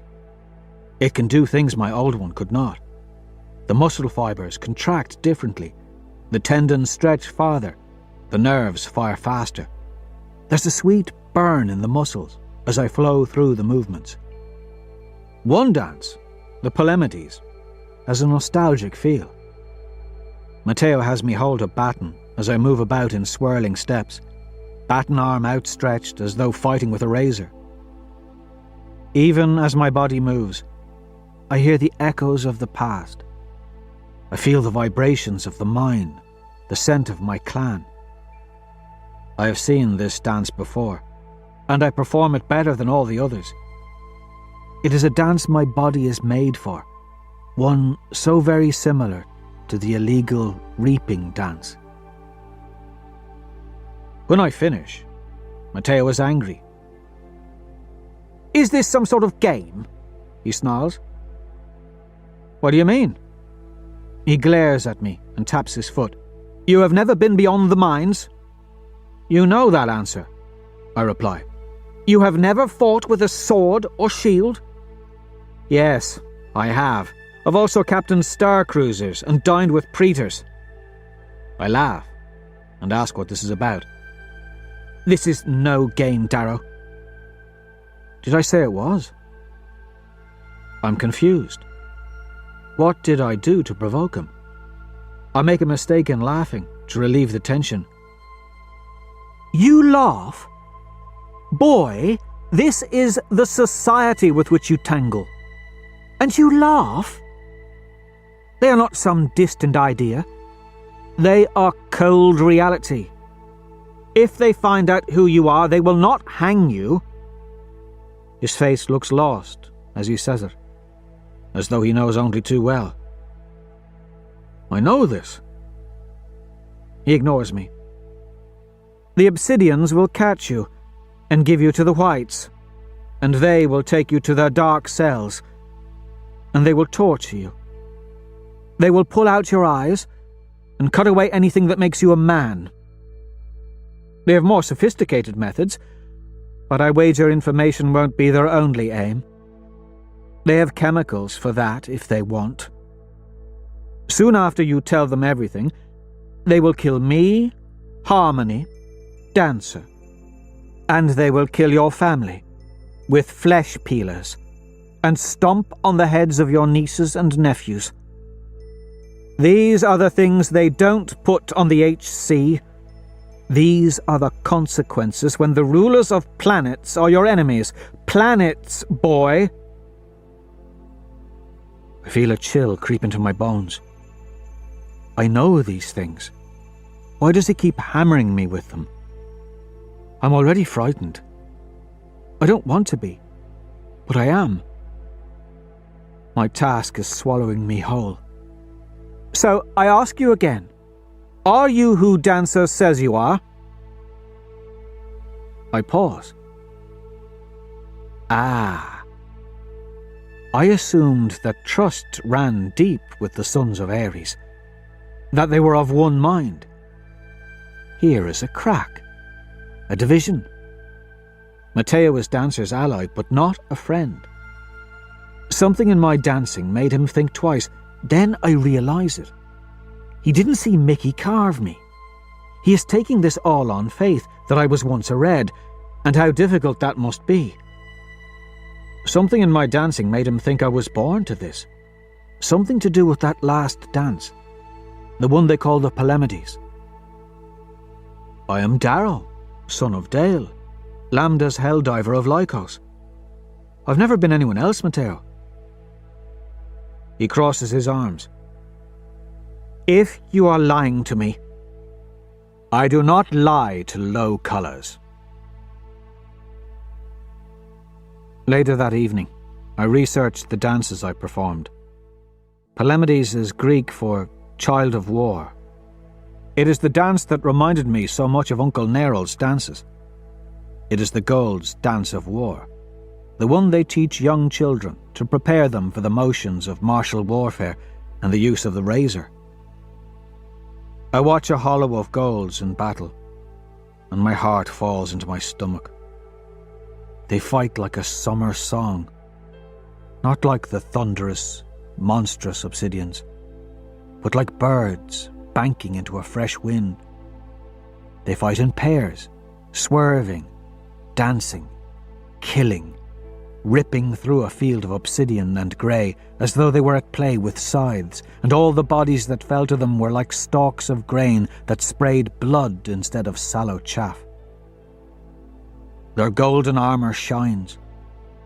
Their razors flash. They are gods, not men.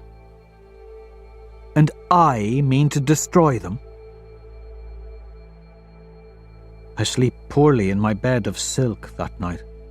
Long after kissing Eo's Himanthus blossom, I fall asleep and dream of my father and what it would have been like to have known him into manhood, to have learned to dance from him instead of from his drunken brother. I clutch the scarlet headband in my hand as I wake, holding it as dearly as I clutch my wedding band, all those things that remind me of home. Yet they are not enough. I am afraid. Dancer finds me at my morning breakfast.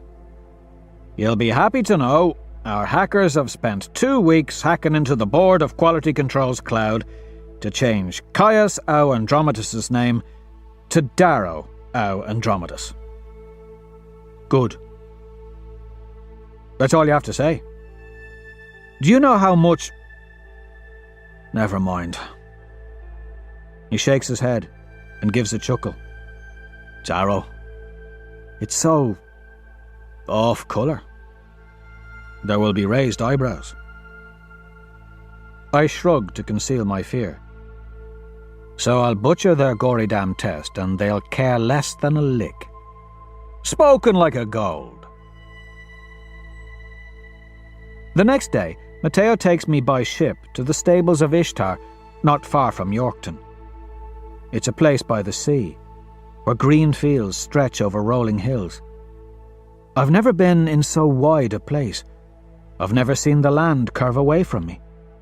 Never seen a true horizon, or animals so terrifying as the beasts Matteo arranged for our lesson. They stomp and stamp and snort, flicking their tails and baring their monstrous yellow teeth. Horses. I've always been scared of horses, despite Eo's story of Andromeda. They're monsters, I whispered to Matteo. Nevertheless, He whispers back, "It is the gentleman's way. You must ride well, lest you find yourself embarrassed in some formal situation." I look at the other gulls riding past. There are only 3 at the stables today, each accompanied by a servant like Matteo, pinks and browns. A situation like this one? I hiss at him. Fine. I point to a massive black stallion with hooves that paw the ground. I'll take that beast. Matteo smiles. This one is more your speed. Matteo gives me a pony. A big pony, but a pony. There is no social interaction here. The other riders trot past and tip their heads to say good day, but that is all. So their smiles are enough for me to know how ridiculous I look. I do not take to riding well. And I take to it even more poorly when my pony bolts as Matteo and I navigate a path into a copse of trees. Out the other side of the copse, I jump off the creature and land deftly in the grass. Someone laughs in the distance. A girl with long hair. She rides the stallion I pointed to earlier. "Maybe you ought to stick to the city, Pixie," she shouts at me, then kicks her horse away. I rise from my knee and watch her ride into the distance. Her hair spills out behind her, more golden than the setting sun.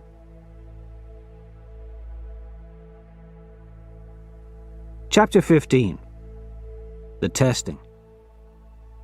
My test comes after 2 months of training my mind with Dancer. I do not memorize. I do not even really learn with him. Instead, his training is designed to help my mind adapt to paradigm shifts. For instance, if a fish has 3,453 scales on its left side and 3,453 on its right side, which side of the fish has the most scales?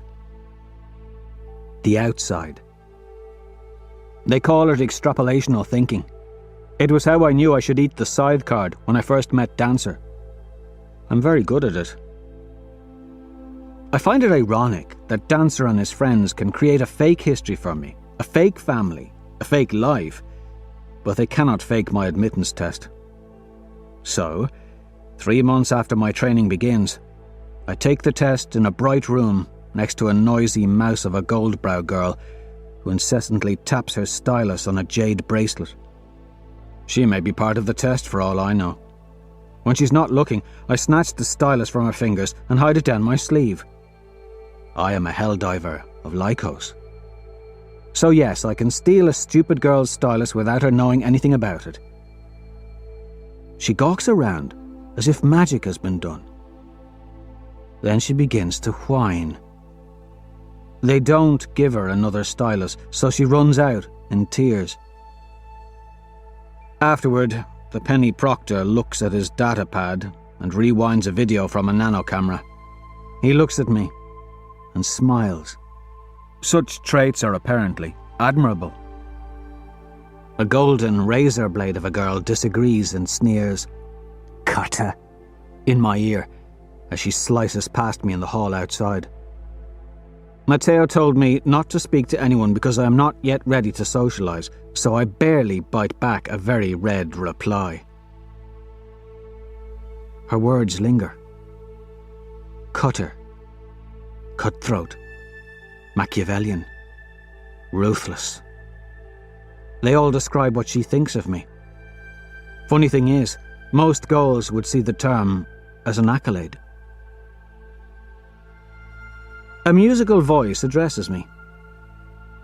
I think she actually just paid you a compliment. So don't mind her. She's pretty as a peach, but she's all rotten inside. I took a bite once, if you catch my flow. Tasty, then putrid. Fantastic grab in there, by the by. I was about to rip that ninny's eyes from her skull myself. Damnable tapping. The shining voice comes from a young man torn from Greek verse. Arrogance and beauty drip off him. Impeccable breeding. I've never seen a smile so wide and white.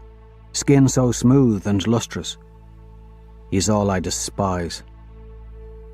He claps me on the shoulder and grasps my hand in one of the several ways of semi-formal introduction. I squeeze slightly. He has a firm grip too, but when he tries to establish dominance, I squeeze his hand till he jerks it back, a flash of worry in his eyes. "By God, your hand is like a vice." He chuckles. He calls himself Cassius very quickly, and I'm lucky he gives me little time to speak because his brow wrinkles when I do. My accent is still not perfect. "Darrow," he repeats. "Well, that's quite the off-colour name." "Ah." He looks at his datapad, pulling up my personal history. "Well, you come from no one at all. A far planet hayseed. No wonder Antonius snared you away. But listen, I'll forgive you for it if you tell me how you fared on the test." "Oh, you'll forgive me?" His brows knit together. "I'm trying to be kind here. We Bellonas aren't reformers, but we know that good men can come from low origins. Work with me, mate." Because of the way he looks, I feel a need to provoke him. "Well, I dare say I expected the test to be more difficult. I might have missed the one about the candle, but besides that..." Cassius watches me with a forgiving grin. His lively eyes dance over my face as I wonder if his mother coils his hair with golden irons in the morning. "With hands like yours, you must be a terror with the razor," he says leadingly. "I'm fair," I lie. Matteo won't let me touch the thing. "Modesty. Were you raised by white cows, man? Never mind. I'm off to Aegea after the physical tests. Join me. I hear the Carvers have done some splendid work with the new ladies at Temptation, and they just had grav floors installed at Trist. We can float about without grav boots. What say you, man? Does that interest you?" He taps one of his wings and winks. "Plenty of peaches there. None of them rotten." "Unfortunately, I cannot." "Oh!" He jumps, as if just remembering I'm a far planet hayseed. "Don't worry about it, my goodman. I'll pay and all that." I politely decline, but he's already moving on. He taps my datapad before he leaves. The holoscreen cast over the inside of my left arm flickers. The dimensions of his face and information about our conversation are left behind. The address for the clubs he spoke of, the encyclopedic reference for Aegea, and his family's information. Cassius au Bellona, it reads. Son of Praetor Tiberius au Bellona, Imperator of the Society's 6th Fleet, and perhaps the only man on Mars to rival Arch-Governor Augustus in power. Apparently, families hate one another. Seems like they have a nasty habit of killing each other off. Baby pit vipers indeed. I thought I would be frightened of these people. I thought they would be little godlings. But aside from Cassius and Antonia, many are unimpressive. There are only 70 in my testing room. Some look like Cassius, but not all are beautiful. Not all are tall and imperious. And very few strike me as men and women. For all their physical stature, they are children with exaggerated senses of self-worth. They don't know hardship. Babies. Pixies and bronzies mostly. They test my physical properties next. I sit naked in an armchair in a white room as the copper testers of the Quality Control Board watch me through nanocams. Hope you're getting a good look, I say. A brown worker comes in and applies a pinch to my nose. His eyes are blank. No fight in this one. No contempt for me.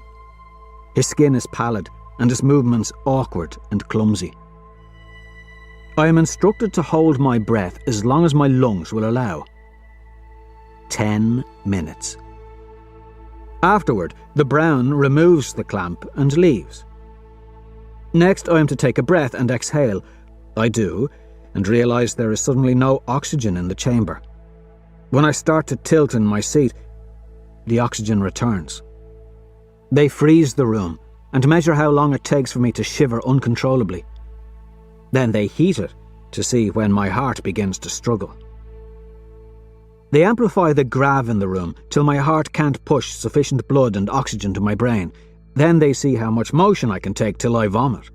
I'm used to riding a 90-metre drill, so they have to give up. They measure the flow of oxygen to my muscles, the beats of my heart, the density and length of my muscle fibres, the tensile ratings of my bones. It's like a walk in the park after my hell with Harmony. They have me throw balls, then line me up against a wall and ask me to stop small balls that they shoot at me with a circular machine. My Helldiver hands are faster than their machine, so they bring in a green techie to adjust the thing till it's shooting veritable rockets. Eventually, I'm hit with a ball in the forehead. I black out briefly. They measure that too. An eye, ear, nose and mouth test later, and I'm done. I feel vaguely distant from myself after the test. Like they measured my body and my brain, but not me. I've had no personal interactions except that one with Cassius. I stumble into the locker rooms, sore and confused. There's a couple others changing, so I take my clothes and move along to a more discreet section of the long rows of plastic lockers. Then I hear a strange whistling. A tune I know. One that echoes through my dreams. The one Io died to. I follow the sound and come upon a girl changing in the corner of the locker room. Her back is to me, muscles lean as she dons her shirt. I make a noise. She turns suddenly, and for an awkward moment I stand there blushing. Goals are not supposed to care about nudity, but I can't help my reaction. She's beautiful. Heart-shaped face, full lips, eyes that laugh at you. They laugh like they did as she rode away on the horse. It's the same girl who called me a pixie when I rode the pony. One of her eyebrows arches upward. I don't know what to say, so, in a panic, I turn and walk fast as I can out of the locker rooms. A gold wouldn't have done that. But as I sit with Matteo on the shuttle as it ferries us back home, I remember the girl's face. She blushed too. It is a short flight, not long enough. I watch Mars through the duroglass floor. Though the planet is terraformed, vegetation is sparse along our flight path. The planet's surface is streaked with ribbons of green in its valleys and around her equator. The vegetation looks like green scars that cut across her pocked surface. Water fills her impact craters, creating grand lakes. And the Borealis Basin, which stretches across the northern hemisphere, brims with fresh water and teems with bizarre marine life. Great plains where dust devils gather cloaks of topsoil and tear through croplands. Storms and ice rule the poles where the obsidians train and live. The weather there is said to be brutal and cold, though temperate climes are prevalent throughout much of Mars's surface now. There are 1,000 cities on Mars, each ruled by a governor, the arch-governor presiding over all. Each city is set in the centre of 100 mining colonies. The governors manage these colonies, with the individual mine magistrates like Paginas overseeing the day-to-day. With so many mines and so many cities, it was chance, I suppose, that brought the arch-governor to my home with his camera crew. Chance, and my position as a Helldiver. They wanted to make an example out of me. Io was an afterthought. And she would not have sung if the Arch-Governor had not been there. Life's ironies are not charming. What will the Institute be like if I get in? I ask Matteo. as I peer out the window. Full of classes, I imagine. How should I know? Is there no intel? No. No? I ask. Well, some, I suppose, Matteo admits. 3 sorts of people graduate: the peerless scarred, the graduates, and the shamed. The peerless can ascend in society. The graduates can as well, but their prospects are relatively limited and they still must earn their scars. And the shamed are sent to the distant, hard colonies like Pluto to oversee the first years of terraforming. How does one become a peerless? I imagine there is some sort of ranking system. Perhaps a competition. I don't know. But the girls are a species built upon conquest. It would make sense if that were to be part of your competition. How vague, I sigh. You're as helpful as a legless dog sometimes. The game, Goodman, in Gold's society, is patronage. Your actions in the Institute will serve as an extended audition for that patronage. You need an apprenticeship. You need a powerful benefactor. He grins.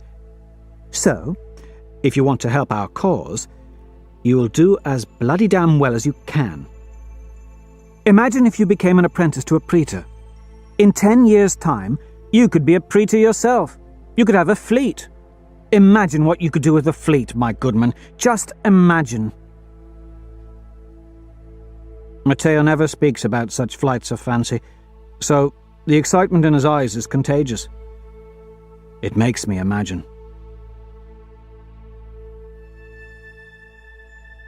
Chapter 16. The Institute. My test results come when I am practicing my cultural recognition and accent modulation with Matteo in our high-rise penthouse. We have a view of the city, the setting sun behind. I'm midway through a clever retort about the Yorkton Supernova Faux War Sports Club when my datapad beeps with a priority message sent to my datapad stream. I almost spill my coffee. My datapad has been slaved by another, I say. It's the Board of Quality Control. Matteo shoots up from his chair. We have perhaps 4 minutes. He runs into the suite's library, where Harmony is reading on an ergo couch. She jumps up and is down and out of the suite in less than 3 breaths. I make sure that the hollow pictures of me with my fake family are arranged in my bedroom and throughout the penthouse. 4 hired servants, browns and a pink, go about domestic tasks in the penthouse. They wear the Pegasus livery of my fake family. One of the browns goes to the kitchen. The other, a pink woman, massages my shoulders. Matteo shines my shoes in my room. Of course, there are machines to do these things, but an Oriot would never use a machine for something a person could do. There's no power in that. The town craft appears like a distant dragonfly. It grows as it buzzes closer and hovers outside my penthouse window. Its boarding door slides open and a man in a copper suit gives a bow of formality. I let my datapad open the Duroglass window and the man floats in. 3 whites are with him. Each has a white sigil upon their hands, members of the Academians and a copper bureaucrat. Do I have the pleasure of addressing one Darrow Au Andromedus, son of the recently deceased Linus Au Andromedus and Lexus Au Andromedus? You have the honour. The bureaucrat looks me up and down in a very deferential but impatient manner. I am Bondulus Sutancrus of the Institute's Board of Quality Control. There are some questions we must beg to ask of you. We sit across from one another at my oak kitchen table. There, they hook my finger to a machine, and one of the whites dons a pair of glasses that will analyse my pupils and other physiological reactions. They'll be able to tell if I am lying. We will start with a control question to assess your normal reaction when telling truths. Are you of the family Andromedus? Yes. Are you of the Aureate genus? Yes. I lie through my teeth, ruining their control questions. Did you cheat in your admissions test 2 months prior? No. Did you use nerve nucleic to stimulate high comprehension and analytical functions during the test itself? No. Did you use a network widget to aggregate or synthesize outside resources in real time? No. I sigh impatiently. There was a jammer in the room, ergo it would have been impossible. I'm glad you've done your research and are not wasting my time, copper. His smile is bureaucratic. Did you have prior knowledge of the questions? No. I deem an angry response proper at this point. And what is this about? I'm not accustomed to being called a liar by someone of your ilk. It is procedure with all elite scorers, Lord Aureate. I beg your understanding. The bureaucrat drones. Any upward outlier far removed from the standard deviation is subject to inquiry. Did you slave your widget to that of another individual during the test? No. As I said, there was a jammer. Thank you for keeping up, Pennyhead. They take a sample of my blood and scan my brain. The results are instantaneous, but the bureaucrat will not share them.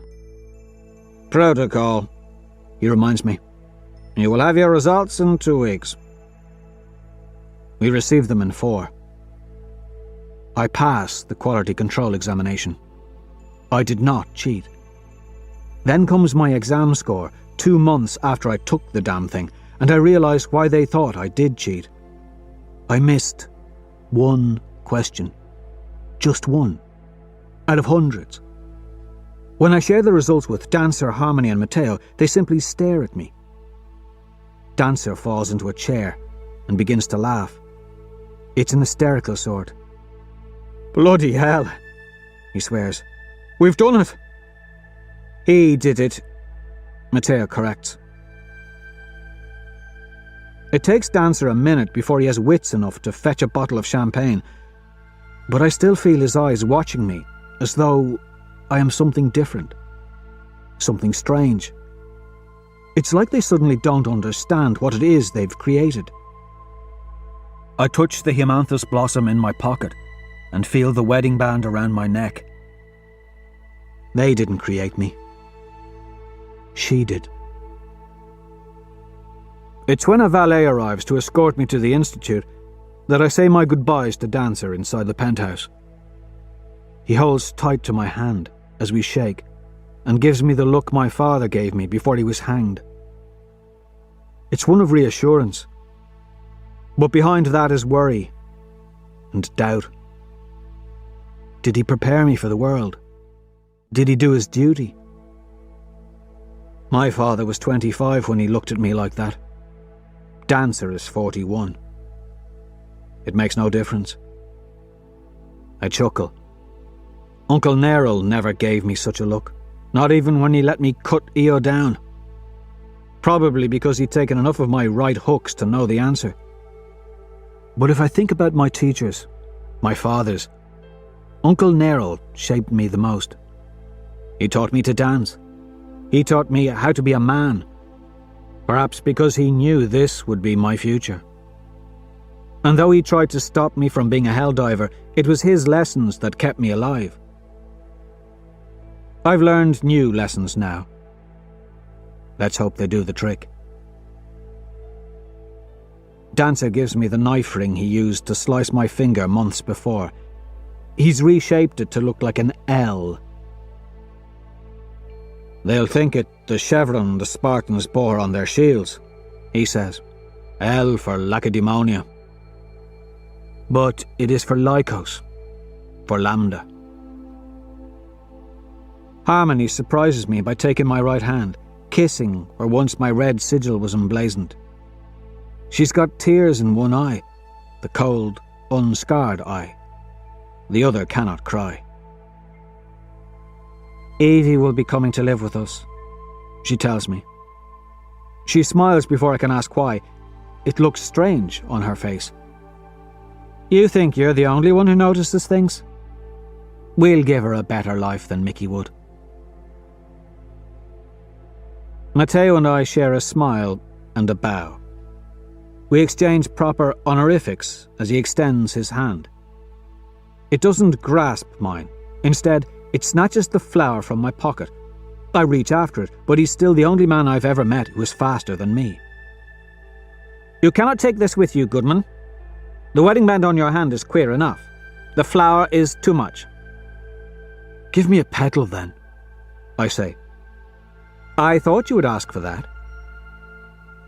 He pulls out a necklace. It is the sigil of Andromedus. My sigil, I remember. It is iron. He drops it in my hand. Whisper her name. I do, and the Pegasus unfurls like a Hemanthus bud. He sets a petal in the centre. It closes again. This is your heart. Guard it with iron. Thank you, Matteo, I say, tears in my eyes. I pick him up and hug him, despite his protests. If I live more than a week, I'll have you to thank, my Goodman. He blushes when I set him down. Manage your temper, he reminds me, his small voice darkening. Manners, manners. Then burn the bloody damn house to the ground. I clutch the Pegasus in my hand as the shuttle crosses over the Martian countryside. Fingers of green stretch over the earth I've lived to dig. I wonder who the Helldiver of Lambda is now. Lauren is too young. Barlow is too old. Kieran? He's too responsible. He's got children to love, and he's seen enough of our family die. There's no fire in his belly. Liana's got enough, but women aren't allowed to dig. It's probably Dane, Eo's brother. Wild, but not bright. The typical Helldiver. He'll die fast. The thought makes me nauseous. It's not just the thought. I'm nervous. I realise it slowly as I look around the shuttle's interior. 6 other youths sit quietly. One, a slender boy with an open gaze and pretty smile, catches my eye. He's the sort who still laughs at butterflies. Julian, he declares properly, and takes my forearm. We have no data to offer each other through our data pads. They took them when we boarded the shuttle. So instead, I offer him the seat across from me. Taro, a very interesting name. Have you ever been to Aegea? I ask Julian. Course, he says, smiling. He always smiles. What? You mean you haven't? It's strange. I thought I knew so many goals, but hardly any of them managed to get past the entrance exams. It's a brave new world of faces, I fear. Anyway, I envy you the fact you haven't been to Aegea. It's a strange place. Beautiful, no doubt, but life there is fast and cheap. So they say. But not for us. He chuckles. I suppose not. Not unless you play at politics. I don't much like playing. I notice his reaction, so I laugh my seriousness off with a wink. Not unless there's a wager, man. You hear? I hear. What's your game? Blood chess? Gravcross? Oh, blood chess is all right. But faux war takes the prize. I say with a golden grin. Especially if you're a Nortan fan. He agrees. Oh. Nortan. I don't know if we'll get along, I say, wincing. I jab myself with a thumb. Yorkton. Yorkton? I don't know if we'll ever get along. He laughs. And though I smile, he doesn't know how cold I am inside. The conversation, the jibes, the smiles, are all a pattern of sociality. Matteo's done me well, but to Julian's credit, he doesn't seem a monster. He should be a monster. My brother must already have arrived at the Institute. He was already in Aegea at our family's estate, causing trouble, no doubt. Julian shakes his head proudly. Best man I know. He'll be the Primus, just you watch. Our father's pride and joy, and that's saying something with how many family members I have. Not a flicker of jealousy in his voice, just love. Primus? I ask. Oh, Institute talk. It means leader of his house. The houses. I know these.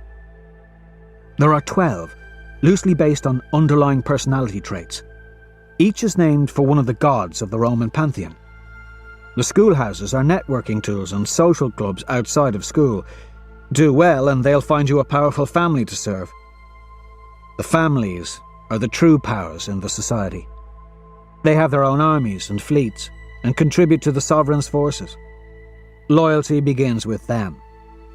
There's little love for the denizens of one's own planet. If anything, they are the competition. You sobs done beating each other off yet? An impish kid sneers from the corner of the shuttle.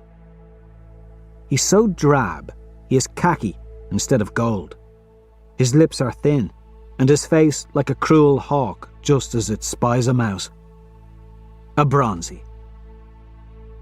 Are we bothering you? My sarcasm has a polite nip. Does two dogs humping bother me? Likely, yes, if they're noisy. Julian stands. Apologise, cur! Go slag yourself, the small kid says. In half a second, Julian has drawn a white glove from nowhere. That to wipe my arse, you golden pricklick? What? You little heathen! Julian says in shock. Who raised you? Wolves. After your mother's cooch spat me out. You beast! Julian throws the glove at the small kid. I'm watching, thinking this is the height of comedy. The kid seems pulled straight from the Lycos crop. Beta, maybe. He's like an ugly, tiny, irritable Lauren. Julian doesn't know what to do, so he makes a challenge. A challenge, Goodman? A duel. You're that offended? The ugly kid snorts at the princeling. Fine. I'll stitch your family pride together after the passage, pricklick. He blows his nose into the glove. Why not now, coward? Julian calls. His slender chest is puffed out just as his father must have taught him. No one insults his family.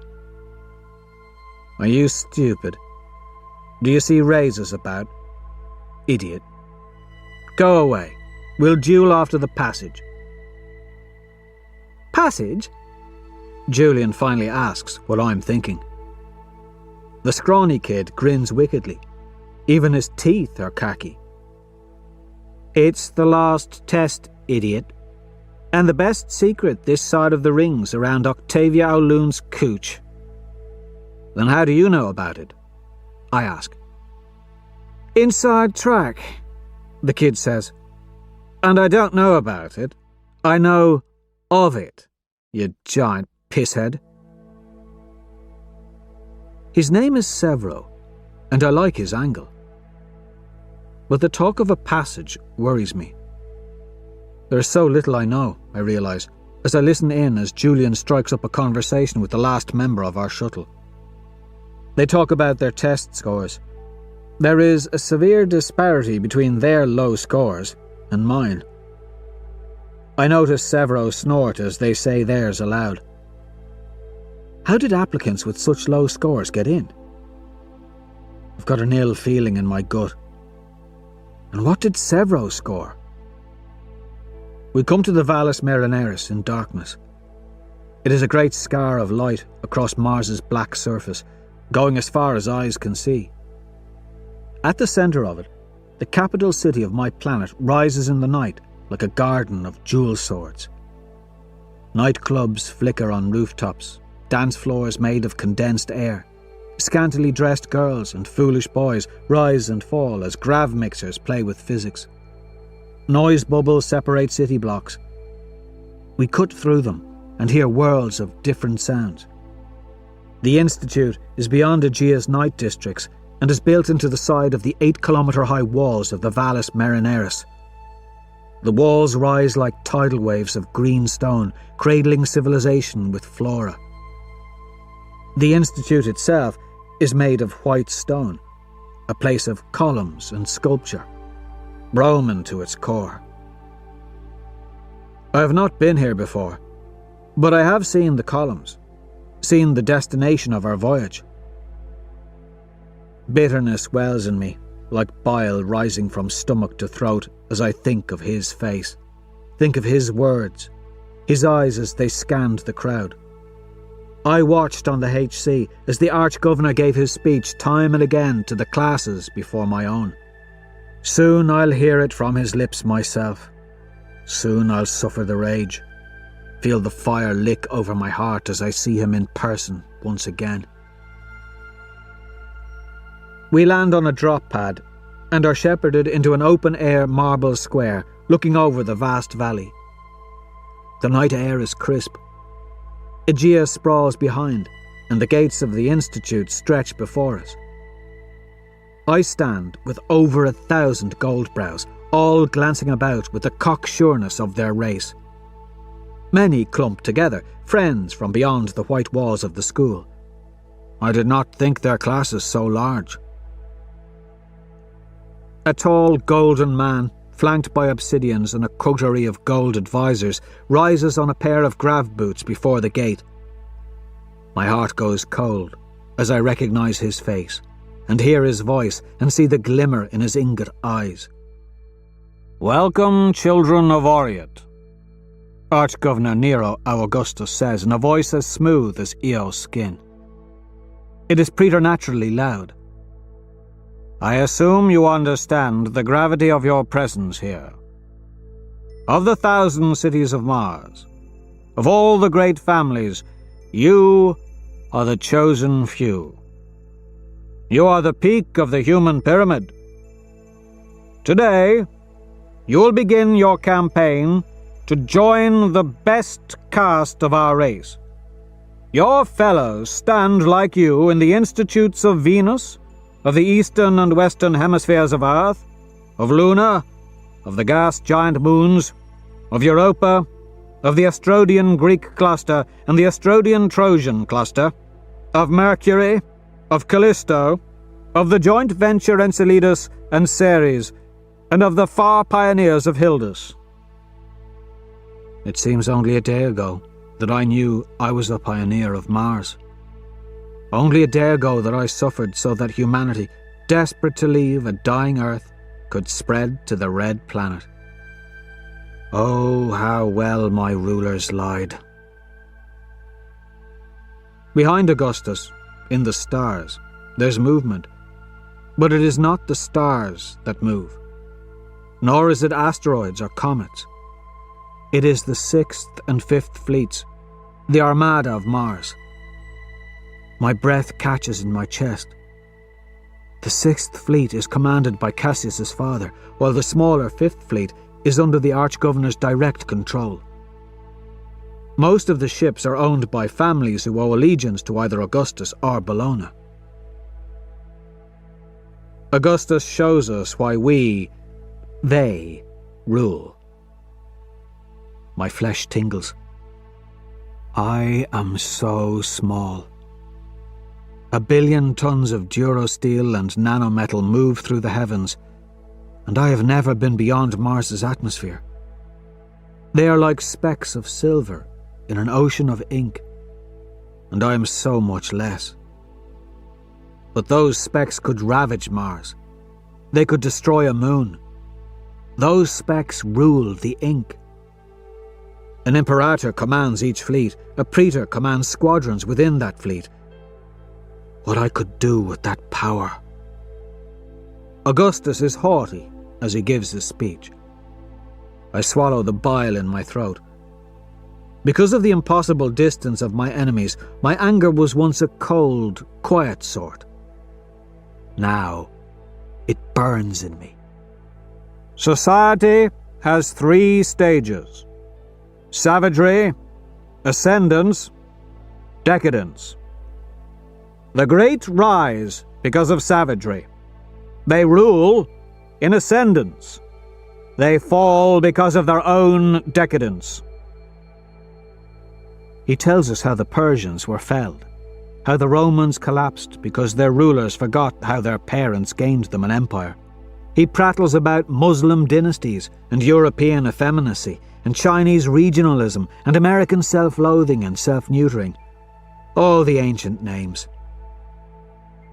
Our savagery began when our capital, Luna, rebelled against the tyranny of Earth and freed herself from the shackles of democracy, from the noble lie, the idea that men are brothers and are created equal.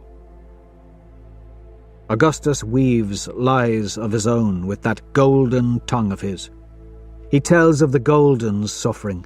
The masses sat on the wagon and expected the great to pull, he reminds. They sat whipping the great until we could no longer take it. I remember a different whipping.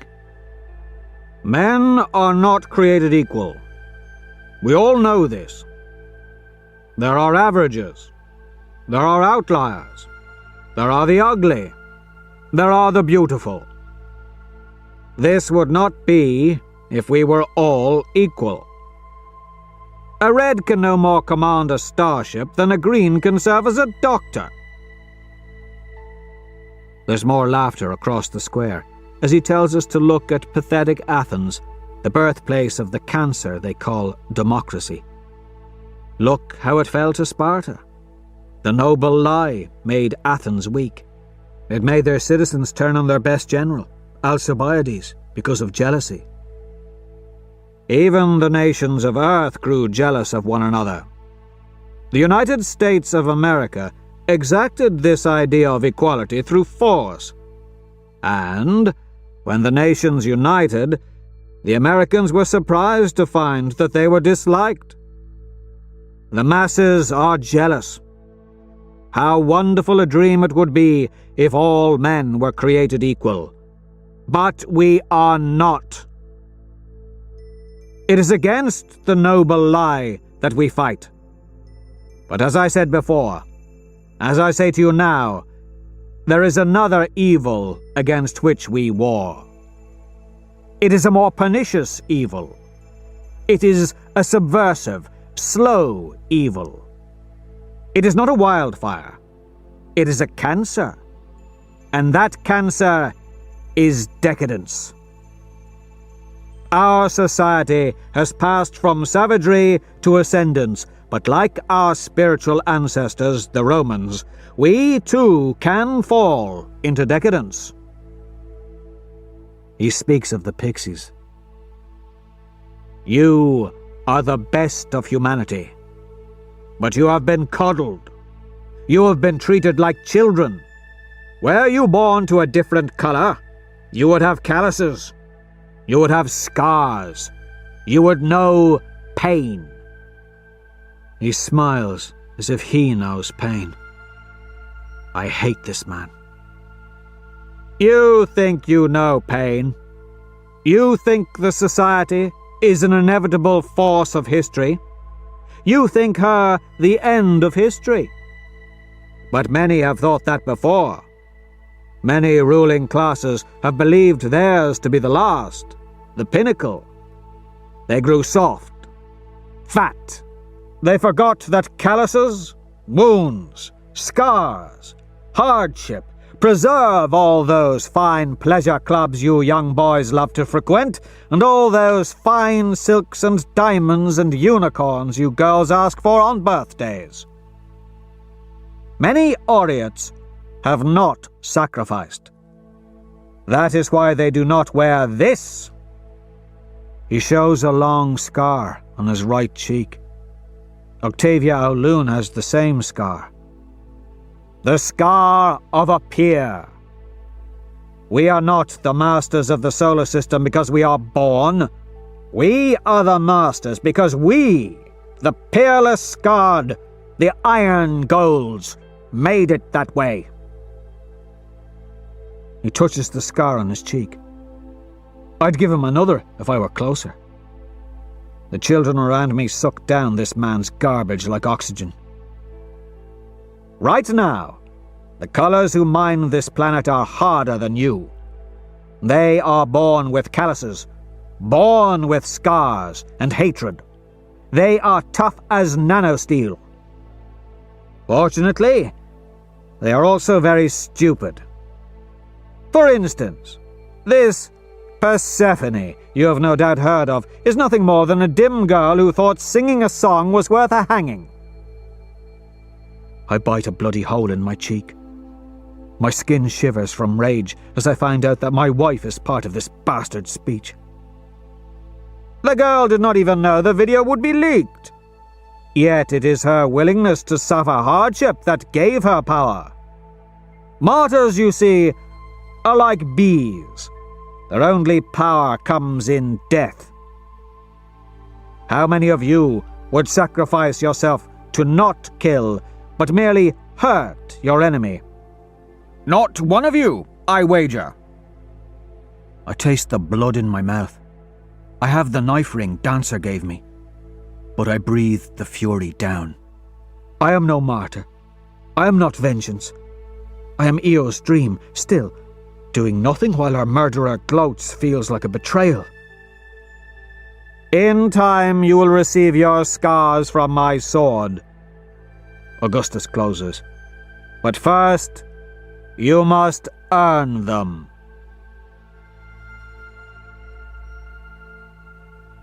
Chapter 17. The Draft. Son of Linus and Lexus au Andromedus, both of the House Apollo. Would you prefer to mark yourself as requesting House Apollo preferentiality? A tedious Oriat administrator asks me. Goldbrow's first loyalty is to colour, then family, then planet, then house. Most houses are dominated by one or two powerful families. On Mars, the family Augustus, the family Bellona, and the family Arcos influence all others. No, I reply. He shuffles over his datapad. Very well. How do you believe you performed on the Slang Smarts test? That is the extrapolational test, he clarifies. I think my results speak for themselves. You are not paying attention, Darrow. I shall mark that against you. I am asking for you to speak for your results. I think I took a gory piss on your test, sir. Ah. He smiles. Well, you did. You did. House Minerva for brains might be right for you. Perhaps Pluto for the deviousness. Apollo for the pride. Yes. Well, I have a test for you. Please complete it to the best of your ability. Interviews will commence when you have finished. The test is quick, and it is in the form of an immersion game. There's a goblet on a hill that I need to acquire. Many obstacles stand in my way. I pass them as rationally as possible, trying to hide my anger when a little elf steals a key I acquire. But every step of the way there's some damn setback, some inconvenience. And it's always unforeseen. It's always something beyond the bounds of extrapolation. In the end, I reach the goblet, but only after killing an annoying wizard and cruelly enslaving the race of elves by means of said wizard's magic wand. I could have left the elves be, but they annoyed me. Soon, the interviewers come in intervals. I learn they are called proctors. Each one of them is a peerless Skard. They are chosen by the Arch-Governor to teach and represent the students of the house within the Institute. All said, the proctors are impressive. There's a huge, scarred man with hair like a lion and a lightning bolt on his collar for Jupiter, a matronly woman with gentle golden eyes, and a quick-witted man with winged feet on his collar. He can't sit still, and his baby face seems immensely fascinated by my hands. He makes me play a game with him, in which he puts out both hands flat and facing up, and I put mine atop, facing down. He tries slapping my hands, but never quite manages.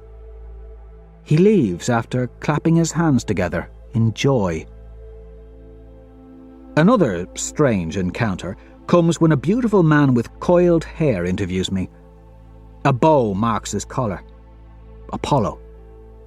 He asks me how attractive I believe myself to be, and is displeased when I undershoot his estimate. Still, I think he likes me, because he asks me what I would like to be one day. An imperator of a fleet, I say. You could do great things with a fleet, but a lofty notion. He sighs, accenting every word with a feline purr. Perhaps too lofty for your family. Maybe if you had a benefactor of better familial origin, yes, maybe then. He looks at his datapad.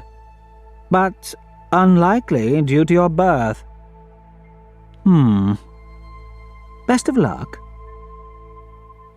I sit alone for an hour or more, till a sullen man comes to join me. His unfortunate face is pinched like a hatchet, but he has the scar, and a razor hilt hangs on his hip. His name is Fitchner. A wad of gum fills his mouth. The uniform he wears is black with gold, and it nearly conceals the slight belly paunch that sticks outward despite the faint smell of metabolizers. Like many of the others, he wears badges about his personage. A golden wolf with 2 heads decorates his collar, and a strange hand marks his cuff. They give me the mad dogs, he says. They give me the killers of our race, the ones full of piss and napalm and vinegar. He sniffs the air. You smell full of shit. I say nothing. He leans against the door and frowns as though it offended him in some way. Then back to me, sniffing improperly. Problem is, we of House Mars always burn out. Kids rule the Institute at first. Then they find out that napalm lasts about... He snaps his fingers. I have no reply. He sighs and plops down in a chair. After a while of watching me, he stands and punches me in the face. If you punch me back, you will be sent home, pixie. I kick him in the shin. He limps away, laughing like a drunk Uncle Nero. I'm not sent home. Instead, I find myself escorted with 100 others into a large room with float chairs and a large wall dominated by ivory gridwork. The gridwork forms a checkerboard square on the wall, 10 rows high, 10 rows across. I'm taken on a lift to the middle row, some 50 feet off the ground. 99 other students are ushered in till each box is filled. This is the prime crop, the best of the students. I look out from my box, peering up above me. A girl's feet dangle out of the box above my head. Numbers and letters appear in front of my box, my statistics. Supposedly, I'm very rash and have upper outlier characteristics in intuition and loyalty and, most noticeably, rage. There are 12 groups in the audience. Each group sits close together in float chairs around vertical golden standards. I see an archer, a lightning bolt, an owl, a wolf with 2 heads, an upside-down crown, and a trident, amongst others. One of the proctors accompanies each group. They alone do not have their faces covered. The others wear ceremonial masks, featureless and golden and slightly like the animals of their houses. If only I had known this was going to happen, I might have brought a nuke. These are the drafters, the men and women of highest prestige. Praetors and imperators and tribunes and adjudicators and governors sit there watching me, trying to choose the new students for their house, trying to find young men and women they can test and offer apprenticeships. With one bomb, I could have destroyed the best and the brightest of their golden rule. Maybe that's the rashness speaking. The draft begins when a titan of a Gen Alt boy is chosen first to the House of the Lightning Bolt, House Jupiter. Then go more girls and boys of unnatural beauty and physical prowess. I can only guess they are geniuses as well. The fifth pick comes. The baby-faced interviewer with the winged feet floats up to me on golden boots. Several of the drafters of House Mercury float along with him. They speak quietly amongst themselves before asking me questions. Who are your parents? What are their family's accomplishments? I tell them about my modest, false family. One of them seems to think highly of a relative of mine who has long since passed away, but despite the proctor's objections, they pass me over for another student from a family with the ownership of 90 mines and a stake on one of Mars's southern continents. The Mercury proctor curses and shoots me a quick smile. Hope you're available next round, he says. Next goes a delicate girl with a mocking smile. I can barely pay attention, and, at times, it is difficult to see who else is being selected. We're arrayed in an odd way. With the 10th pick, the proctor who struck me in the interviews floats my way. There is disagreement among the drafters. I have two ardent advocates. One is as tall as Augustus, but her hair flows down to her spine in 3 golden braids. The second is broader, not very tall. He's old. Can tell by the scars and wrinkles on his thick hands. Hands that bear the signet ring of an Olympic knight. I know him immediately, even without seeing his face. Lorn au Arcos, the Rage Knight, the third greatest man on Mars, who chose to serve the Society by safeguarding the Society's compact instead of reaching for crowns in politics. When he points to me, Fitchner grins. I am chosen 10th. 10th out of 1,000.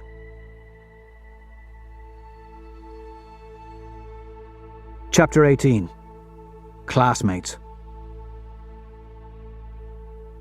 I feel a sinking in my stomach as I walk with the chattering mass into the dining hall.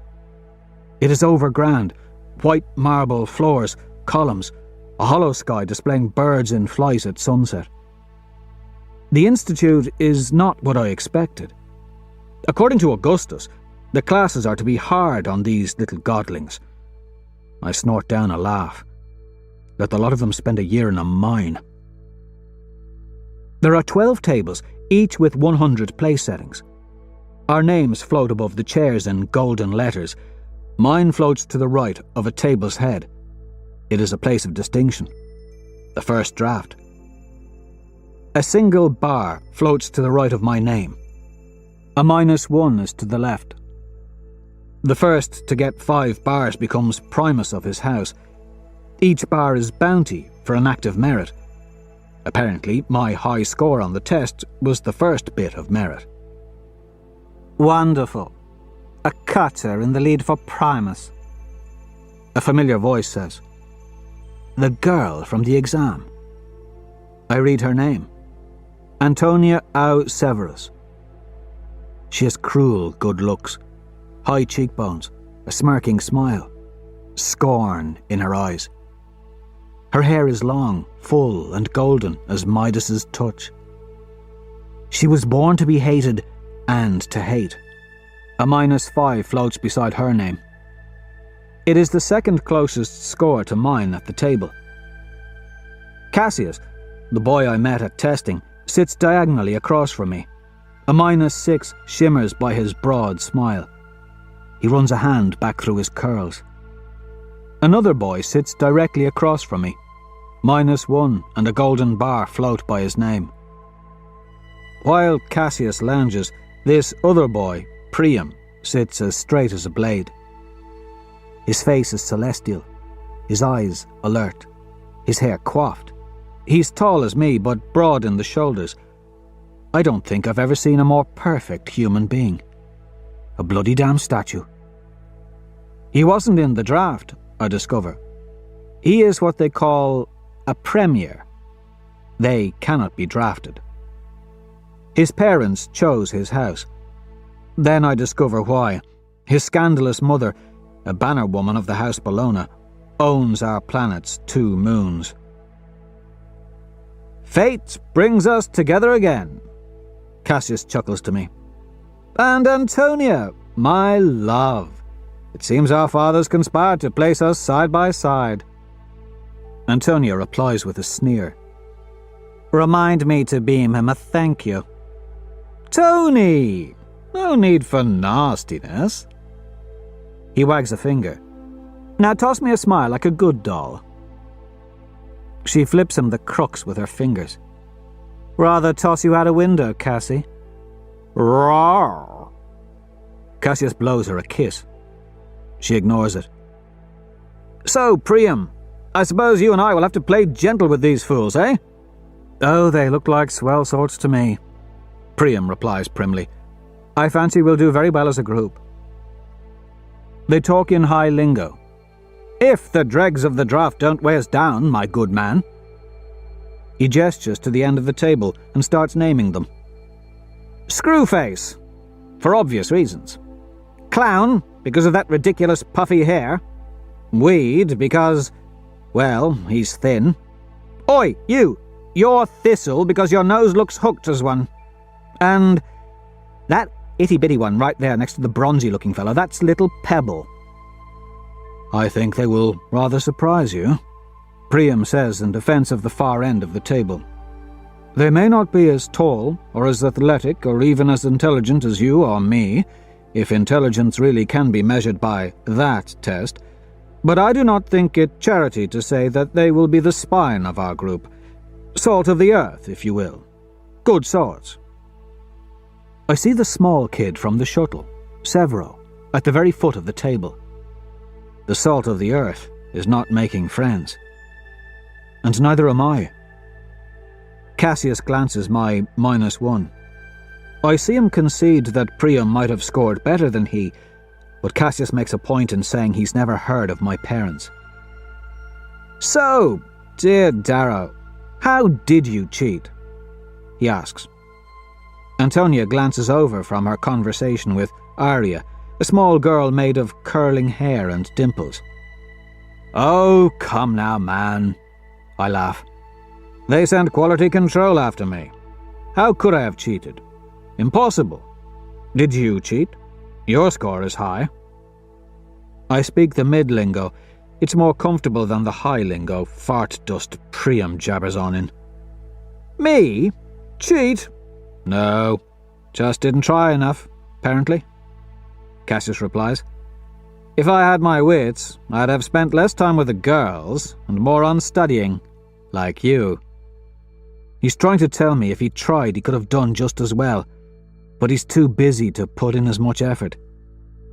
If I wanted him as a friend, I'd let him get away with it. You studied? I ask. I feel a sudden urge to embarrass him. I didn't study at all. A chill goes through the air. I shouldn't have said it. My stomach plummets. Manners. Cassius's face sours and Antonia smirks. I've insulted him. Priam frowns.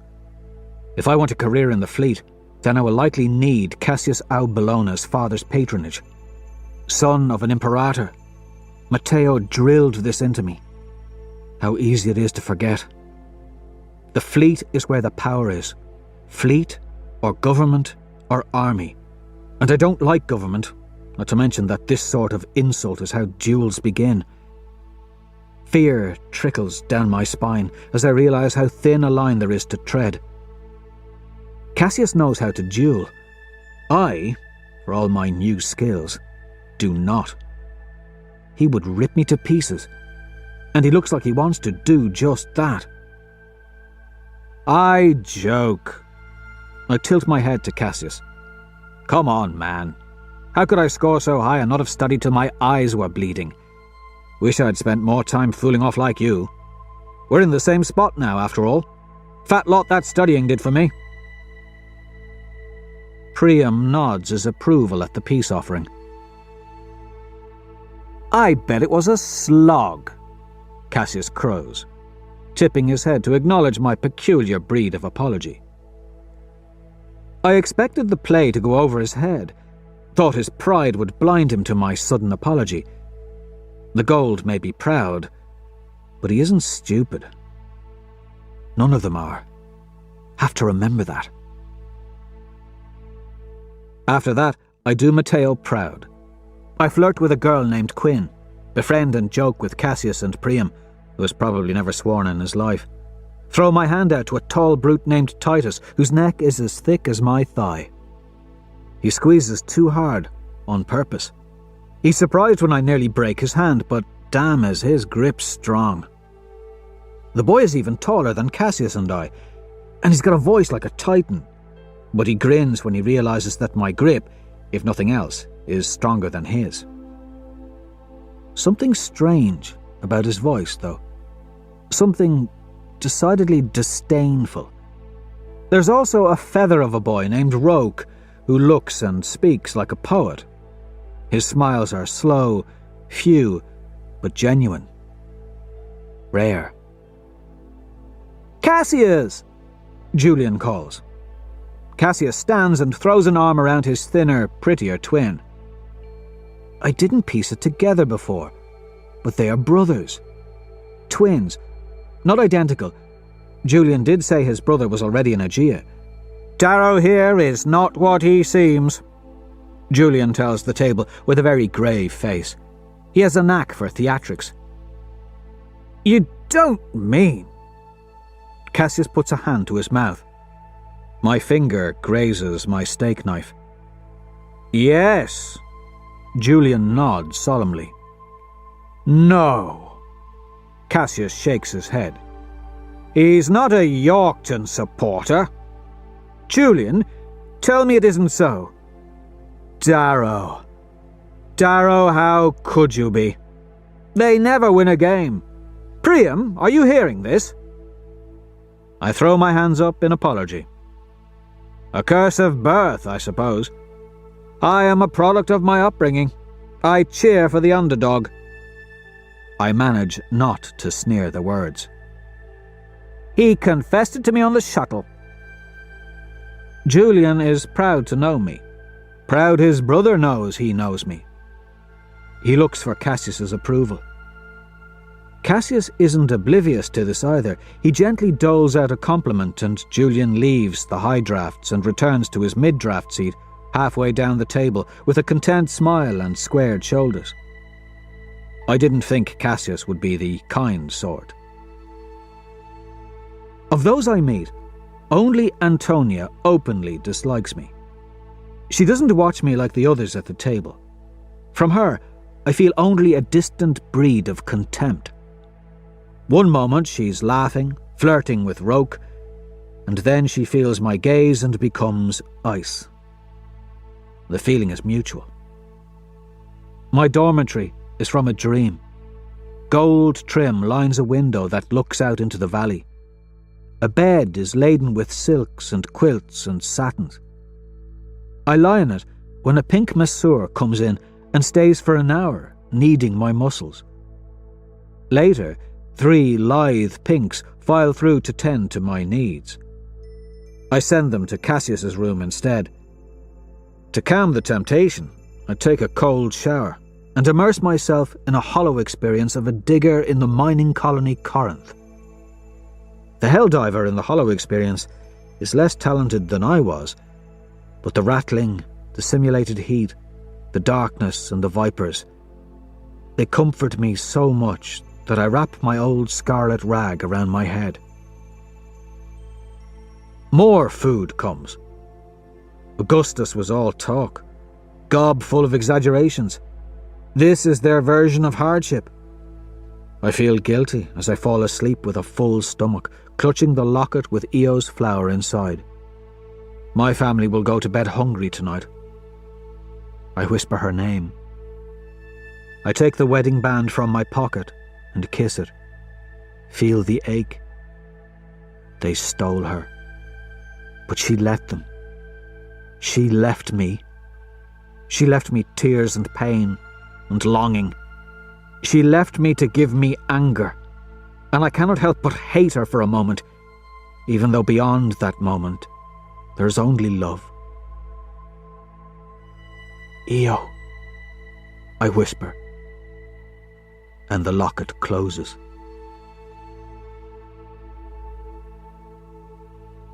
Chapter 19. The Passage. I vomit as I wake. A second fist strikes my full stomach, then a third.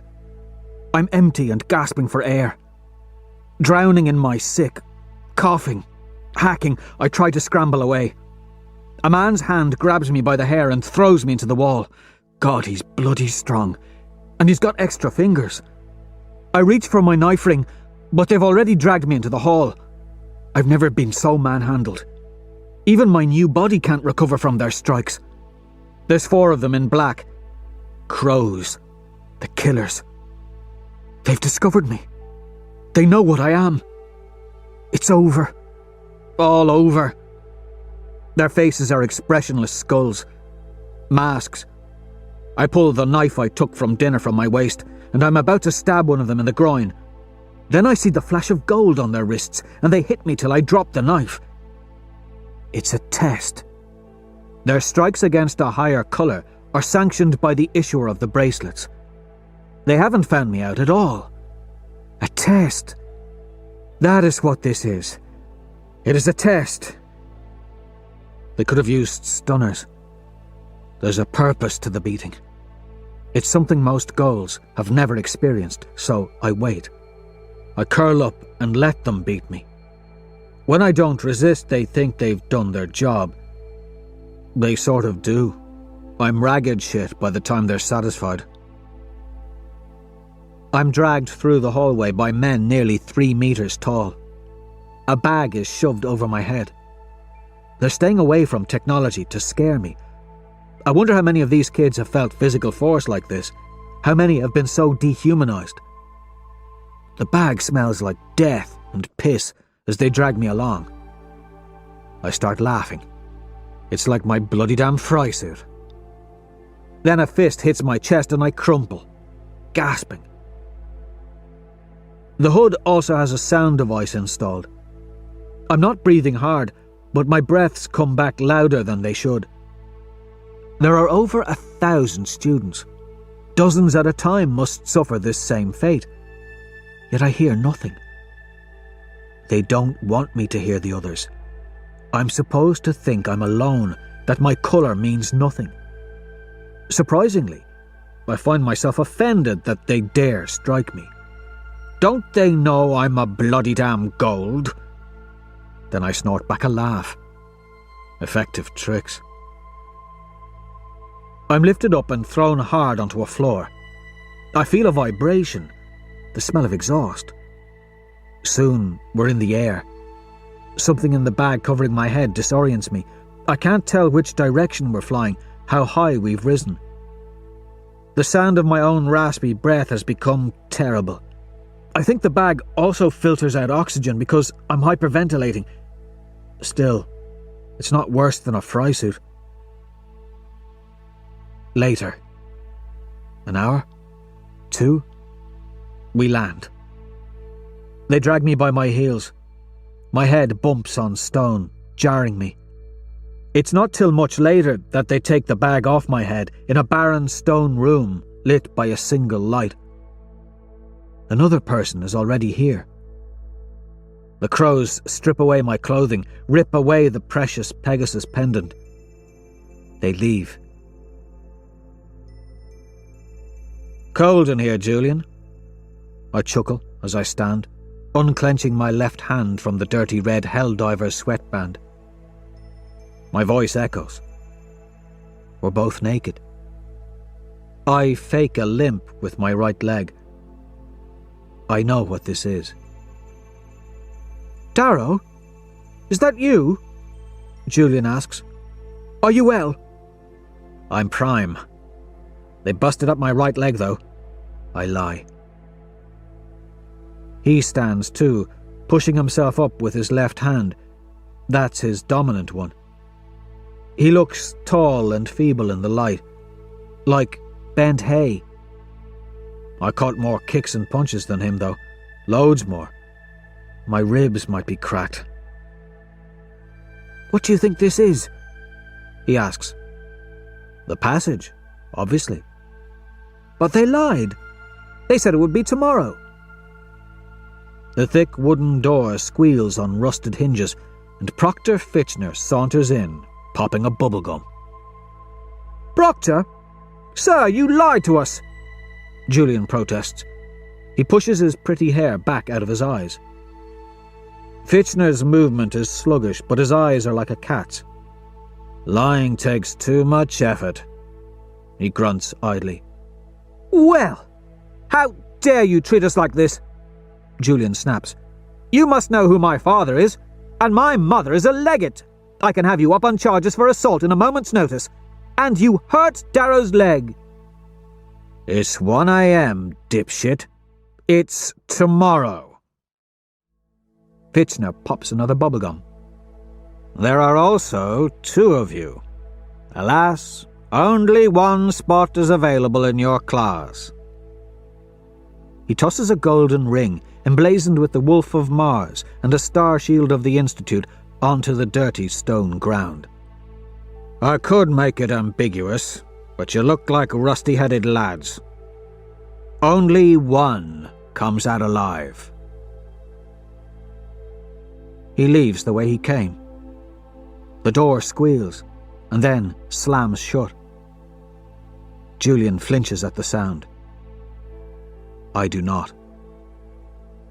We both stare at the ring, and I have a sick feeling in my gut that I'm the only one in the room who knows what just happened. What do they think they're doing? Julian asks me. Do they expect us to? Kill each other, I finish. Yes, that's what they expect.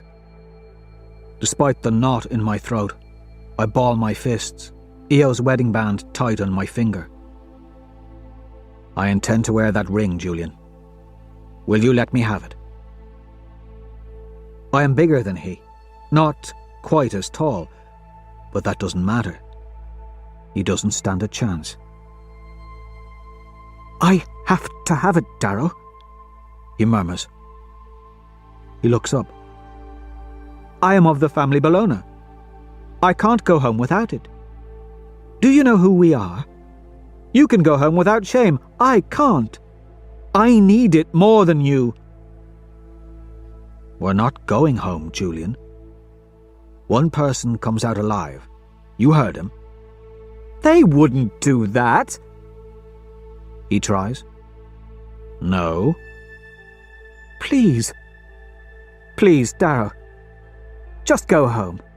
You don't need it like I do. You don't. Cassius, he would be so ashamed if I didn't make it. I wouldn't be able to look at him. Every member of my family is scarred. My father is an imperator. An imperator! If his son did not even make it through the passage, what would his soldiers think? He would still love you. Mine would. Julian shakes his head. He takes a breath and stands tall. I am Julian O. Bologna, of the family Bologna, my goodman. I don't want to do this. I can't explain how badly I don't want to hurt Julian. But when has what I wanted ever mattered? My people need this. Io sacrificed happiness and her life. I can sacrifice my wants. I can sacrifice this slender princeling. I can even sacrifice my soul. I make the first move toward Julian. "Darrow," he murmurs. Darrow was kind in Lycos. I am not. I hate myself for it. I think I'm crying because my vision is unclear. The rules and manners and morals of society are pulled away. All it takes is a stone room and two people needing the same scarce thing. Yet the shift isn't instantaneous. Even when I punch Julian in the face and his blood smears my knuckles, it doesn't seem a fight. The room is quiet, awkward. I feel rude punching him, like I'm acting. The stone is cold on my feet. My skin prickles. Breath echoes. They want me to kill him because he didn't do well on their tests. This is a mismatch. I am Darwin's scythe, nature scraping away the chaff. I don't know how to kill. I've never killed a man. I have no blade, no thumper, no scorcher. It seems impossible that I could make this boy of meat and muscle bleed dry just with my hands. I want to laugh, and Julian does. I am a naked child, slapping at another naked child in a cold room. His hesitancy is obvious. His feet move like he's trying to remember a dance. But when his elbows come to eye level, I panic. I don't know how he is fighting. He strikes half-heartedly at me in a foreign, artistic way. He's tentative, slow, but his timid fist gets my nose. Rage overtakes me. My face goes numb. My heart thunders. It's in my throat. My veins prickle. I break his nose with a straight. God, my hands are strong. He wails and ducks into me, grappling my arm into an odd angle. It pops. I use my forehead. It takes him just at the bridge of his nose. I grab the back of his neck and hit him again with my forehead. He can't break away. I do it again. Something cracks. Blood and spit lather my hair. His teeth cut my scalp. I drop back like I'm dancing, reverse off my left foot, weave forward and hit him with all my weight behind my right fist in his chest. My Helldiver knuckles shatter his reinforced sternum. There's a great, wheezing gasp and a crackling noise like snapping twigs. He tips backward onto the ground. I'm dazed from striking him with my forehead. Seeing red, seeing double, I stumble toward him. Tears stream down my cheeks. He's twitching. When I grab his golden hair, I find him already limp, like a wet, golden feather. Blood pulses from his nose. He is quiet. He no longer moves, no longer smiles. I mutter my wife's name as I fall to cradle his head. His face has become like a blood blossom.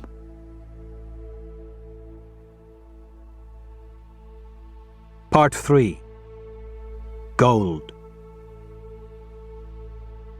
This is your sling blade, son. It'll scrape the earth's veins for you. It'll kill pit vipers. Keep it sharp, and if you get stuck in the drills, it'll save your life for the price of a limb. So said my uncle. Chapter 20. The House of Mars. There's a stillness in my soul as I look at the broken boy. Even Cassius would not recognize Julian now. A cavity is carved into my heart. My hands tremble as the blood dribbles off them onto the cold stone. rivers along the golden sigils upon my hands. I am a hell diver, but the sobs come even as the tears are gone. His blood trickles from my knee down my hairless shin. It's red, not golden. My knees feel the stone and my forehead touches it as I sob till exhaustion fills my chest. When I look up, he is still dead. This wasn't right. I thought the society only played games with its slaves. Wrong. Julian didn't score like I did on the tests. He wasn't as physically capable as I, so he was a sacrificial lamb. 100 students per house, and the bottom 50 are only here to be killed by the top 50. This is just a bloody damn test. For me. Even the family Bologna, powerful as they are, could not protect their less capable son. And that is the point. I hate myself. I know they made me do this, yet it still feels like a choice, like when I pulled Io's legs and felt the snap of her small spine. My choice. But what other choice was there with her? With Julian? They do this to make us wear the guilt. There's nowhere to wipe the blood, only stone and 2 naked bodies. This is not who I am, who I want to be. I want to be a father, a husband, a dancer. Let me dig in the earth. Let me sing the songs of my people and leap and spin and run along the walls. I would never sing the forbidden song. I would work. I would bow. Let me wash dirt from my hands instead of blood. I want only to live with my family. We were happy enough. Freedom costs too much. But Io disagreed. Damn her. I wait, but no one comes to see the mess I've made. The door is unlocked. I slip the golden ring over my finger after I close Julian's eyes, and I walk naked into the cold hall. It is empty. A soft light guides me up never-ending stairs. Water drips from the subterranean tunnel's ceiling.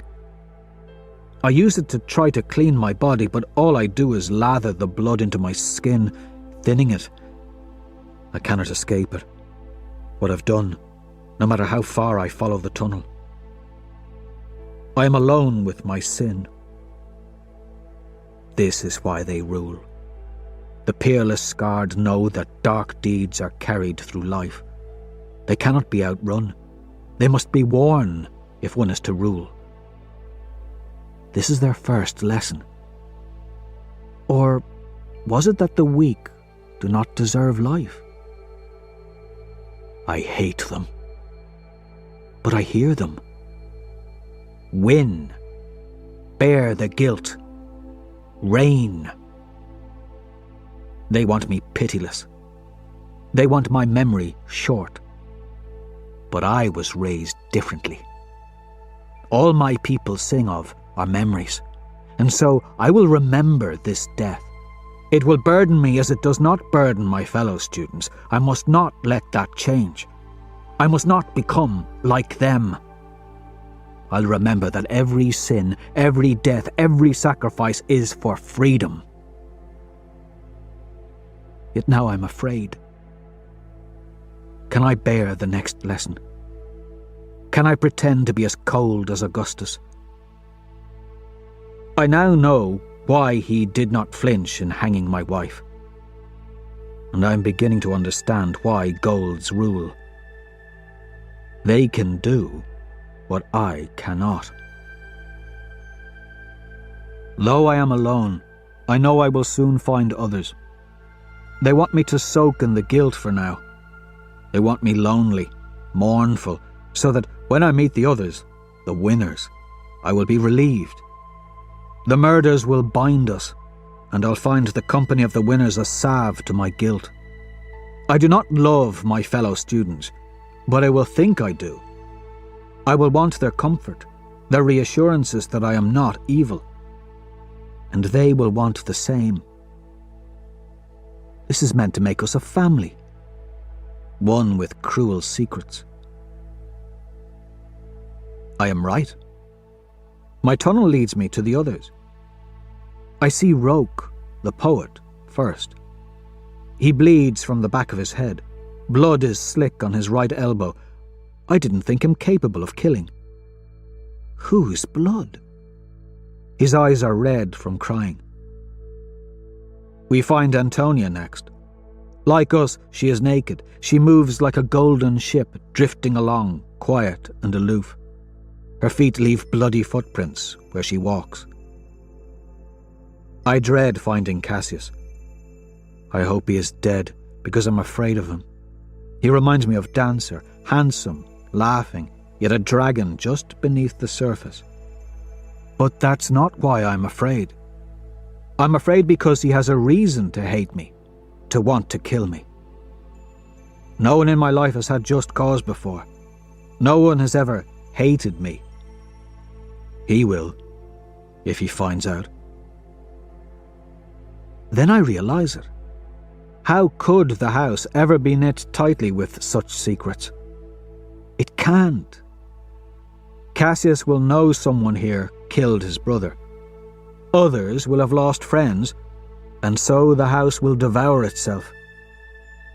The society did this on purpose. They want chaos. It will be our second test. Tribal strife. The three of us find the other survivors in a cavernous stone dining hall dominated by a long wooden table. Torches light the room. Night's mist slithers through open windows. It is like something from the old tales, the times they call medieval. Toward the far end of the long room is a plinth. A giant stone towers there. Embedded in its centre is a golden Primus hand. Golden and black tapestries flank the stone. A wolf howls upon the tapestries, as though calling out a warning. It is the Primus hand that will tear this house apart. Each one of these little princes and princesses will think themselves deserved of the honour of leading the house, yet only one can. I move like a ghost with the other students, drifting around the stone halls of what seems to be a giant castle. There is a room in which we are to clean ourselves. A trough runs icy water along the cold floor. Now blood runs with the water to the right and disappears into the stone. I feel like some sort of spectre in a land of fog and rock. Black and gold fatigues are laid out for us in a relatively barren armoury. Each student finds the fatigue bundle tagged with his or her name. A golden symbol of a howling wolf marks the high collars and sleeves of our clothing. I take my clothing with me and dress alone in some storage room. There, I fall into the corner and sit, silent. This place is so cold and quiet, so far from home. Roke finds me. He's striking in his uniform, lean like a strand of golden summer wheat, with high cheekbones and warm eyes, but his face is pale. He sits on his haunches across from me for several minutes before he reaches over to clasp my hands. I draw back, but he holds on till I look at him. "If you are thrown into the deep and do not swim, you will drown," he says, and raises his thin eyebrows. "So, keep swimming, right?" I force a chuckle. A poet's logic. He shrugs.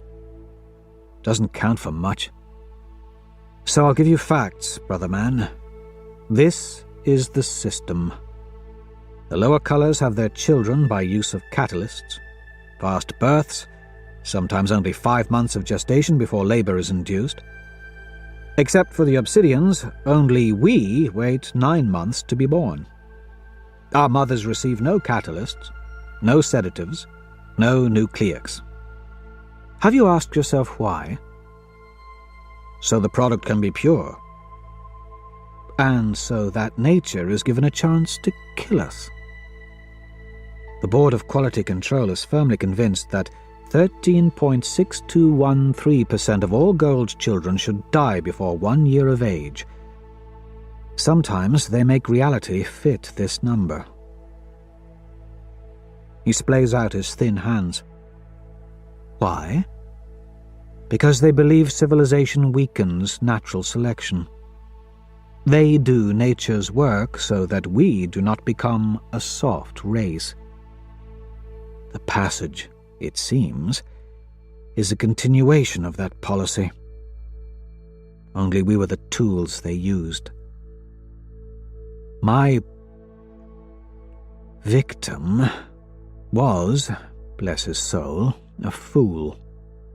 He was from a family of no worth, and he had no wits, no intelligence, no ambition. He frowns at the words before sighing. He had nothing the board values. There is a reason he was to die. Was there a reason Julian was to die? Roke knows what he does because his mother is on the board. He loathes his mother, and only then do I realize I should like him. Not only that, I take refuge in his words. He disagrees with the rules, but he follows them. It is possible. I can do the same until I have power enough to change them. We should join the others, I say, standing. In the dining hall, our names float above the chairs in golden letters. Our test scores are gone. Our names have also appeared beneath the Primus hand in the black stone. They float, golden, upward toward the golden hand. I'm closest, though there's still much distance to cover. Some of the students cry together in small groups by the long wooden table. Others sit against the wall, heads in hands.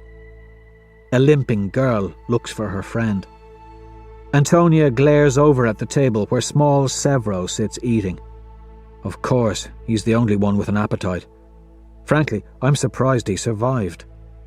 He is tiny and was our 99th and last draft pick. By Roke's proposed rules, he should be dead. Titus, the giant, is alive and bruised. Those knuckles of his look like a dirty butcher's block. He stands arrogantly apart from the rest, grinning like this is all splendid fun. Roke speaks quietly with the limping girl, Leah. She falls down crying and throws her ring. She looks like a deer, eyes wide and glistening. He sits with her and holds her hand. There's a peacefulness to him that is unique in the room. Wonder how peaceful he seemed when strangling some other kid to death. I roll my ring on and off my finger. Someone smacks my head lightly from behind. Oi, brother man! Cassius, I nod. Cheers to your victory. I was worried you were all brains. Cassius laughs. His golden curls are not even tousled. He throws an arm around me and surveys the room with a wrinkled nose. He feigns this nonchalance. I can tell he's worried. Ah, is there anything more ugly than self-pity? All this crying? He smirks and points at a girl with a busted nose. And she just became aggressively unpleasant. Not that she was ever much to sniff at, eh? Eh?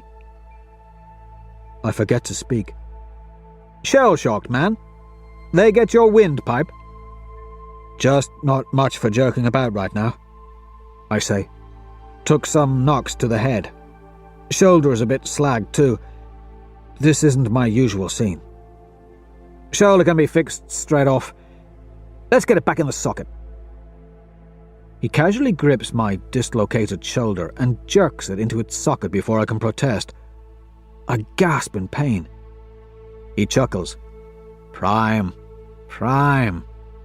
He slaps me on the same shoulder. Help me out, won't you? He extends his left hand. His dislocated fingers look like lightning bolts. I pull them straight. He laughs with the pain, not knowing his brother's blood is under my fingernails. I'm trying not to hyperventilate. Spotted Julian yet, man? He finally asks. He speaks in mid-lingo, now that Priam is nowhere to be seen. Not a sight. Meh. The kid is probably trying to be gentle with his fight. Father taught us the silent art, cravat. Julian is a prodigy at it. He thinks I'm better. Cassius frowns. Thinks I'm better at everything, which is understandable. Just got to get him going. Speaking of it, who'd you slag? My inside's knot. I make up a lie, and it's a good one. Vague and boring. He only wants to talk about himself now anyway. After all, this is what Cassius was bred for. There are roughly 15 kids who have that same quiet gleam in their eye, not evil, just excited. And those are the ones to watch, because they're the born killers. Looking around, it's easy to see that Roke was right. There weren't many tough fights. This was forced natural selection. Bottom of the heap getting slaughtered by the top. Hardly anyone is severely injured except a couple of small low drafts. Natural selection sometimes has its surprises. Cassius's fight was easy, he says. He did it right and fair and quick. Crushed the windpipe with a blade jab 10 seconds into squaring up. Caught his fingers oddly, though. Prime. I've made a corpse of the best killer's brother. Dread creeps into me to make a home. Cassius grows quieter when Fitchner saunters in and orders us to the table. One by one, the 50 seats fill, and bit by bit, his face darkens as each chance for Julian to join the table disappears. When the last seat fills, he does not move. It is a cold anger that radiates. Not hot, as I thought it would be. Antonia sits across from us, opposite me, and watches him. Her mouth works, but she says nothing. You don't comfort his sort. And I didn't think her the kind to try. Julian isn't the only one missing. Arya, all curls and dimples, is lying limp on a cold floor somewhere. And Priam is gone. Perfect Priam the Premier, heir of Mars's moons. I heard he was the first sword in the solar system for his birth year. A duelist without peer. I guess he wasn't too lethal with his fist. I look around the tired faces. Who the hell killed him? The board messed that one up, and I wager his mother will cause hell, because he certainly wasn't meant to die. We're wasting the best of us, Cassius murmurs measuredly. Hello, you little shit-eaters! Fitchner yawns and kicks his feet up onto the table. Now, it might have dawned on you that the passage may as well be called the Culling. Fitchner scratches his groin with his razor's hilt. His manners are worse than mine. And you may think it a waste of good gold, but you're an idiot if you think 50 children make a dent in our numbers. There are more than 1 million golds on Mars, more than 100 million in the solar system. Not all get to be peerless scarred, though, eh? Now, if you think this was vile, consider that the Spartans would kill more than 10% of all children born to them. Nature would kill another 30. We are gory humanitarians in comparison. Of the 600 students that are left, most were in the top 1% of applicants. Of the 600 that are dead, most were in the bottom 1% of applicants. There was no waste. He chuckles and looks around the table with a surprising amount of pride. Except for that idiot, Priam. Yeah, there's a lesson for you lot. He was a brilliant boy. Beautiful, strong, fast, a genius who studied day and night with a dozen tutors. But he was pampered. And someone, I won't say who, because that'd undermine the fun of this whole curriculum, but someone knocked him down onto the stone and then stomped on his trachea till he died. He put his hands behind his head. Now, this is your new family. House Mars, one of 12 houses. No, you are not special because you live on Mars and are in House Mars. Those in House Venus on Venus are not special. They merely fit the house. You get the flow. After the Institute, you're looking for apprenticeships, hopefully with the families Bellona, Augustus, or Arcos, if you want to do me proud. Prior graduates from House Mars may help you find these apprenticeships, may offer you apprenticeships of their own, or maybe you'll be so successful that you don't need anyone's help. But let us make it crystal. Right now, you are babies. Stupid little babies. Your parents handed you everything. Others wiped your little asses. Cooked your food, fought your wars, tucked your little shiny noses in at night. Rusters dig before they get a chance to screw. They build your cities and find your fuel and pick up your shit. Pinks learn the art of getting someone's jollies off before they even need to shave. Obsidians have the worst gory life you could imagine, nothing but frost and steel and pain. They were bred for their work, trained early for it. All you little princelings and princesses have had to do was look like little versions of Mommy and Daddy and learn your manners and play piano and equestrian and sport. But now, you belong to the Institute, to House Mars, to the Prefecture of Mars, to your colour, to the Society, blah blah. Fitchner's smirk is lazy. His veiny hand rests on his paunch. Tonight, you finally did something yourselves. You beat a baby just like you. But that's worth about as much as a pink horse fart. Our little society balances on the tip of a needle. The other colours would rip your gory damn hearts out given the chance. And then there's the silvers, the coppers, the blues. You think they'd be loyal to a bunch of babies? You think the Obsidians will follow little turds like you? Those baby stranglers would make you their little cuddle slaves if they saw weakness. So, you must show none. So, what? The Institute is supposed to make us tough? Huge Titus grunts. No, you colossal oaf. It's supposed to make you smart, cruel, wise, hard. It's supposed to age you 50 years and 10 months and show you what your ancestors did to give you this empire. May I continue? He blows a gum bubble. Now, House Mars. His thin hand scratches his belly. Yeah, we've got a proud house that could maybe even match some of the elder families. We've got politicos, praetors, and judicia. The current arch-governors of Mercury and Europa, a tribune, dozens of praetors, 2 justices, an imperator of a fleet.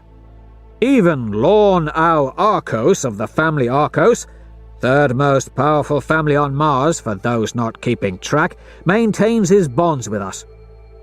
All of those high-ups are looking for new talent. They picked you from the other candidates to fill the roster. Impress these important men and women, and you'll have an apprenticeship after this. Win, and you'll have your pick of apprenticeships within the house or an elder family. Maybe even Arcos himself will want you. If that happens, you'll be on the fast track to position, fame, and power. I lean forward. But win? I ask. What is there to win? He smiles. At this moment, you are in a remote terraformed valley in the southernmost part of Valles Marineris. In this valley, there are 12 houses in 12 castles. After orientation tomorrow, you will go to war with your fellow students to dominate the valley by any means at your disposal. Consider it a case study in gaining and ruling an empire. There are murmurs of excitement. It is a game, and here I thought I would have to study something in a classroom. And what if you are Primus of the winning house? Antonia asks. She twirls a finger through her golden curls. Then welcome to glory, darling. Welcome to fame and power. So, I must be Primus. We eat a plain dinner. When Fitchner leaves, Cassius stirs, his voice becoming cold and filled with dark humour. Let us all play a game, my friends. We will each say whom we killed. I will start. Nexus Aus Salintus. I knew him when we were children, as I know some of you. I broke his trachea with my fingers. No one speaks. Come now! Family should not keep secrets. Still, no one answers. Severo is the first to leave, making his derision for Cassius's game clear. First to eat, first to sleep. I want to follow. Instead, I make small talk with Peaceful Roke and Massive Titus after Cassius gives up on his game and retires as well. Titus is impossible to like. He's not funny, but everything is a joke to him. It's like he's sneering at me, at everyone, even though he is smiling. I want to hit him, but he doesn't give me a reason. Everything he says is perfectly innocuous. Yet I hate him. It's like he doesn't think me a human. Instead, I'm just a chess piece, and he's waiting to move me around. No, shove me around. He somehow forgot to be 17 or 18 like the rest. He is a man. Taller than 2 meters, easy, maybe nearing 2.5 meters. Lithe Roke, on the other hand, reminds me so much of my brother Kieran. If Kieran could kill. His smiles are kind, his words patient and wistful and wise, just as they had been earlier. Leah, the girl who looks like a limping baby deer, follows him everywhere. He's patient with her, in a way I couldn't be. Late in the night, I look for the places where the students died. I cannot find them. The stairs no longer exist. The castle has swallowed them. I find rest in a long dormitory filled with thin mattresses. Wolves howl from the shifting mists that cloak the highlands beyond our castle. I find sleep quickly. Chapter 21. Our Dominion. Fitchner wakes us from the long dormitories in the dark of morning. Grumbling, we roll out of double bunk beds and set out from the keep to the castle square, where we stretch, then set off at a run. We lope easily in the .37 grav. Clouds drop soft showers. The canyon walls 50 kilometres west and 40 kilometres east of our little valley, tower 6 kilometres high. Between them is an ecosystem of mountains, forests, rivers and plains. Our battlefield. Ours is a highland territory. There rise mossy hills and craggy peaks that dip into U-shaped grassy glens. Mist blankets all, even the thick forests that lie like homespun quilts over the foothills. Our castle stands on a hill just north of a river in the middle of a bowl-like glen, half grass, half woods. Greater hills cup the glen in a semicircle to the north and south. I should like it here. Io would have. But without her I feel as lonely as our castle looks on its high, removed hill. I reach for the locket, for our Hymanthus. Neither is with me. I feel empty in this paradise. 3 walls of our hill castle stand atop 80-metre stone cliffs. The castle itself is huge. Its walls rise 30 metres. The gatehouse swells out from the walls as a fortress with turrets. Inside the walls, our square keep is part of the northwestern wall and rises 50 metres. A gentle slope leads up from the glen's floor to the castle's western gate opposite the keep. We run down this slope along a lonely dirt road. Mist embraces us. I relish the cold air. It purifies me after hours of fitful sleep. The mist burns away as the summer day dawns. Deerling, thinner and faster than the creatures of earth, graze in the fir woods. Birds circle above. A single raven promises eerie things. Sheep litter the field, and goats wander the high rocky hills we run up in a line of 50 and 1. Others of my house may see animals of earth or curious creatures the carvers decided to make for fun, but I see only food and clothing.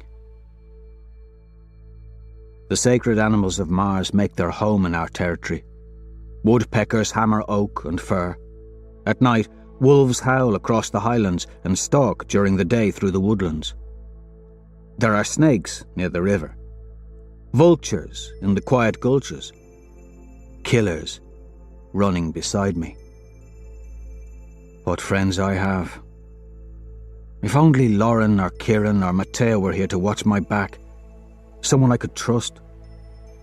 I'm a sheep wearing wolves' clothing in a pack of wolves.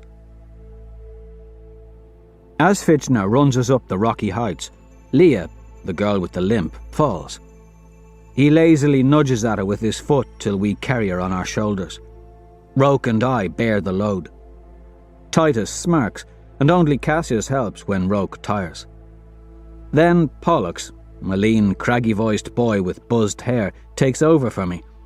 He sounds like he's been smoking burners since he was 2. We trudge through a summer valley of forests and fields. Bugs nip at us there. The Goldbrows drip with sweat, but I do not. This is an icy bath compared to the rigours of my old fry suit. All about me are trim and fit, but Cassius, Severo, Antonia, Quinn, the bloody damn fastest girl or thing I've ever seen on 2 feet, Titus, 3 of his new friends, and I could leave the rest behind. Only Fitchner with his grav boots could outpace us. He bounds along like a deerling, then he chases one down and his razor whips out. It encircles the deerling's throat and he contracts the blade to kill the animal. "Supper," he says, grinning. "Drag it." "You could have killed it closer to the castle," Severo mutters. Fitchner scratches his head and looks around. "Did anyone else hear a squat, ugly little goblin go, well, whatever sound goblins make?" "Drag it." Severo grabs the deer's leg. "Dickwit." We reach the summit of a rocky height, 5 kilometres southwest of our castle. A stone tower dominates the peak. From the top, we survey the battlefield. Somewhere out there, our enemies do the same. The theatre of war stretches to the south farther than we can see. A snowy mountain range fills the western horizon. To the southeast, a primordial wood knots the landscape. Dividing the two is a lush plain split by a massive southbound river, the Argos, and its tributaries. Farther south, past the plains and rivers, the ground dips away into marshes. I cannot see beyond. A great, floating mountain hovers 2 kilometers up in the bluish sky. It is Olympus, Fitchner explains, an artificial mountain where the proctors watch each year's class.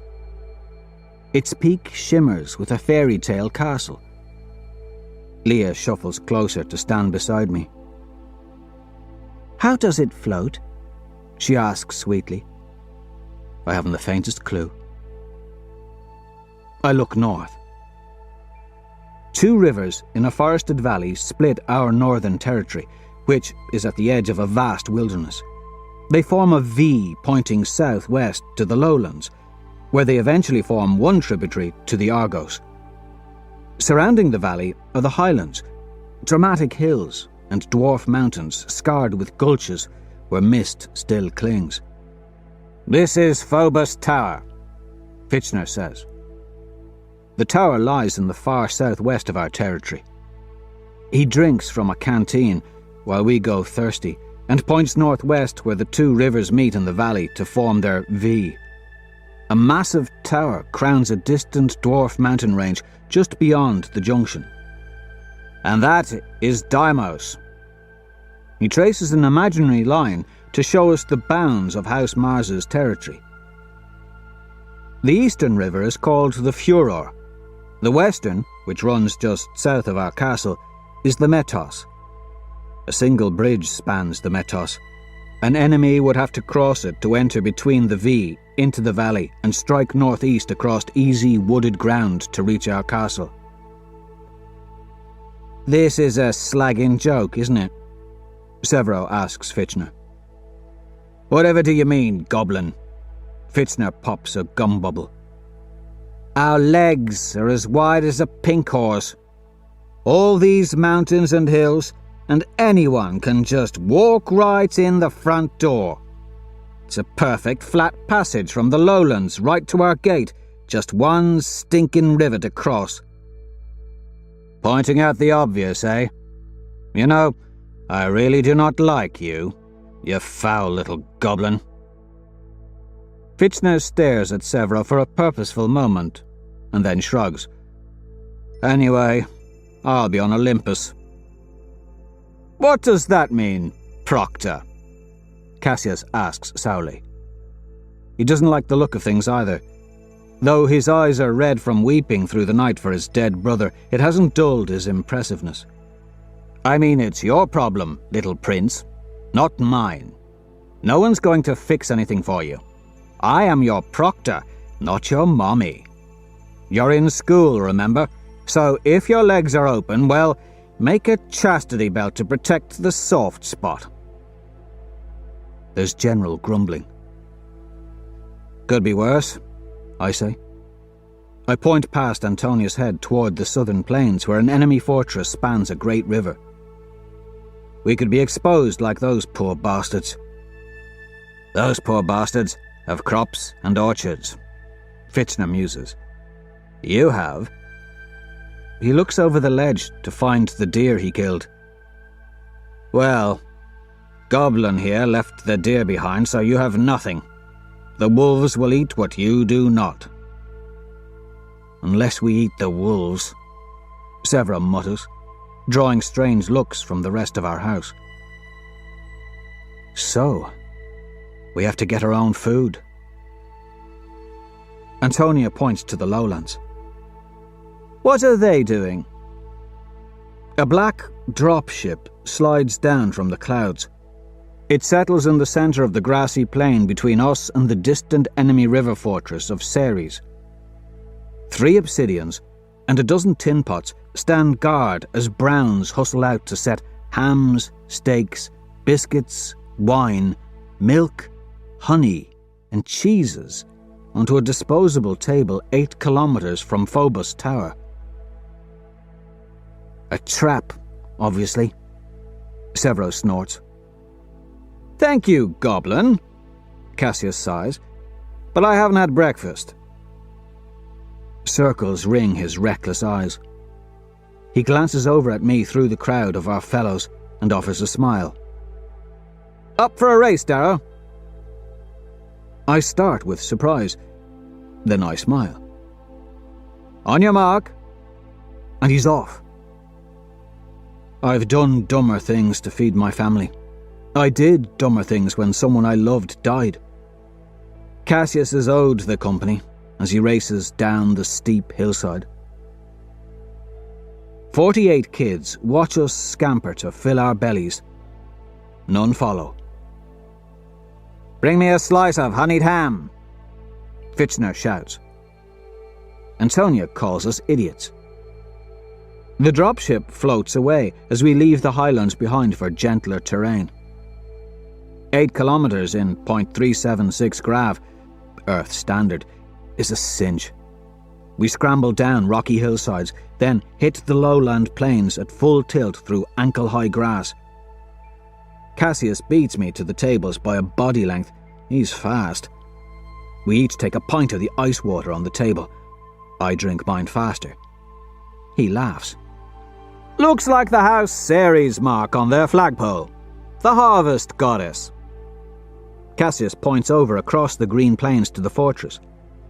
A few trees dot the several kilometers between us and the castle. Pennants flap from their ramparts. He pops a grape into his mouth.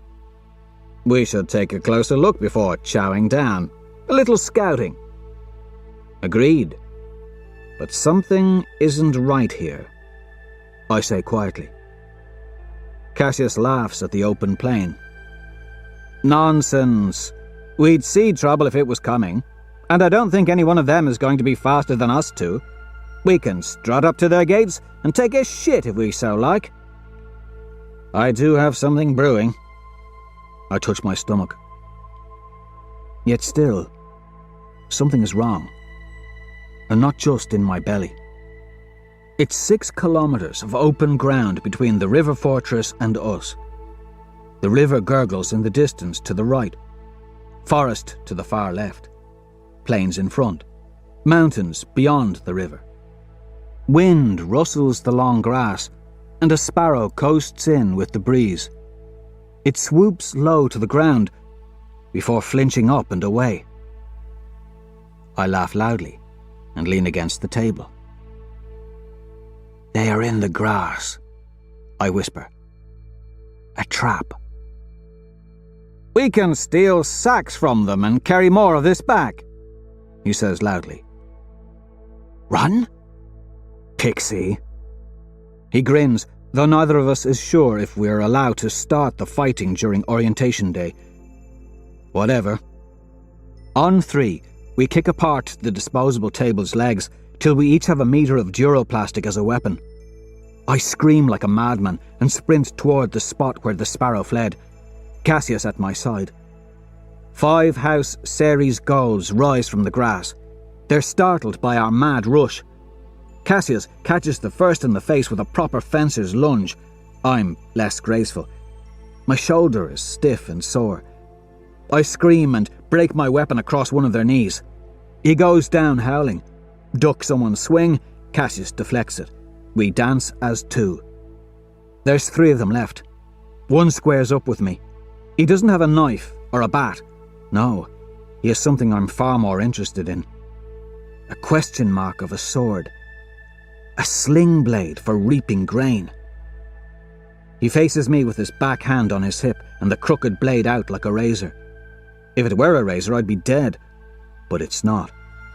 I make him miss, block one of Cassius's attacker's blows, lurch forward at my attacker.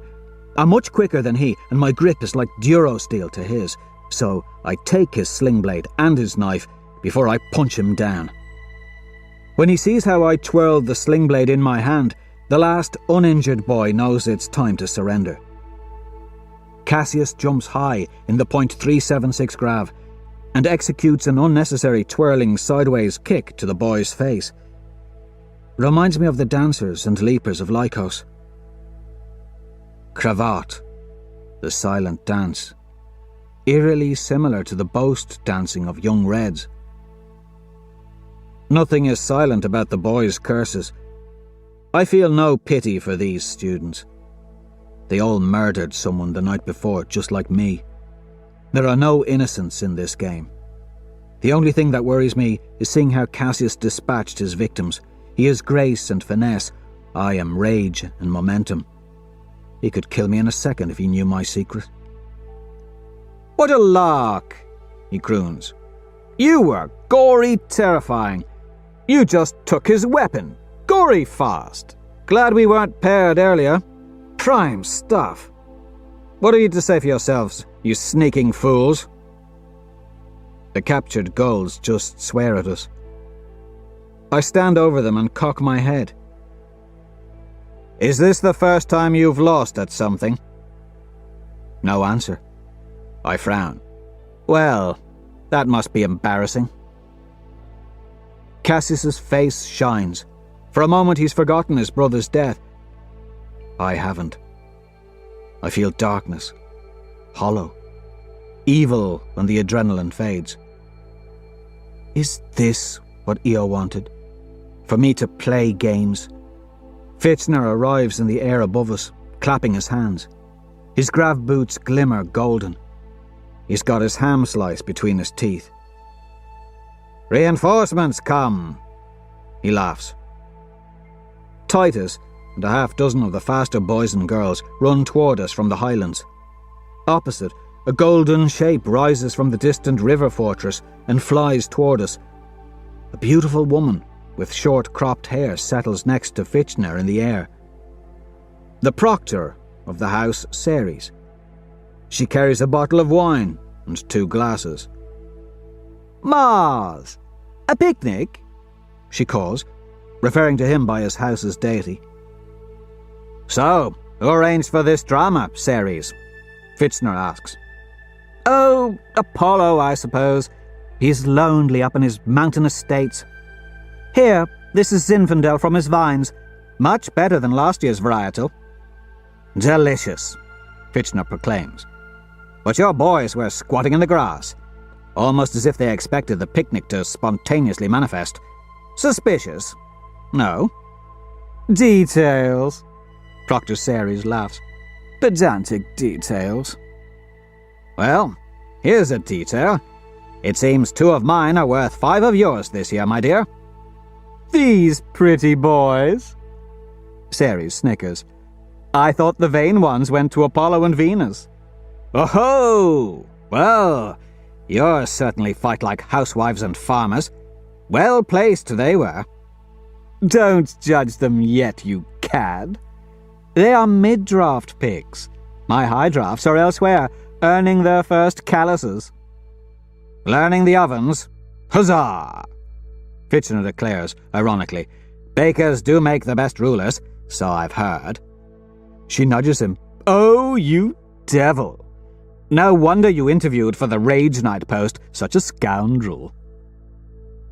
They clink their glasses together as we watch from the ground. How I love Orientation Day.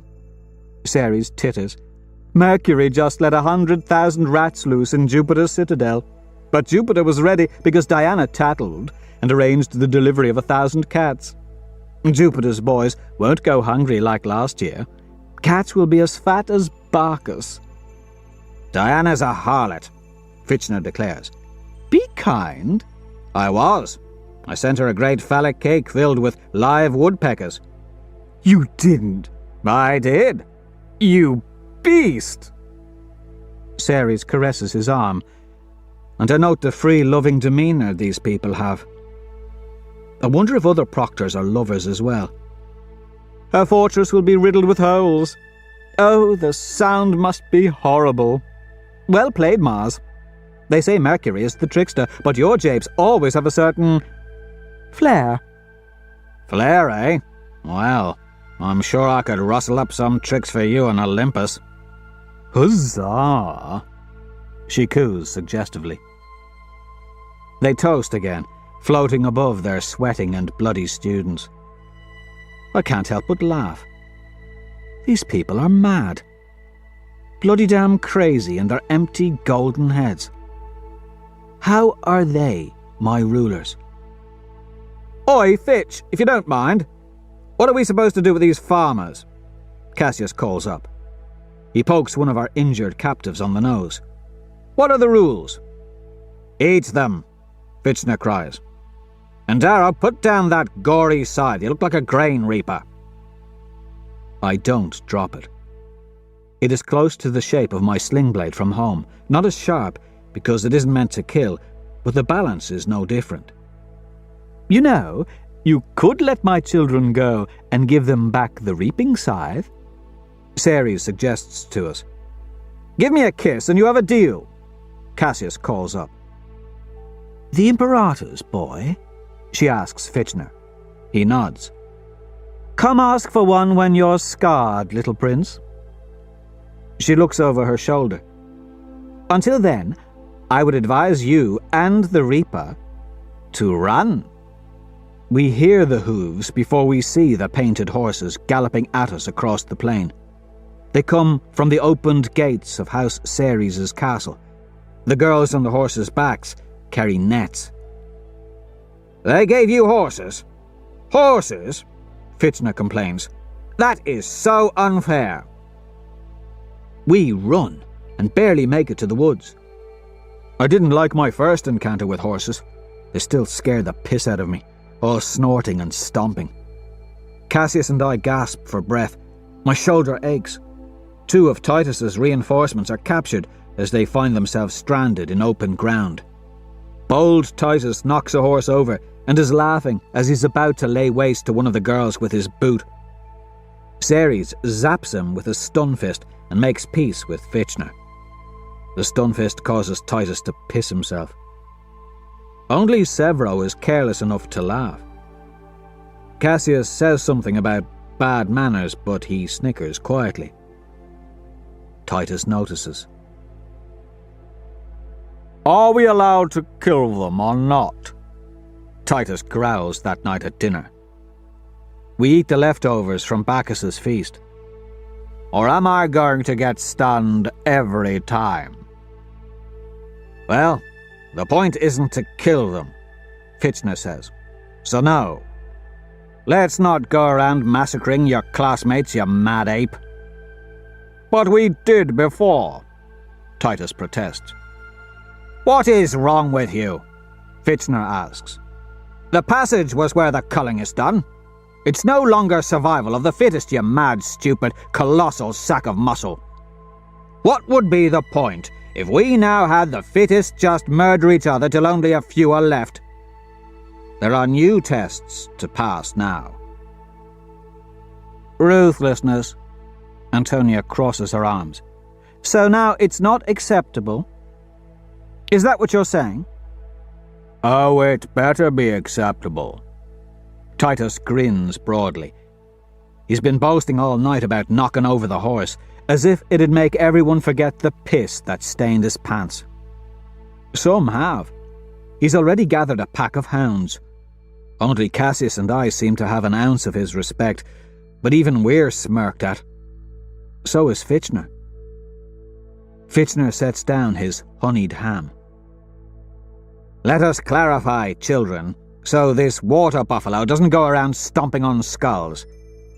Ruthlessness is acceptable, dear Antonia. If someone dies by accident, that is understandable. Accidents happen to the best of us. But you will not murder each other with scorchers. You will not hang people from your ramparts unless they're already dead. Medbots are on standby in case any medical attention is direly needed. They are fast enough to save lives, most of the time. Remember, though, the point is not to kill. We don't care if you're as ruthless as Vlad Dracula. He's still lost. The point is to win. That's what we want. And that simple test of cruelty is already passed. We want you to show us your brilliance, like Alexander, like Caesar, Napoleon, and Merrywater. We want you to manage an army, distribute justice, arrange for provisions of food and armour. Any fool can stick a blade into another's belly. The school's role is to find the leaders of men, not the killers of men. So the point, you silly little children, is not to kill, but to conquer. And how do you conquer in a game where there are 11 enemy tribes? Take them out one at a time. Titus answers knowingly. No, ogre. Dumbass. Severus snickers to himself. Titus's pack quietly watches the smallest boy in the institute. No threats are snarled. No faces twitch, just a silent promise. It's hard to remember that they are all geniuses. They look too pretty, too athletic, too cruel to be geniuses. Anyone besides Ogre have a guess? Fitchner asks. No one answers. You make one tribe out of 12. I finally say. By taking slaves. Just like the society. Build on the backs of others. It isn't cruel. It is practical. Fitchner claps mockingly. Prime, Reaper. Prime. Looks like someone is bucking for Primus. Everyone shifts in agitation at that last bit. Fitchner pulls a long box from under the table. Now, ladies and gentlemen, this is what you use to make slaves. He pulls out our standard. Protect this. Protect your castle.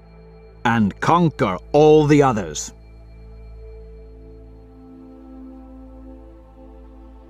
Chapter 22. The Tribes. Fitchner is gone in the morning.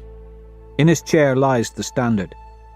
It is a 1 foot length of iron tipped with our howling wolf.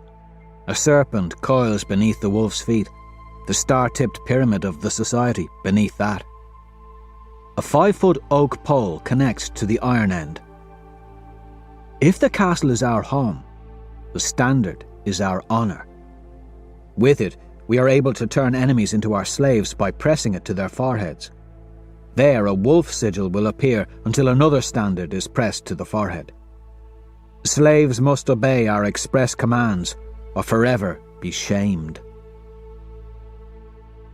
I sit across from the standard in the morning dark, eating Apollo's leftovers. A wolf calls out in the mist. Its howl comes through the keep's high window. Tall Antonia is the first to join me. She glides in like a lonely tower or a beautiful golden spider. I haven't decided which way her personality runs. We exchange glances but no greetings. She wants Primus. Cassius and raspy Pollux saunter in next. Pollux grumbles about having to go to bed without Pinks to tuck him in. A positively hideous standard, don't you think? Antonia complains. They could at least have given it a splash of colour. I think it should be draped with red for rage and blood. It's not too heavy. Cassius hefts the standard by its pole. Reckoned it'd be gold. He admires the golden Primus hand within the block of black stone. He wants it too. And they gave us a map. Swell. A new stone map dominates one of the walls. The detail near our castle is remarkable, the rest less so. The fog of war. Cassius claps me on the back and joins in eating. He doesn't know I heard him weep again in the night. We shared a new bunk in a barracks in the keep's high tower. Many others still sleep in the main tower. Titus and his friends have taken the low tower, even though they don't have enough bodies to fill it. Most of the house is woken by the time Severo drags in a dead wolf by its legs. It's already gutted and skinned. Goblin has brought victuals. Cassius applauds daintily. We will need firewood. Does anyone know how to make a fire? Severo does. Cassius grins. Of course you do, Goblin. Found the sheep too easy to kill? I ask. Where'd you get the weapon? Born with them. His fingernails are bloody. Antonia wrinkles her nose. Where in the hell were you raised? Severo presents his middle finger to her, the crux. Ah! Antonia sniffs. Hell, then. So, as I'm sure you've all noticed, it will be some time before anyone has enough bars of merit to become Primus. Cassius declares, when we've all gathered around the table. Naturally, I was thinking that we need a leader before Primus is chosen. He stands and scoots away from Severo so that his fingers rest on the edge of the standard. In order for us to function, we must have immediate and coordinated decisions. And which of you two fools do you think it should be? Antonia asks dryly. Her large eyes glance from him to me. She turns to regard the others, voice sweet like thick syrup. At this point, what makes any of us better suited to lead than anyone else? They got us dinner. And breakfast, Leah says meekly from beside Roke. She gestures to the leftover picnic victuals. While running right into a trap, Roke reminds everyone. Antonia nods sagely. Yes. A wise point. Rashness can hurt us. But they did fight free, Roke finishes, earning a glare from Antonia. With table legs against real weapons. Titus rumbles his approval with a qualification, but then they fled and left the food behind. So it was Fitchner who gave us the food. They would have given it to the enemy, delivering food like Browns. Yeah, that's a twist on what happened, Cassius says. Titus shrugs. I only saw you running like a little pixie. Cassius goes cold. Watch your manners, Goodman. Titus holds up his hands. Merely observing. Why so angry, little prince? You watch your manners, Goodman, or we'll have to trade our words for blades. Cassius wields his looted pitchfork and points it at Titus. You heed, Titus Auladros. Titus holds gaze with him, then glances over at me, grouping me with Cassius. Suddenly, Cassius and I form a tribe in everyone's eyes. The paradigm shifts that quickly. Politics.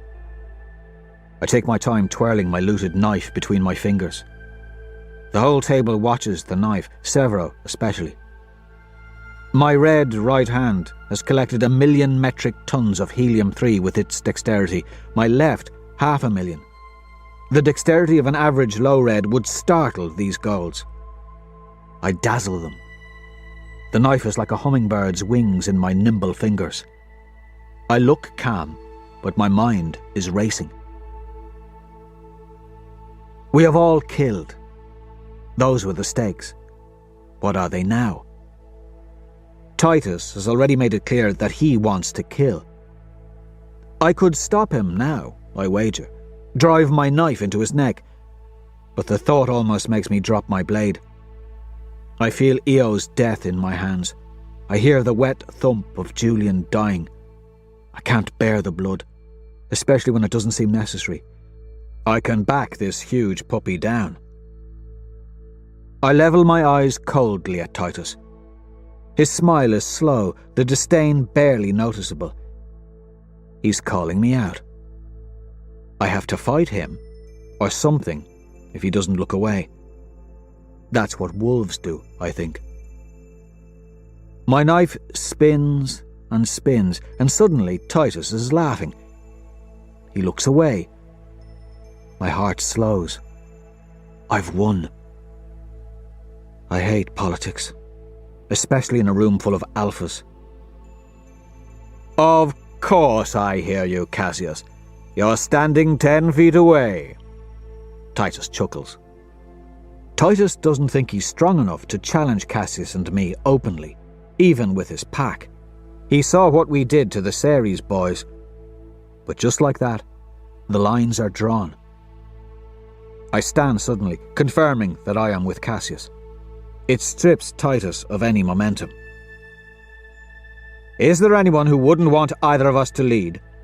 I ask. I wouldn't want Antonia to lead. She's a bitch, Severo says. Antonia shrugs her agreement but cocks her head. Cassie, why are you in such a rush to find us a leader? She asks. If we do not have one leader, then we will fracture and do as we each think is best, Cassius says. That's how we lose. Instead of what you think is best, she says, with a soft smile and a nod. I see. Don't give me that condescension, Antonia. Priam even agreed we needed one leader. Who is Priam? Titus laughs. He's trying to get attention back on himself once more. Every gold kid on the planet knew Priam. Now Titus tries to make it clear who killed him, and the others take note. Momentum regained. Except, I know Titus didn't kill Priam.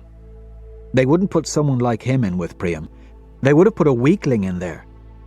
So Titus is a liar, as well as a bully. Ah, I see. Because you plotted with Priam, you know what needs to be done, Cassius. You know better than all of us. Antonia waves at the table.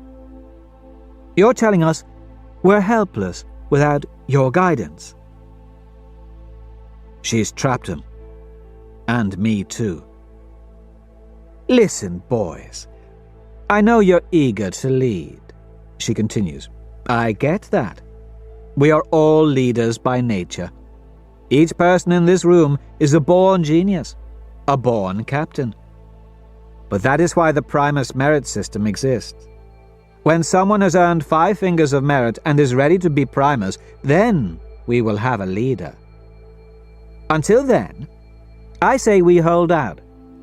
If Cassius or Darrow earns it, then so be it. I'll do whatever they command, obedient as a pink, simple as a red. She gestures to the others. Until then, I think one of you should also have a chance to earn it. After all, it may decide your career. She's clever. And she's sunk us. Every brat in the room was no doubt wishing they'd been more assertive from the get-go, wishing they could have another chance to make people notice them. Now Antonia gives it to them. This'll be chaos. And she may end up as Primus. Definitely a spider. Look, Leah says from Roke's side. A horn bellows beyond the castle. The standard chooses that moment to shimmer. Snake and wolf shed iron for gleaming gold. Not only that, but the stone map on the wall comes alive. Our wolf banner ripples over a miniature of our castle. Ceres' banner does the same. No other castles mark the map, but the banners of the undiscovered houses flap off in the map's key. No doubt they'll find a home as soon as we scout the surrounding territory. The game has begun. And now everyone wants to be Primus. I see why democracy is illegal. First comes yelling, frustration, indecision, disagreement, ideas, scout, fortify, gather food, lay traps, blitz, raid, defense, offense. Pollux spits. Titus knocks him out cold. Antonia leaves. Severo says something snide to Titus and drags his wolf off to God knows where, never having lit a fire. It's like my Lambda drill team whenever a head talk would take an hour sick. That's how I learned I could drill. Barlow snuck off to take a smoke, and I hopped on the rig and did as I thought was best. I do the same now, as the children bicker. Cassius, Roke and Leah, who follows Roke everywhere, come with me, though Cassius likely thinks we follow him. We agree that the others will not know what to do, and so will inevitably do nothing today. They will guard the castle, or seek out wood for a fire, or cluster around the standard for fear of it walking off. I don't know what to do. I don't know if our enemies are slinking through the hills toward us. I don't know if they are making alliance against Mars. I don't know how the damn game is even played. But for some reason, I assume that not all of the other houses will fall to discord like this. We of Mars seem more prone to disagreement. I ask Cassius what he thinks we should do.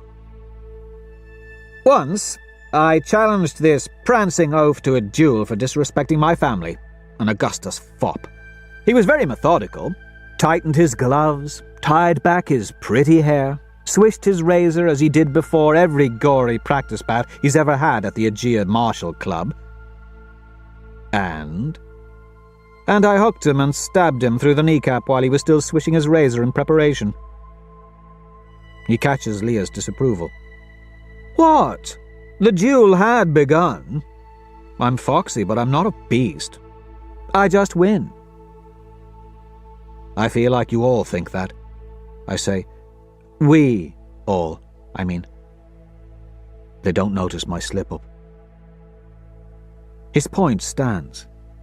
Our house can't attack an enemy in our state, but an enemy could attack us as we run about preparing and ruin all my hopes of rising within the society. So, information. We need to know if our enemies are in a glen half a kilometre to the north or if they are 15 kilometres south. Are we at a corner of the playing field or in the centre? Are there enemies in the highlands, north of the highlands? Cassius and I agree. We must scout. We split up. Cassius and I head to Phobos, and then move counterclockwise. Leah and Rogue strike to Deimos and scout clockwise. We're to meet at dusk. We don't see a soul from the top of Phobos. The lowlands are empty of horses and Ceres' fighters, and the highland range to the south is full of lochs and goats. Southeast, atop a high dwarf mountain, we glimpse part of the Great Woods to the south and southeast. An army of giants could be hiding there for all we know, and we can't investigate. It would take half a day to cover the distance to even make it close to the tree line. Some 10 kilometres from our castle, we find a weather-worn stone fort upon a low hill guarding a pass. Inside is a rustic survival box of iodine, food, a compass, rope, 6 duro bags, a toothbrush, sulphur matches, and simple bandages. We store the items in a clear duro bag. So, supplies have been hidden about the valley. Something tells me there are more important items hidden in the countryside than little survivor kits. Weapons, transportation, armour, technology. They can't mean for us to make war with sticks and stones and metal tools. And if they don't want us to kill each other, stun weapons must soon replace our metal ones. We earn nasty sunburns that first day. The mist chills them as we return. Titus and his pack, 6 now, have just returned from a fruitless incursion to the plains. They've killed 2 goats but don't have a fire to cook with since Severo slipped off somewhere. I don't tell them about my matches. Cassius and I agree that Titus, if he wants to be the big man, should at least be able to conquer fire. Severo, wherever he is, must agree as well. Titus's boys hit metal on stone trying to create sparks, but the stones of the castle don't spark. Clever proctors. Titus's pack makes the dregs, the low drafts, fetch wood despite the fact that they have no fires. They all go hungry that night. Only Roke and Leah don't. They get some of our survival bars. I like the pair, even if they are ghouls, and I excuse befriending them by telling myself that I do it only to build my own tribe. Cassius seems to think that fast mid-draft girl, Quinn, will be useful, but he can make himself think that about most pretty girls. The tribes grow, and the first lesson is already underway. Antonia finds friends with a squat, sour, curly-headed fellow named Scipio, and she manages to send groups armed with shovels and axes found in the castle to garrison Deimos and Phobos. The girl may be a spoiled witch, but at least she isn't stupid. Then Titus's pack steals their axes as they sleep, and I revise my opinion. Cassius and I scout together. On the third day, we see smoke rising in the distance, maybe some 20 kilometers to the east. It is like a beacon in the dusk. Enemy scouting parties would be out like us. If it were closer, or we had horses, we could investigate. Or if we had more men, we might set out overnight and plan a raid for slaves. The distance and our lack of coherence makes all the difference. Between us and the smoke are ravines and gulches that could hide war bands. Then there's many kilometers of plains to walk exposed. We won't make the trek. Not when some houses have horses. I don't tell Cassius this, but I am afraid. The highlands feel safe, but just out there in the landscape beyond are roving bands of psychotic godlings.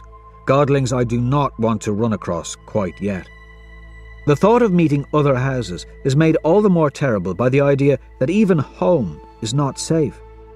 It's like Octavia Aulun always says, no man can pursue any endeavour in the face of tribal warfare. We can't afford to leave Titus alone for too long. He's already stolen berries Leah and Quinn collected. And this morning he tried to use the standard on Quinn to see if it could make slaves for his raiding parties out of the house's own members. It couldn't. We have to bind the house together somehow, Cassius tells me as we scout the Northern Highlands. The Institute is with us for the rest of our lives. If we lose, we may never gain position. Ever. And if we're enslaved during the course of the game? I ask. He looks worriedly over at me. What worse loss could there be? As if I needed more motivation. Your father won his year, I wager. He was Primus, I ask. To be an Imperator, he'd have to have won his year. Right. Always knew he won his year, though I had no slagging idea what that meant till we got here. We both agree that in order to bind our house back together, Titus must go. But it is futile to fight him outright. That chance passed after the first day. His tribe has grown too large. I say we kill him in his sleep, Cassius suggests. You and I could do it. His words chill me. We make no decision, yet the proposition serves to remind me that he and I are different creatures. Or are we really? His wrath is a cruel, cold thing. Yet I never see the anger again, not even around Titus. He's all smiles and laughter and challenging members of Titus's pack to races and wrestling when they aren't going out on raids. Just as I am around my enemies. Yet, while I'm regarded warily by most, Cassius is loved by all except Titus's pack. He's even started sneaking off with Quinn. I like her. She killed a deer with a trap, then told a story about how she killed the thing with her teeth. Even showed us evidence. Hair between her teeth and gums along with bite marks on the deer. We thought we had a prettier Severo on our hands, till she laughed too hard to go on with the tall tale. Cassius helped her get the deer hair out of her teeth. I like a committed liar. Conditions worsen in the first few days. People remain hungry because we've yet to build a fire in the castle, and hygiene is quickly forgotten when 2 of our girls are snatched up by Ceres' horsemen as they bathe in the river just beneath our gate. The gulls are confused when even their fine pores begin clogging, and they gain pimples. Looks like a bee sting, Roke laughs to Cassius and me. Or a radial distant sun. I pretend to be fascinated by it, as though I didn't have them all my red life. Cassius leans forward to inspect it. Brother man, that is just... Then Roke pops the pimple right into Cassius's face, causing him to reel back and gag from disgust. Quinn falls over giggling. I do wonder sometimes, Roke begins, after Cassius has recovered, as to the purpose of all this. How can this be the most efficient method of testing our merit, of making us into beings who can rule the society? And do you ever come to a conclusion? Cassius asks warily. He keeps his distance now. Poets never do, I say. Roke chuckles. Unlike most poets, I sometimes manage, and I have our answer to this. Spit it out, Cassius urges. As though I wasn't going to without instruction from our resident prima donna, Roke sighs. They have us here because this valley was humanity before gold ruled. Fractured, disunited even in our very own tribe. They want us to go through the process that our forefathers went through. Step by step, this game will evolve to teach us new lessons. Hierarchies within the game will develop. We'll have reds, golds, coppers. Pinks? Cassius asks hopefully. Makes sense, I say. Oh, that would be ripe strange, Cassius laughs, twisting his wolf ring on his finger. Mothers and fathers would be throwing fits if that went on. Probably why Titus leers at the girls. He likely wants a toy. Speaking of toys, where did he send Vixus? I laugh. Vixus, likely the most dangerous of Titus's followers, and the others, departed nearly 2 hours ago on Titus's orders to use Phobos Tower's height advantage to scout the plains in preparation for a raid on House Ceres. It'd be best to have Vixus on our side if we make a play, I say. He's Titus's right hand. Roke continues on a different train of thought. I don't know about pinks, Roke says. The idea of a gold being a pink offends him. But the rest is simple. This is a microcosm of the solar system. Seems to me like capture the flag with swords, if you recall that game, I reply. I never played the sport, but my studying with Matteo brought me up to speed on the games these children played in their parents' gardens. Mm-hmm, Cassius nods. He shoves a mock-serious finger in Roke's chest. Agreed. So you can take your quick talk and put it where the sun dare not shine, Roke. We 2 great minds have decided. It's a game of capture the flag. I see, Roke laughs. Not all men can understand metaphor and subtlety like me, but do not fear, muscular friends. I will be here to guide you through the mind-bending things. For instance, I can tell you that our first test will be to piece the house back together again before an enemy comes a-knocking. Hell, I mutter, looking out over the edge of the parapet. Something in your bum?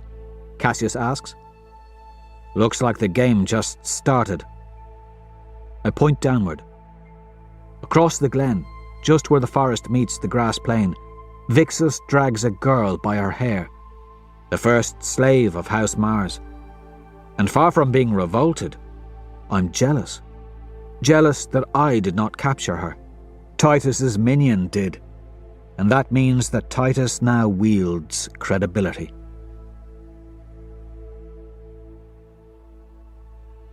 Chapter 23. Fracture.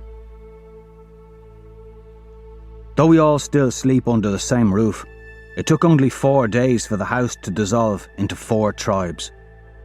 Antonia, apparently the scion of a family that owns a sizable asteroid belt, gets the mid-drafters, the talkers, the whiners, the brains, the dependents, the wimps, the snobs, and the politicos. Titus draws mostly high drafts or mid-drafts, the physical specimens, the violent, the fast, the intrepid, the prototypically intelligent, the ambitious, the opportunists, the obvious selection for House Mars. The prodigy pianist, Quiet Cassandra, is his. So is Raspy Pollux, and the psychotic Vixus who shivers with pleasure at the mere idea of putting metal into flesh. If Cassius and I had been more political, we might have managed to steal the high drafts from Titus. Hell, we might have had everyone ready to follow if we just told them they had to obey. After all, Cassius and I were the strongest for a brief moment. But then we gave Titus time to intimidate, and Antonia time to manipulate. "Damned Antonia," I say. Cassius laughs and shakes his golden head as we bound east along the highlands in search of more hidden caches of supplies. My long legs can cover a kilometre in just over a minute. "Oh, you come to expect these things from her. If our families hadn't spent holidays together when we were little things, I might have called her out as a Democrat on the first day. But she's hardly that. More like Caesar, or what do they call them? Presidents? A tyrant in necessity's clothing. She's a turd in the swill bowl," I say. "What the gory slag does that mean?" Cassius laughs. Uncle Nero could have told him. "Sorry? Oh, heard it in Yorkton once from a high red. Means she's a fly on the wine." "A high red?" Cassius snorts. "One of my nannies was a high red." "I know. Odd. Should have been a brown. But the woman would tell me stories as I tried to go to sleep." "That's nice," I say. "I thought her an uppity bugger. Tried to tell Mother to make her shut up and leave me alone, because all she wanted to do was talk about veils and dreary romances that always ended in some sort of sadness. Depressing creature." "What does your mother do when you complained?" "Mother? Pah! She clapped me on the head and said, 'There's always something to learn from anybody, even a high red.' She and Father like to pretend they're progressives. Confuses me." He shakes his head. "But Yorkton? Julian couldn't believe you were from Yorkton." The darkness returns in me. Even thinking of Io doesn't dispel it. Even thinking of my noble mission and all the license it gives me doesn't banish the guilt. I'm the only one who shouldn't feel guilty for the passage, yet, besides Rogue, I think I'm the only one who does. I look at my hands and remember Julian's blood. Cassius points up suddenly to the sky southwest of us. "What the gory hell?" Dozens of blinking medbots pouring from floating Olympus's castle. We hear their distant whine. Proctors flicker after them like flaming arrows toward the distant southern mountains. Whatever has happened, one thing is certain: chaos reigns in the south.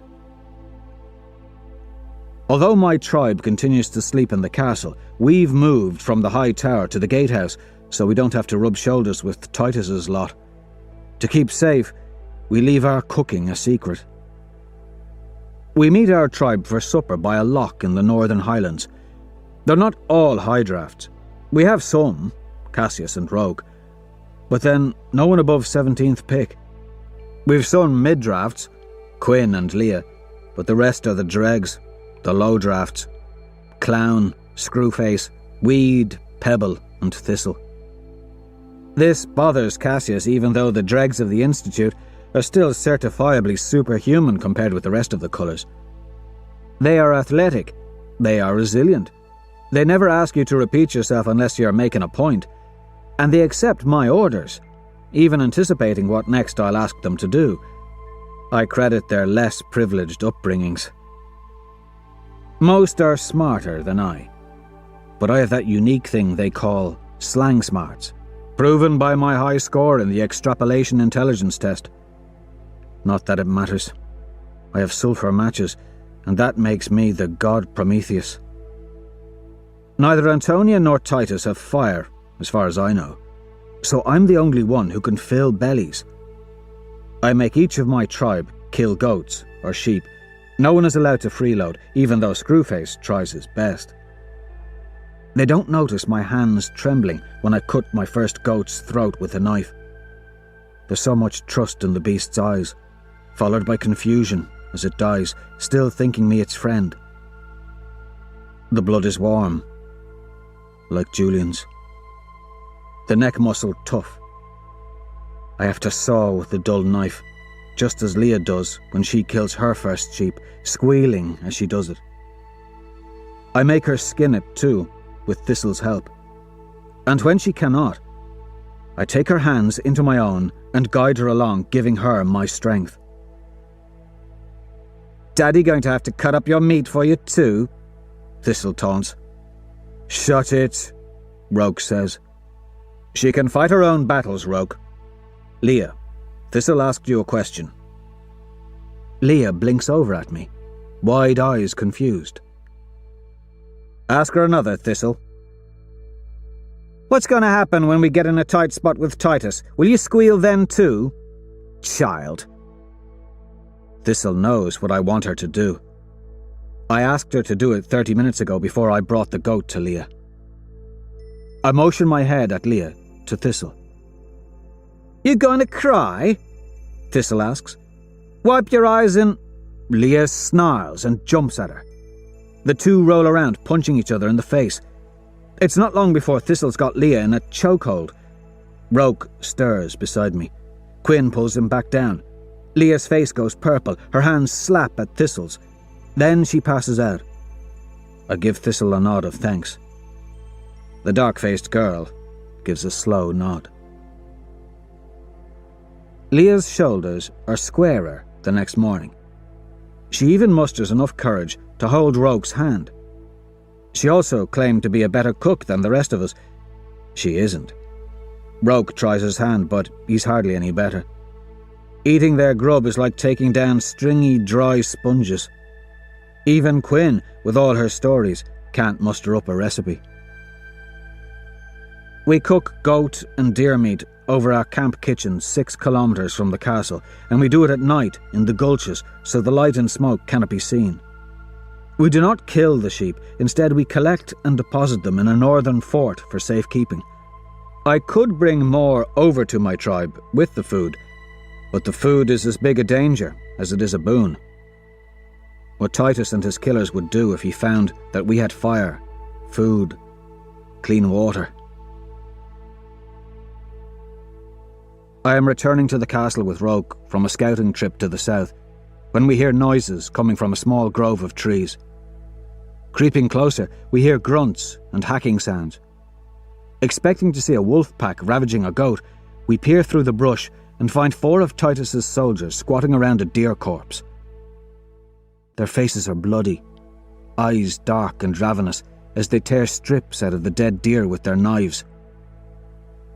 5 days without fire, 5 days of bad berries, and they've already turned into savages. We have to give them matches, Roke tells me afterward. The stones here don't spark with flint. No. If we give them matches, then Titus will have even more power. Does it matter at this point? They are going to get sick if they keep eating raw meat. They already are sick. So, they shit their pants, I grunt. There are worse things. Tell me, Darrow, would it be worse to have Titus in power and have Mars strong, or for Darrow to be in power with Mars weak? Better for whom? I ask petulantly. He only shakes his head.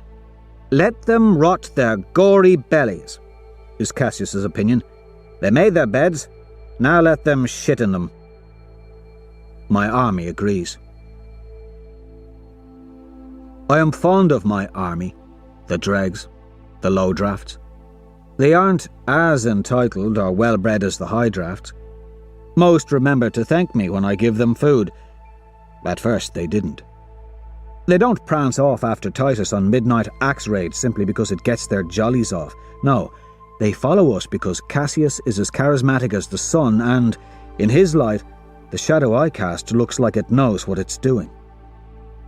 It doesn't. It, like me, was born in a mine. Still, it does seem like I have some strategy. I have us make maps of our territory on digislates we found in a waterlogged cellar at the bottom of a ravine. But we still have no weapons other than my sling blade and several knives and sharpened sticks, so whatever strategy we have is based on acquiring information. Funny thing is, only one tribe has a silver shit's idea of what is going on, and it's not ours. It's not Antonia's, and it sure as hell isn't Titus's. It's Sevro's. And I'm nearly certain he's the only member in that tribe, unless he's adopted wolves by now. It's hard to say if he has or hasn't. Our house doesn't have family dinners. Though occasionally we'll see him running along the hillsides at night in his wolfskin, looking, as Cassius put it best, like some sort of hairy demon child on hallucinogens. And once Roke even heard something, not a wolf, howling in the shrouded highlands. Some days, Sevro walks around, all normalish, insulting everything that moves, except for Quinn. He makes an exception for her, delivering meats and edible mushrooms instead of insults. I think he's sweet on her, even though she's sweet on Cassius. We ask her to tell us stories about him, but she won't. She's loyal, and maybe that's why she reminds me of home. She's always telling good stories, most of them certainly gilded lies. A life spark is in her, just like the one that was in my wife.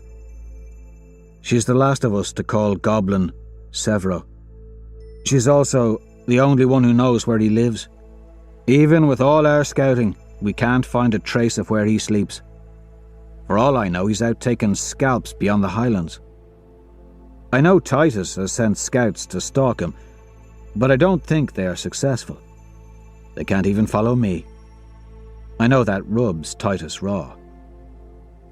I think he's wanking off in the bushes, Cassius chuckles, just waiting for us all to kill each other. It's when Leah comes limping back to the castle that Roke seeks Cassius and me out. They beat her, he says. Not bad, but they kicked her in the stomach and took her day's labour. Who? Cassius bristles. Who's the slagger? Doesn't matter. What matters is they are hungry, so stop playing at an eye for an eye. This can't go on, Roke says. Titus's boys are starving. What do you expect they'd do? Hell, the big brute is hunting Goblin because he needs fire and food. If we just give that to him, we can unite the house, maintain civility. Maybe even Antonia will bring her tribe to reason. Antonia? Reason? Cassius asks, guffawing. Even if that happens, Titus will still be the most powerful, I say. And that's not the cure for anything. Ah, yes, that's something you can't abide. Someone else having power. Fine then. Roke tugs at his long hair. Talk to Vixus or Pollux. Take away his captains if you must, but heal the house, Darrow. Otherwise we'll lose when another house comes knocking. On the 6th day, I take his advice. Knowing Titus is out raiding, I risk seeing Vixus in the keep. Unfortunately, Titus returns earlier than expected. You're looking lively and spry, he says to me before I can find Vixus in the keep's stone holes. He blocks my path with his large body, shoulders nearly spanning the width of the hall. I feel another in the hallway behind me. Vixus, and 2 others. My stomach sinks a little. It was stupid to do this.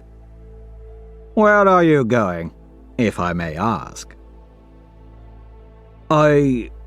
Wanted to compare our scouting maps to the main map in the command room. I lie, knowing I have a digislate in my pocket. Oh, you wanted to compare scouting maps to the main map. For the good of Mars, noble Darrow. What other good is there? I ask. We are all on the same side. No?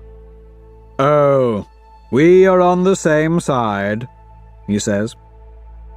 Titus booms an insincere laugh. Vixus, if we are on the same side, don't you think it would be best if we shared his little maps with one another? It would be for the very best, Vixus agrees. Mushrooms, maps, all the same. So, he assaulted little Leah. His eyes are dead, like raven eyes. Yes, so I'll take a look for you, Darrow. Titus snatches the scouting maps from me. There's nothing I can do to stop him. You're welcome to them, I say. So long as you know there are enemy fires to the far east and likely enemies in the Great Woods to the south. Raid all you like. Just don't get caught with your pants down. Titus sniffs the air. He wasn't listening to me. Since we are sharing, Darrow, he sniffs again, closer to my neck. Perhaps you'll share with us why you smell like wood smoke. I stiffen, not knowing what to do. Look at him squirm. Look at him weave a lie. Titus's voice is all disgust. I can smell your deceit. Smell the lies dripping from you like sweat. Like a woman in heat, Pollux says sardonically. He shrugs apologetically at me. Disgusting, Vixus sneers. He's a vile thing, a wretched womanish thing. I don't know why I thought I'd be able to turn him on Titus. You're a little parasite, Titus continues, nibbling away at morale because you will not come to heal, waiting for my noble boys and girls to starve. They're closing in on me from behind, from the sides. Titus is huge. Pollux and Vixus are cruel, nearly as big as I. You're a wretched creature, a worm in our spine. I shrug, casually, trying to let them think I'm not worried. We can fix this, I say. Oh? Titus asks. The solution is simple, big man, I counsel. Bring your boys and girls home. Stop raiding Ceres every day before some other house comes in and slaughters you all. Then we'll talk about fire, about food. You think you can tell us what to do, Darrow? That the thrust of it? Vixus asks. Think you're better because you scored higher on the stupid little test? Because the proctors chose you first? He does, Titus chuckles. He thinks he deserves Primus. Vixus's hawkish face leans close to mine, lips sneering each word. Handsome in repose, his lips peel back cruelly now, and his breath stinks as he looks me over, measuring me and trying to make me think he's not impressed. He snorts a contemptuous laugh. I see him shifting his head to spit in my face. I let him. The glob of phlegm hits, and it drips slowly down my cheek toward my lips. Titus watches with a wolfish smile. His eyes glimmer. Vixus looks to him for encouragement. Pollux comes closer. You're a pampered little prick, Vixus says. His nose nearly brushes mine. So that's what I'm gonna take from you, Goodman. Your little prick. Or you could let me leave, I say. You seem to be blocking the door. Ho-ho! He laughs, looking at his master. He's trying to show he's not afraid, Titus. Trying to avoid a fight. He looks at me with those golden, dead eyes. I've broken uppity boys like you in the dueling clubs 1,000 times. You have? I ask, incredulously. Broken them like twigs, and then taken their girls for sport. What embarrassments I've made of them in front of their fathers, what weeping messes I make of boys like you. Oh, Vixus, I say with a sigh, keeping the tremble of anger and fear out of my voice. Vixus, Vixus, Vixus. There are no boys like me. I look back at Titus to make sure our eyes are joined, when I casually, as if I were dancing, loop my Helldiver hand around and slam it into the side of Vixus's neck at the jugular with the force of a sledgehammer strike. It ruins him. Yet I hit him with an elbow, a knee, my other hand, as he falls. Had his legs been anchored better, the first strike might have snapped his neck in half. Instead, he cartwheels sideways in the low gravity, going horizontal and shuddering from my raining blows as he hits the ground. His eyes go blank. Fear rises in my belly. My body is so strong. Titus and the others are too startled by the sudden violence to stop me as I spin past their outstretched hands and run down the halls. I did not kill him. I did not kill him. Chapter 24. Titus's War. I did not kill Vixus, but I killed the chance of uniting the house. I sprint down the keep's winding stairwells, shouts behind me. I pass Titus's lounging students. They're sharing bits of raw fish they managed to spear from the river. They could trip me if they knew what I've done. 2 girls watch me go by and, hearing their leader's shouts, are too late in moving. I'm past their hands, past the keep's lower gatehouse, and into the main square of the castle. Cassius! I call up at the gatehouse to the castle where my men sleep. Cassius! He peeks his head out the window and sees my face. Oh, shit! Roke! He shouts. It's happened! Raise the dregs!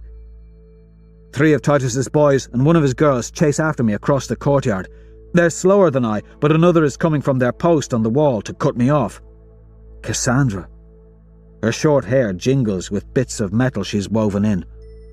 Effortlessly, she hops down the 8 meters from the parapet, an axe in hand, and races to intersect my path before I reach the stairs.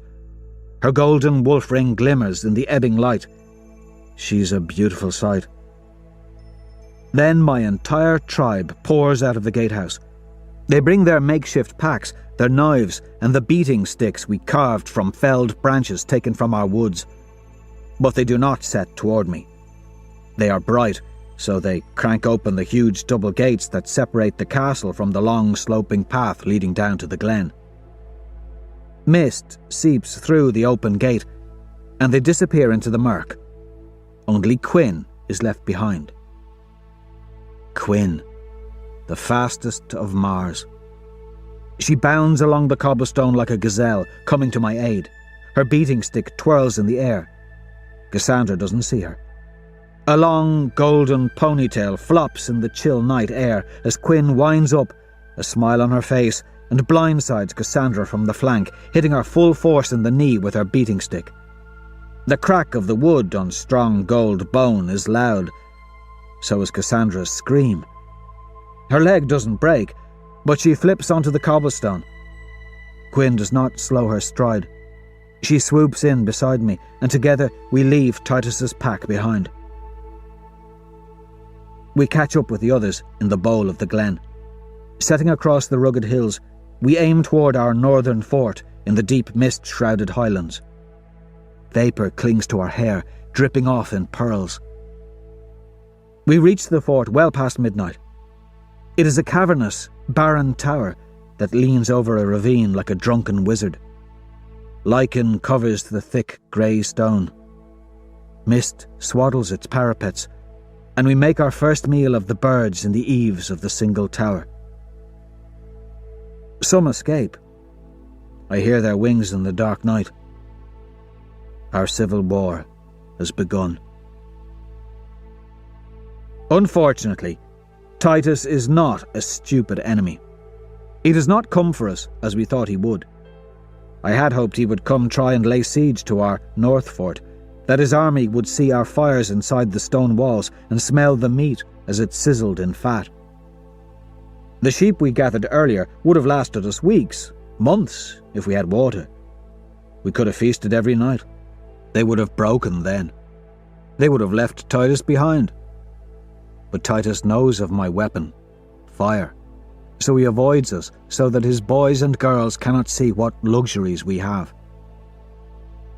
He does not let his tribe alone long enough to think. Frenzy, war numb the sense in man. So they raid House Ceres from the 6th day on, and he creates trophies for acts of bravery and violence, giving boys and girls marks in blood on their cheeks that they bear proudly. We slink along, watching their war parties from the brush and the tall grasses of the plains. Sometimes we gain a vantage on the southern highland peaks near Phobos. From there, we witness the siege of House Ceres. Around House Ceres, the smoke rises in a sullen crown. Apple trees are hewn down, horses stolen. Titus's raiders even lasso a torch from one of the Ceres ramparts in an attempt to bring fire to Mars's castle. Ceres horsemen ride them down with pails of water before they reach home. Titus shrieks in rage when this happens, and the Ceres horses fly by, dashing the flame with water before circling home. With his best soldier, Vixus, he upends one of the horses with a tree branch fashioned like a pike. The rider spills from the saddle, and Pollux is on her. They take 2 more slaves that day, and Titus takes the horse for himself. It is on our 8th day that the Institute and I watched the siege with Cassius and Roke from the highlands. Today, Titus rides the captured horse beneath the wall of House Ceres with a lasso, daring their archers to shoot their arrows at him and his horse. One poor girl leans her head out to get a better angle with her bow. She draws the arrow back to her ear, aims, and just before she's about to loose the arrow, Titus hurls his lasso upward. It flails through the air. She jerks back. Not fast enough. The lasso loops her neck, and Titus kicks his horse away from the wall, tightening the lasso. Her friends scramble to grab her. They hold tight, but are forced to let go before her neck snaps. Her friends' screams echo across the plains as she's jerked violently down from the top of the wall and dragged by Titus back to his cheering followers. There, Cassandra kicks the girl to her knees and enslaves her with our standard. The flames from the burning crops lick up into the twilight, where several proctors hover with flagons of wine and a tray of some rare delicacy. A violent heart set harshest flame, Roke murmurs from his knee. He's bold, I say deferentially. And he likes this. His eyes sparkled when I struck Vixus in the throat. Cassius nods along. Too much. He is lethal. Cassius agrees. But he means something different. I look over at him. There's a raw edge to his voice. And he's a liar. He is? I ask. He didn't kill Priam. Roke becomes quiet. Smaller than us, he seems a child as he remains on a knee. His long hair is held in a ponytail. Dirt crusts his nails, which scrabble in tying his shoes as he looks up. He didn't kill Priam, Cassius repeats. The wind moans over the hills behind us. Night comes slow today. Cassius's cheeks sink into shadow. Still, he's handsome. They wouldn't have put Priam with a monster like Titus. Priam's a leader, not a warlord. They'd put Priam with someone easy, like one of our dregs. I know where Cassius is going with this. It's in the way he watches Titus, The coldness in his eyes reminds me of a pit viper's gaze as it follows its prey. My insides turn sour as I do it, but I lead Cassius in the direction he seems to want to go, inviting him to bite. Roke tilts his head at me, noticing something strange in my interaction with Cassius. And they would give Titus someone else, I say. Someone else, Cassius repeats, nodding. Julian, he is thinking. He doesn't say it. Neither do I. Better to let it fester in his mind. Let my friend think our enemy killed his brother. This is a way out. Blood begets blood begets blood begets blood. Roke's words into the wind, which carries west towards the long plain and towards the flames that dance in the low horizon. Beyond, the mountains hunker, cold and dark. Snow already gathers on their peaks. It's a sight to steal one's breath, yet Roke's eyes never leave my face. I find it a small pleasure that Titus's slaves are not very effective allies for him. Far from being indoctrinated as thoroughly as a Red might be, these newly made slaves are stubborn creatures. They follow orders or risk being labelled shamed after graduation, but they purposefully never do more or less than he demands. It is their act of rebellion. They fight where he tells them to fight, whom he tells them to fight, even when they should retreat. They gather the berries he shows them, even if they know they are poisonous, and pile stones till the pile falls over. But if there is an open gate leading to the enemy's fortress, and Titus doesn't tell them to go into it, they'll stand there and pick their butts. Despite the addition of slaves and the raising of Ceres' crops and orchards, Titus's force, which is quite sound at violence, is pitiful when they attempt to do anything else. His men empty their bowels in shallow latrines or behind trees or in the river in an attempt to poison the students of House Ceres. One of his girls even falls in after emptying her bowels into the water. She flails around in her own waste.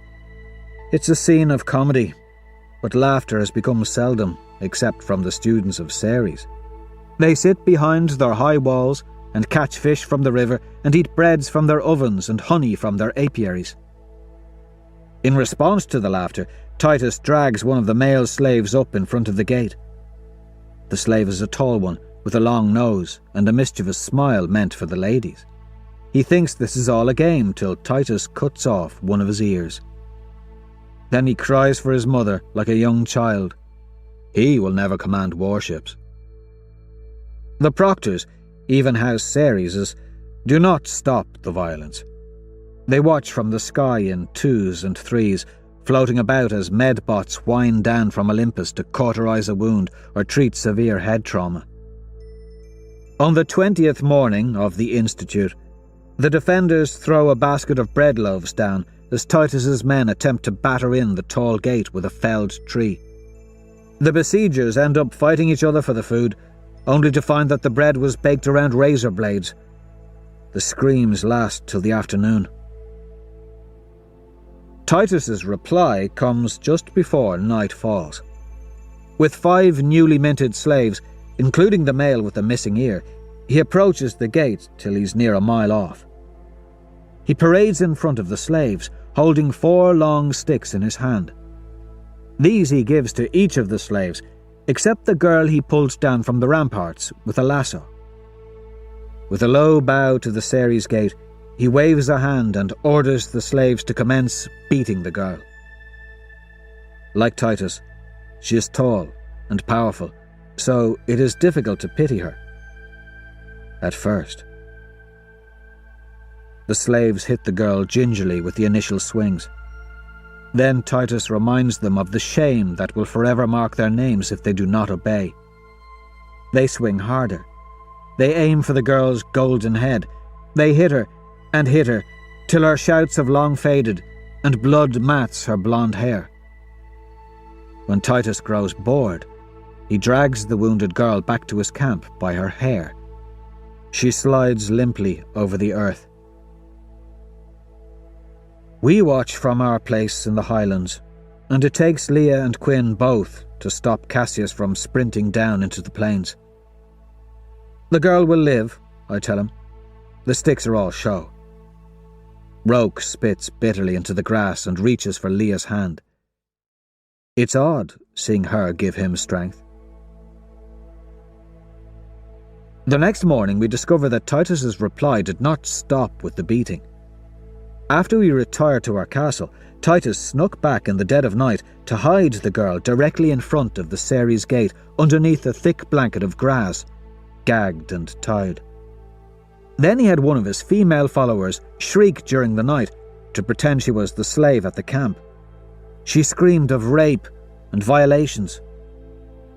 Maybe the captured Ceres girl thought she was safe under the grass. Maybe she thought the proctors would save her, and she would go home to mother and father, home to her equestrian lessons, home to her puppies and her books. But in the early dark of morning, she is trampled as riders, enraged by the fake screams, gallop from the Ceres fortress to rescue her from Titus's makeshift camp. They only learn of their folly when they hear the medbots descending behind them to carry her broken body up to Olympus. She never returns. Still, the proctors do not interfere. I'm not sure why they even exist. I miss home. Lycos, of course, but also the place where I was safe with Dancer, Matteo, and Harmony. Soon there are no more slaves to take. House Ceres does not come out after dark anymore, and their high walls are guarded. The trees outside the wall have all been cut down, but there are crops and more orchards inside their long walls. Bread still bakes, and the river still flows within their ramparts. Titus can do nothing but savage their land and steal what remains of their apples. Most have been sown with needles and stingers from wasps. Titus has failed, and so, as do those of any tyrant after a failed war, his eyes turn inward.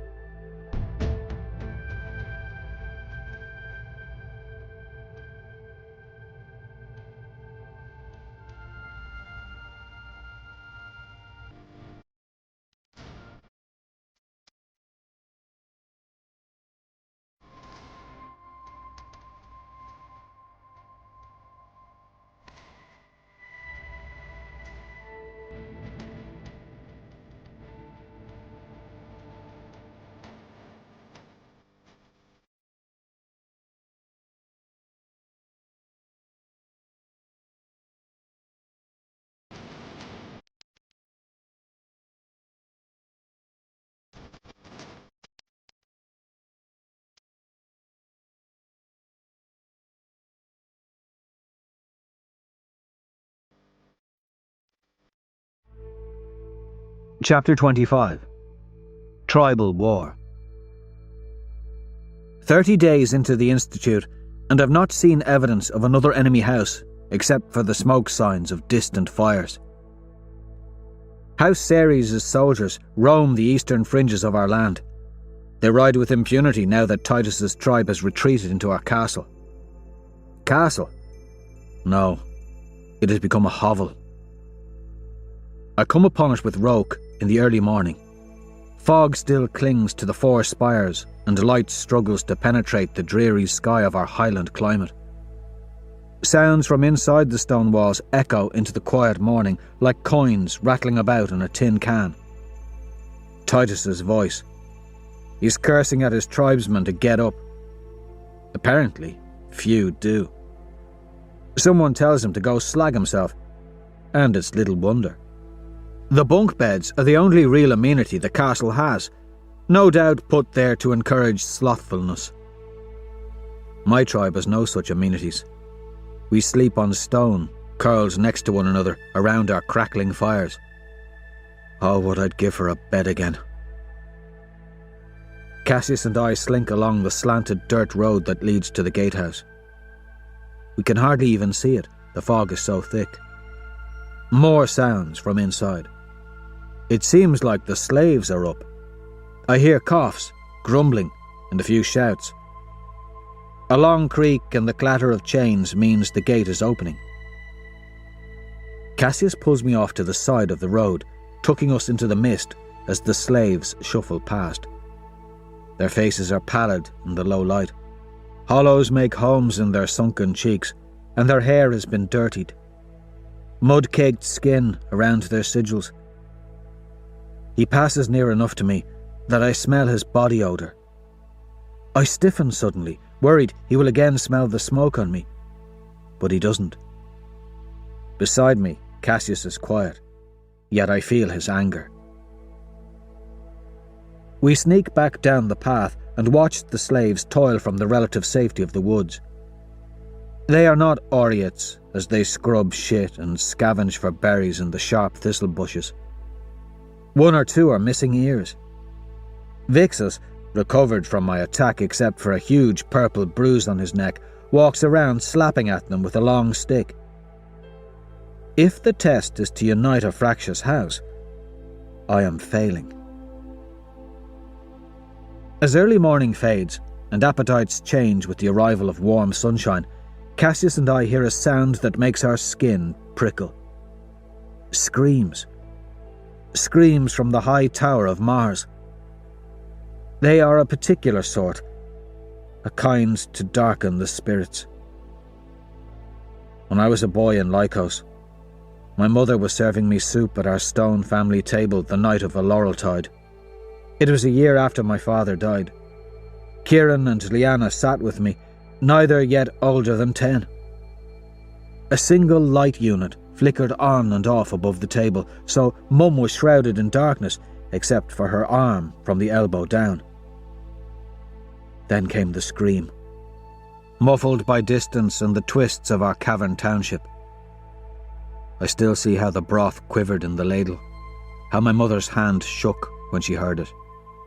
Screams, not of pain, but of horror.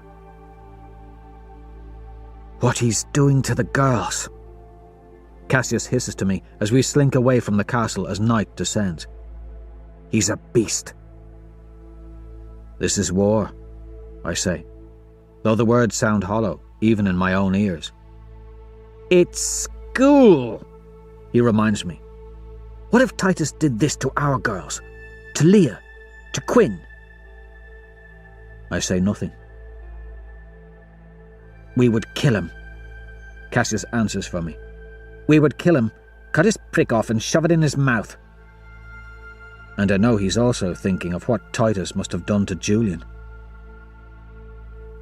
Despite Cassius's mutterings, I take his arm and pull him away from the castle. The gates are locked against the night. There is nothing we can do. I feel helpless again.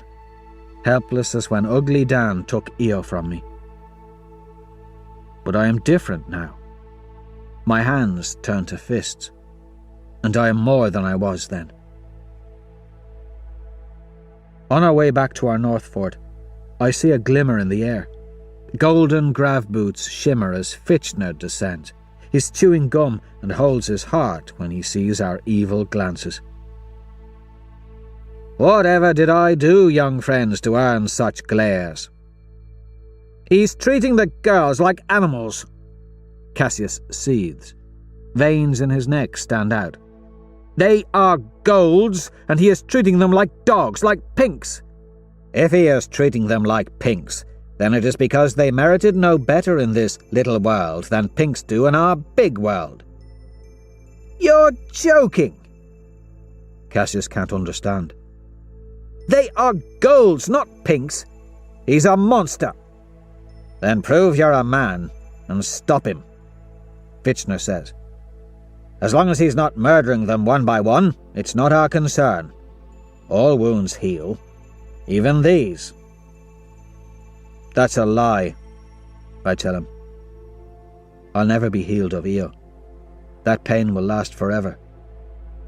Some things do not fade. Some things can never be made right. Yet we do nothing because he has more fighters, Cassius spits. An idea sweeps over me.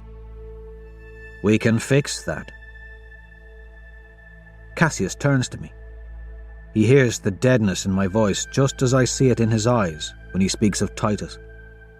That's a peculiar thing we share. We are made of fire and ice, though I am not sure which of us is ice and which is fire. Nevertheless, extremes rule us more than we'd like. That is why we are of Mars. You have a plan, Cassius says. I nod coldly. Fitchner watches us too, and he grins. About gory-damn time. The plan starts with a concession only someone once a husband could make.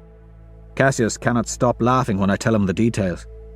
Even Quinn snorts a laugh the next morning. Then she's off, running like a deer to Deimos Tower to bring my formal apology to Antonia. She's to meet me with Antonia's response at one of our supply caches near the Furor River, north of the castle. Cassius guards our new fort with the remainder of our tribe, in case Titus tries to attack while Roke and I go to the supply cache during the day. Quinn does not come. Dusk does. Despite the dark, we traced the path she would have taken from Deimos Tower. We go till we reach the tower itself, which sits in the low hills surrounded by thick woods. 5 of Titus's men lounge around its base. Roke grabs me and pulls me down into the woods brush. He points to a tree 50 meters distant where Vixus sits hidden in wait on a high branch. Did they catch Quinn? No, she's too fast to be caught. Did someone betray us? We return to our fort by early morning. I'm sure I've been more tired, but I can't remember when. Blisters ruin my feet despite the fitted shoes, and my neck peels from long days in the sun. Something is wrong. Leah meets me by the fort's gate. She hugs Roke and looks up at me like I'm her father or something. She is not her usual timid self. Her bird-like body shakes, not from fear, but anger. You have to kill that piece of filth, Darrow. You have to cut his slagging balls off. Titus. What happened? I look around. Leah, where is Cassius? She tells me. Titus captured Quinn as she was on her way back from the tower. They beat her. Then Titus sent one of her ears here. It was meant for me. They thought Quinn was my girl, and Titus thinks he knows my temper. They got the reaction they wanted, just not from me. Cassius was on watch, and as the others slept, he snuck away to the castle to challenge Titus. Somehow, the brilliant young man was arrogant enough to think hundreds of years of Oriate honour and tradition would survive the sickness that has consumed Titus's tribe in only a few weeks. The Imperator's son was wrong, and he is also unused to having his heritage be of such little consequence. In the real world, he would have been safe. In this small one, he is not. But he's alive, I say. Yeah, I'm alive, you pixie. Cassius stumbles, shirtless, out of the fort. Cassius! Roke gasps. His face pales suddenly. Cassius's left eye is swollen shut. Lips are split. Ribs purple as grapes. His other eye is bloody. 3 dislocated fingers shoot out like tree roots, and his shoulder is odd. The others stare at him with such sadness. Cassius was the Imperator's boy, their shining knight, and now his body is a ruin, and the looks upon their faces, the pallid cast to their skin, tell me that they have never before seen someone beautiful mutilated. I have. He smells like piss. He tries to play it off as some lark. They beat the slag out of me when I challenged him, hit me with a shovel on the side of the head, then stood around and had themselves a circle piss. Then they tied me up in that stinko keep, but Pollock set me free like a good lad, and he's agreed to open the gate if we need it done. I didn't think you were so stupid, I say. Of course he is. He wants to be one of the Sovereign's knights, Roke mutters. And all they do is duel. He shakes his long hair. Dirt crusts the leather band that holds it in a ponytail. You should have waited for us. What's done is done, I say. We go ahead with the plan. Fine, Cassius snorts. But when the time comes, Titus is mine.